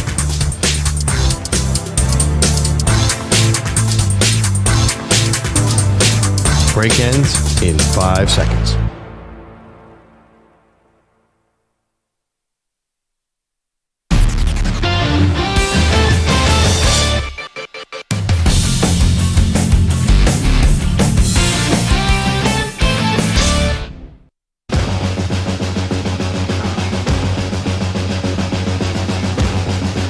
Welcome back, Maggie and Perloff Show. Huge day today. Huge sports day. Yep. I know you guys are nervous. I'm nervous too. We're going to get the results of Rashee Rice's MRI. We're going to have a doubleheader in the NFL. We could see if Will Levis's career continues. Yeah, keep and going, then we keep start going. start looking ahead to the next college weekend. Some Wait a big minute. games. Glossing over something. Oh, the Knicks T-Wolves trade? I could talk about how DiVincenzo meshes with Anthony Edwards. Something else. Something a little closer to home. No idea what you're talking about. Oh, my bad. Yeah, I mean, listen, Kelsey Plum and Spike Lee talking Liberty. Wait a minute. Yeah, this is, you're right. It's all coming down to this. You're right. That Getting is interesting. colder, actually. You're getting further. Well, at least that was New York. That's true. I was thinking about this track even over. from the Braves' point of view. Braves-Mets doubleheader today to decide the last 2 wild card spots in the Yes, NL. but this is not drama because it's a doubleheader, and by definition, they're going to have to split these. If they don't split them, that'll be one of the great wild scenes in baseball history. If either team Challenge accepted. Yeah, I was going to say. By the way, the it Mets wouldn't could be sweep the that Braves. wild. The Mets could sweep the Braves. No. I mean, they You are could. speaking this into existence. Right. I might pitch game 2. I will bet I will show up in tighty whities alone if it's a. No, I do want to do something wait, pretty good. no. Listen to Please. hear But him you out. guys all have to do something pretty good too. If No. Oh, listeners, you did not hear Perloff talking about tighty whities. Nothing is happening. Guys, I've seen it underneath the soccer kilt. Nobody needs that. But I'm just saying, There like, was something under there. what would you guys be willing to bet that it's a split? I will take on anything here because I don't think you can really bet it at Vegas. You know why I can't take anything? Because when the Mets didn't get swept, I will have no joy in you doing something random or weird. There's nothing, because my team still would have been an embarrassment again. Wait, So- but Perloff and the tighty whities, you guys don't want to this now? Not What are you guys going to do? Bogish looked at me like But wait, John wait. McEnroe. You Why could are not be both serious. doing this now? What will you guys do? Nothing. We're not arguing against it. There is no two sides to this. We just want to be left alone in our Mets paranoia. And you keep. I don't know what you're doing here. I don't know if you're just. This is ignorant bliss. If I you're, just feel this is- like The Phillies have already clinched. They're through. It's done. He's just waiting around to the NLDS. I feel like you've quietly been selling these games like they matter, and they're so unimportant. Like, this is obviously a split. Then the real games start tomorrow. These are really important. 750,000 people are going to watch a split today. Then 24 million people are going to watch Will Levis go against Snoop Huntley tonight. This is not important. It's a split. It's happening. Tomorrow is important. Tomorrow is very important. How the Mets play on short rest. And I'm not trying to emotionally hedge. I'm just telling you guys, this is not what you think it is. I don't know how you're emotionally hedging. Your team's already in. This is just toy. No, just try and screw your team. But it's not a huge day in baseball because it has to be a split. Well, it has to be. so There's here's- just no hold way on. that the winning team and the first team can really go out there and put in a real effort in the second game. So let's just set it up for people who might not be following this as closely as some people in this room, which is if the Mets and Braves, who have to play a doubleheader today because of weather issues from Hurricane Helene earlier this week, and obviously our thoughts are going out to everyone who is dealing with all the devastation and fallout from that hurricane is awful. We do sports, so we'll keep it to the sports part. If the Mets and Braves split, both the Mets and Braves get into the playoffs. If one team sweeps the other, that team that swept and the Diamondbacks get into the playoffs. So there's an idea that if whoever wins the first game is going to throw out a bunch of nobodies in the second game, but you still have to win the game. The Mets have lost so many games in Atlanta in the worst ways possible. It's a house of horrors for the Mets, and that's why you find a very nervous bunch of people in here today. Yeah, I mean... Did I set that up all right? Let me ask you another question, too. The Mets, specifically, the travel, this is not ideal by MLB to stick 4 o'clock's the second game or sometime around the 4 o'clock hour, and then they play tomorrow after a doubleheader. Oof. Got it. Yeah, thanks. That part is real. That part understand. is... That part is tough. He does this, though, because on the other side, he'd be like, no, you don't want any days off because then you have no momentum. So like, he was going to play this badly either way. They do have to use their pitching staff a lot. That part's a bummer. But what is he doing? I don't know. You know him. I'm not doing is this anything. like dumb Well, this is blonde, like- just jabbering, or is this like weird? He's playing chess, we're playing not even checkers, and he's somehow. Yeah, we're playing sorry. I don't understand. But I feel like there is one thing where New Yorkers don't understand the rest of the country why NFL games get 50 times the audience of baseball games. Like, this is not Gambling? dramatic. How did we get onto this? I'm just saying, like, what does this this have to is do not to anything today? But like, because I was started off the segment by saying it's a big day because we find out about Rashee Rice MRI. Like, this is like these baseball games are trivial fluff. They do not matter. The Okay, but football not- games are I've everything. never Not hated for you the more than people right in The this football room. games are everything Wait, tonight. hold on. There's actually a better question that's coming from the chat, youtube.com/infinitysportsnet. Wedding anniversary, what did you finally end up buying for your wife? It was a big thing last week. You hated all of our suggestions. You wanted our help, then you didn't want our help. What'd you finally go with? I got her this leather bag, flowers, and a nice dinner. So you did get flowers. You're so anti-flowers. Oh, yeah, but they were like $9 from Trader Joe's. Then Sarah's mother got her this beautiful bouquet that was sitting next to my cheap bouquet. So I was like, I wish I hadn't even gotten the flowers. What did she give you? Starbucks Reese's gift card. Pieces? Yeah, no, she doesn't give me anything. Good. But Wow. Good. You know, it's funny. I actually, when we were talking about this, I was like, man, it's an anniversary. Maybe Perloff should be getting something. We were kind of treating it like it was your wife's birthday. yeah, that's what I think that when you're married, that's kind of what the anniversary is. It's more skewed towards getting the women presents, right? I think so. By the way, actually, I am looking for. I do want the Mets to win. It's good because I'm looking forward too late to now. Yeah. taking a 3-minute nap when Bogus talks about the Mets tomorrow. So, like every other update. I was going to say. No. You don't I'm need the listening Mets for, to win to- I'm all of listening them. for injury news. Oh, are you?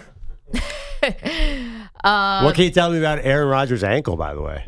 Billy in the chat said, I'd pay to see Bogues give Perloff a stone cold stunner. Well, I feel like you might not have to pay for that. This is all free. You'd have to teach me what that is first, and then I'll do it happily. This is ad supported. Bogues, what else you got? The Bills weren't going 17-0, so who cares that they got run over on national TV last night? Two receivers to the left. Here's a handoff. Henry outside the right hash. 15, 20, 25, 30. There goes Henry. Out to midfield. Buffalo 40. Far sideline 30. Henry to the 20. 15, 10-5. Touchdown Ravens. Derrick Henry on the opening play goes 87 yards, and the Ravens have taken a 6-0 lead. Ryan Radke on Westwood 1. That's the longest TD run in Ravens history, and they barely stopped after it, pounding the Bills in Baltimore 35-10. Henry finished with 209 scrimmage yards, 2 scores in his team's second win in a row. You know, we just wanted to focus on us. We knew if we practiced throughout the week, execute it, do the things we need to do on all 3 phases, offense, defense, and special teams, then we'll come out and play our game and play the Ravens style of football. That's from Ravens Twitter. Baltimore outgained Buffalo last night by almost 200 yards. The Chiefs won again yesterday, 17-10 at the Chargers. But as we've been discussing all morning, Patrick Mahomes remains unimpressed. It's like we're not playing our best football, but we're winning football games, and that's a big credit to our defense. It's a big credit to guys stepping up offensively in second halves. I'm glad we're getting wins, and we'll keep building and try to keep getting better. Mahomes did remember that Travis Kelce is on his team. 7 catches, 89 yards for the tight end. But Mahomes also mad at himself for throwing the INT that led to Rashee Rice's likely torn ACL. Mahomes actually colliding with the receiver, trying to make the tackle after he was picked off. We are playing 2 again tonight. Up first, the Mayonnaise Man against Snoop. Will Levis and the Titans visiting Snoop Huntley and the Dolphins. That's a 7:30 Eastern kickoff. Lions, Seahawks at 8:15. And outside of Atlanta, baseball-wise, yesterday before the Mets and Braves and Diamondbacks finish the NL wildcard series, we did have Padres infielder Luis Arraez going 1 for 3 yesterday to win his 3rd straight batting title, denying Shohei Ohtani the Triple Crown. Arraez is the first since Dan Bruthers in the late 1800s to win batting crowns for 3 different teams. How do we keep learning about these people from like the 1800s and the early 1900s? Like you'd think we would have known all the good ones by now. But it's like we still keep coming up with like lefty four eyes who, Well, that's the upset here. He has a relatively regular name. Now it's spelled Brou. So I don't know how you pronounce that, if it's Bruthers or Brothers. But yeah, how come he's not Lefty or Spud or something like that? Yeah. Also, that's a crazy stat about our rise. Yeah. Like that's never happened before. Well, he's also done it 3 straight years for 3 different teams. Yeah. And last year, I think he was the first player ever to win it in different leagues in back-to-back years. He did for the Twins and then the Marlins, and now this year the Padres. I was disappointed though. If Shohei had gone 4 for 5 and he'd gone 0 for 4, I thought Shohei would have won it. Yep. That Didn't do it cool. for you. They played for the WNBA title a year ago. Now a semifinal meeting for the Liberty and Aces. New York took game 1 in Brooklyn yesterday afternoon, 87-77. Brianna Stewart scored 34. At night, the Sun got a 73-70 win in Minnesota. Game 2 for both those series tomorrow night. And Purdue fired OC Graham Harrell yesterday after scoring just 38 points in their 3 games against FBS opponents so far this season. Harrell was due $925K this season, another $1 million in 2025. Guys, well, Maggie, specifically back to you. Thank you, Bogus. Chuck is in the chat. YouTube.com/Infinity Sportsnet, Twitch.tv/Infinity Sports Network. So 3 things I learned from the show today. 1, Perloff wears tighty whities. Well, actually, I don't. I was going to have to figure that out. It'd be an upset. Not that I think about what kind of underwear you guys wear at all, but that would have been an upset. I feel like those really went out of style. Yeah, I don't really know anyone who wears them. I mean, my dad, but that's Maggie's point. He's 70. Yeah. Still. Yeah. And you know this. Unfortunately, I do. Yeah, my dad too, by the way. Yes. What's up with that? That's all you had in the 1950s. No, bro. No. Can I ask you guys a question to get a little? Do you guys wear the boxer briefs? Yes. Yeah, like I feel like everybody wears boxer briefs. Nobody wears like cotton boxers anymore. I have some, but they like, kind of get bunched up in your. Yeah, I don't love them, but like that's like my in your pants. I was gonna say, but that sounded too weird. I like a tight ass. I like Did your my husband ass being wear kept boxer tight, briefs? actually. Sometimes, because I've been, my husband, we fold each other's laundry because, sometimes you got to split the domestic duties. So I know that my husband does wear boxer briefs. Well, yeah, I would hope so. You know that from the laundry? Yeah, I don't buy him his underwear. He buys his own underwear.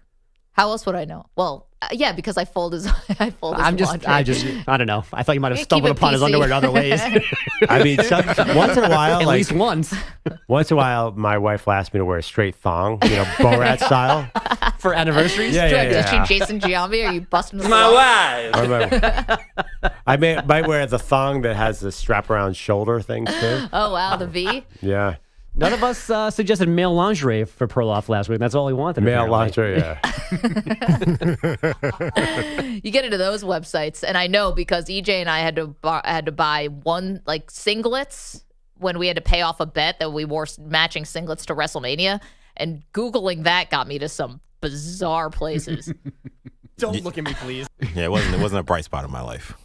I had to clear the internet history. Yeah. On my laptop Twice. I thought you looked great in the singlet. You're saying the search for the singlet. The search was rough. The search was a little weird. But then, EJ, you and I both paid off that bet. We had the matching singlets. We did the whole thing at WrestleMania. It was great. It was a lot of fun. All's well that ends well. Bet paid. I still have this thing now. I'm never going to wear this again. I have 2, which is rough. Why'd you buy 2? Well, I wanted to make sure I had one that fit. So my thing was like, the last thing I want to do is buy one and it's a size too small. Yeah. That was the one that fit? Yeah, exactly. You don't want to know. You don't want to know what the large look like, Perloff, trust me. But I just have it now, sitting there. Yeah, EJ didn't breathe for 3 hours of WrestleMania. Oh yeah. You're like, oh no, not another ladder match. Had no oxygen to the brain, lost its important chain because I probably can't breathe and think because I have this singlet on. Oh, what a disaster! That might have been the beginning of the end of your knee. Maybe the circulation got cut off and it weakened the joint or something. I mean, look, we talked about the Eagles and desert heat leading to them collapsing. Sure enough, my knee collapsing because of a cold night in Philadelphia. WrestleMania would make sense. Now I'm not sure I want to ever wear the singlet again. What you guys are telling me about this Vince McMahon doc, I don't know if I want to do anything related to wrestling. Perloff, you said you got the icks from this thing. Oh, I mean, EJ, you saw it, right? Oh, it's awful. It's not like the icks. It's like way over the top. It's awful, and like it's not surprising. Like he's the worst. But I did see one there's thing. a little hope that he's gone. One encouraging thing, he wasn't there for that WrestleMania. That was they said the most successful WrestleMania in years. I think in terms of gate, everything, it was just a smash. I think the WWE has a challenge. Like they have to move away from him. Now that this documentary is out there, like he can't come back. You would have thought that civil lawsuit that was deplorable would have done it, but maybe not. Okay. I think we've done enough underpants talk. There's never enough underpants talk, Maggie. What are you talking about? I know. How dare I? We've got trash talk, though, and it came from a place that we maybe should have expected, and it was brutal. We'll get to it next. You're in a 5-minute break.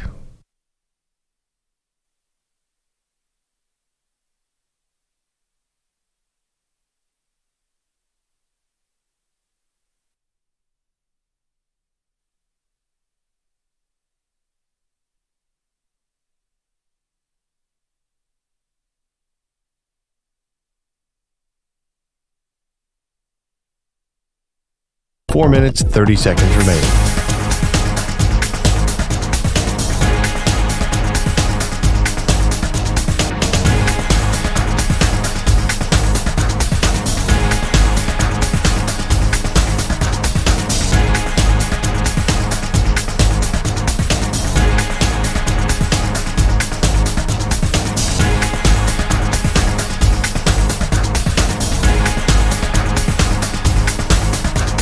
Four minutes remaining.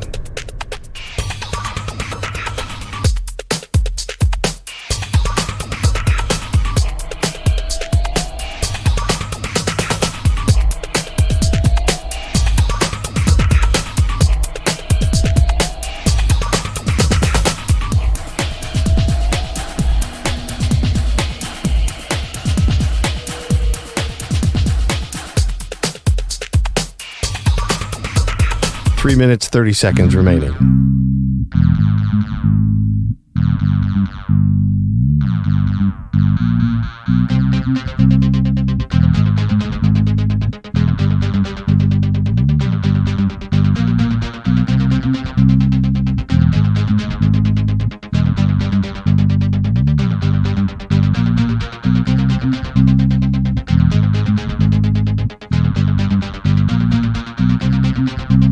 Three minutes remaining.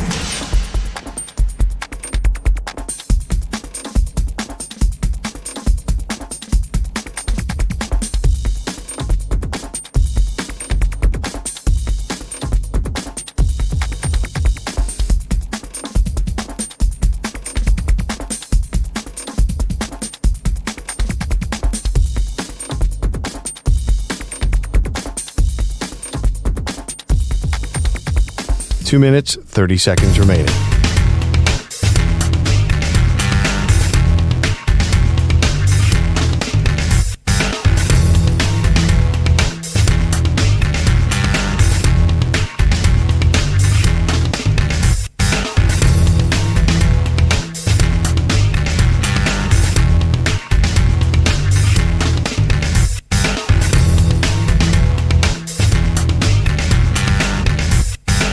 Two minutes remaining.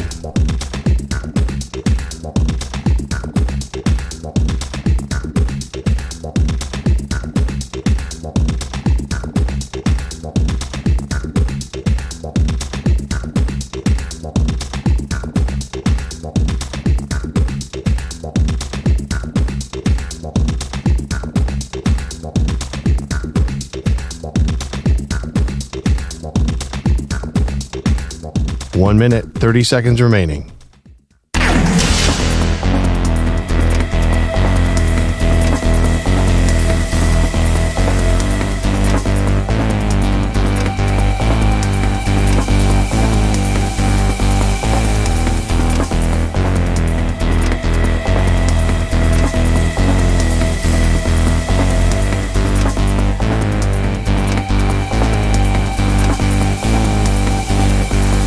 One minute remaining.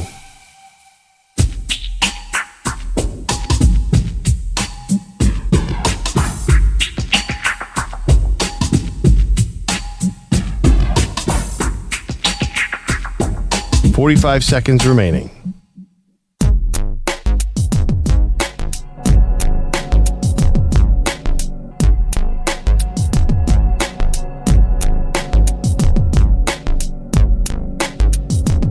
Seconds remaining.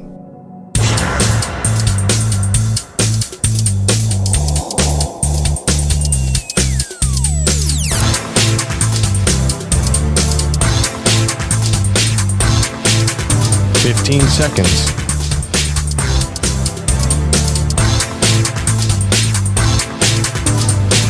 Break ends in 5 seconds.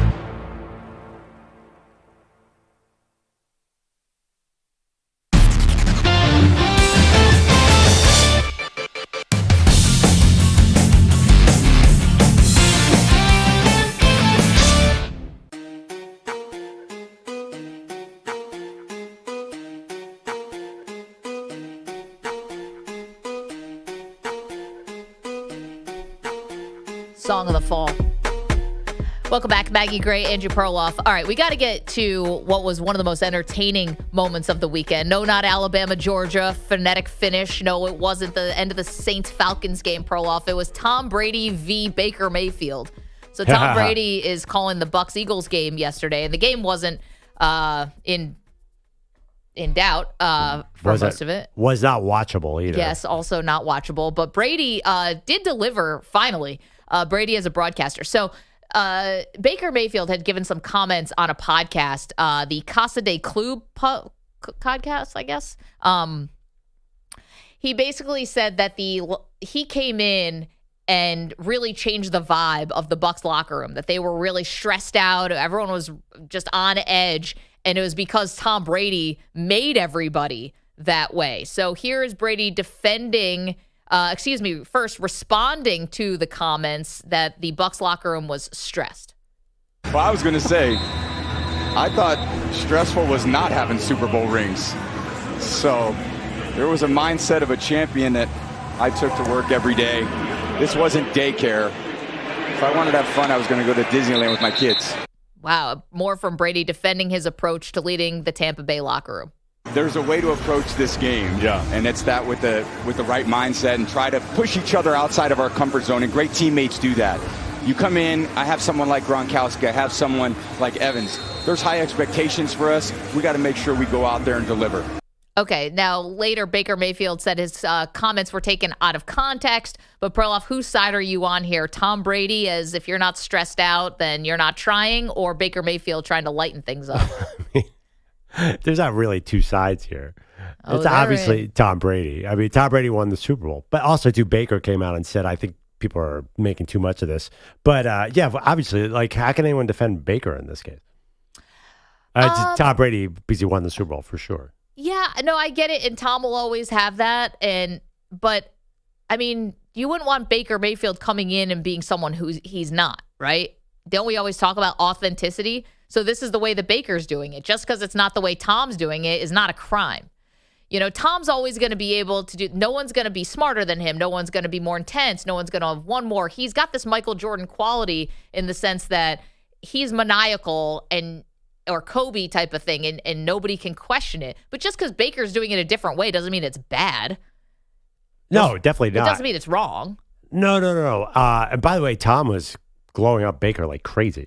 I think there's a bit of a love fest going on there now. This is not a rivalry. Like Mayfield after the game said, I think people made too much of a deal of this comment. Like I think they're tight. Right, but the only thing is because we know how TV works. Yeah. They had the Baker Mayfield comment ready on a graphic. Yeah. Which means that didn't happen on the fly. That means either they brought it to Tom and said react to it, or Tom was like, I want to respond to this. So it was either way they were going to talk about that comment. Yeah, but I think they were just making content. Like, I don't think, I mean, Tom Brady has the ring. There's no end argument. It's not even an argument. But that being said, like, I don't think this is a rivalry. Did you get that sense? No. I watched that game. I'm like, oh my God, he really likes Baker Mayfield. It's not a rivalry. Yeah. It's just, this is Tom Brady. Tell us how you really feel. And this is where we're going to get the good Tom Brady stuff, is when anyone challenges him. That's where we're going to get it. You know, now, there's not much there to challenge, but. I had this weird phenomenon on Sunday. I feel like Tom Brady sounds like every other telecaster. I feel like him and not Olsen, as good. I think he's exactly the same. Him and Olsen sound very similar. Like they have the same voice almost. I was like, I just feel like he's just so generic is my point. Like he's just like every other announcer. It's the same experience watching Red Zone or something.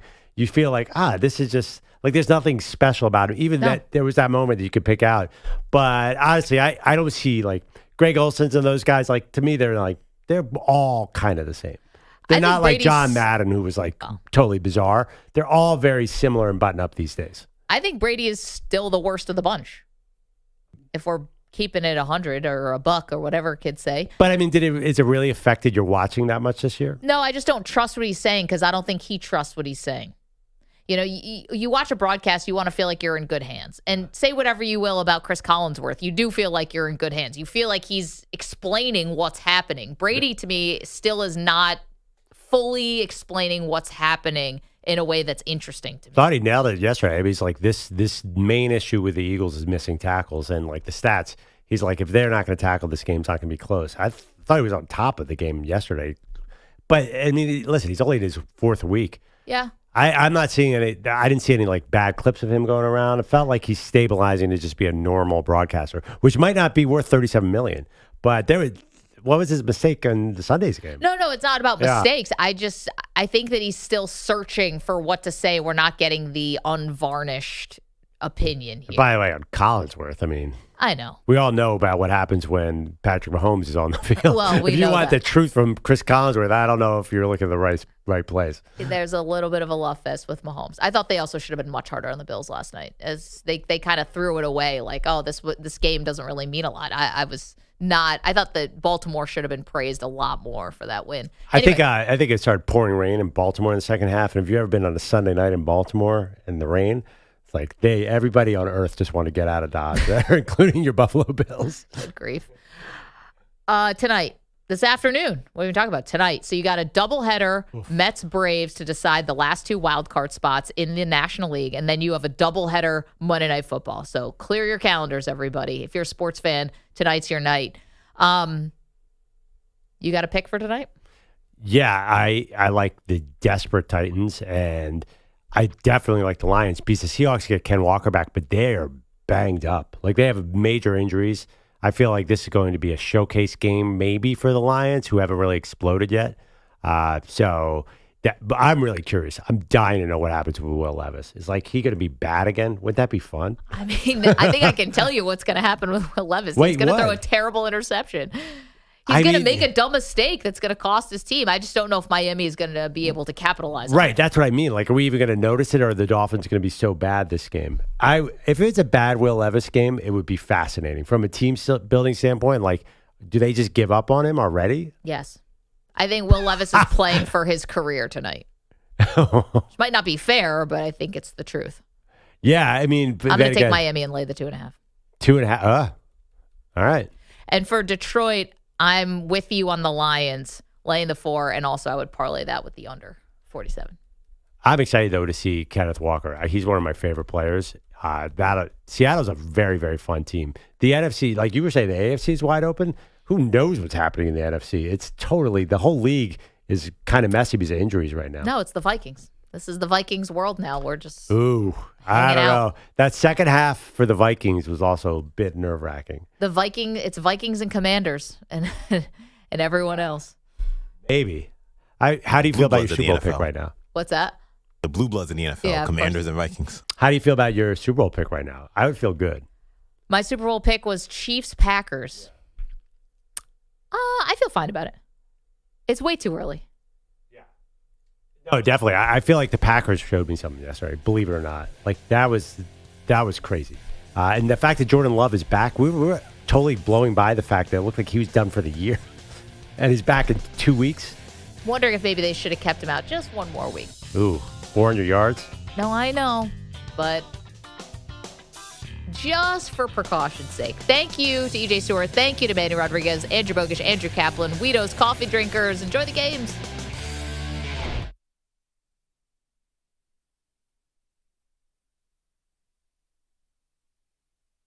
You're in a 5-minute break.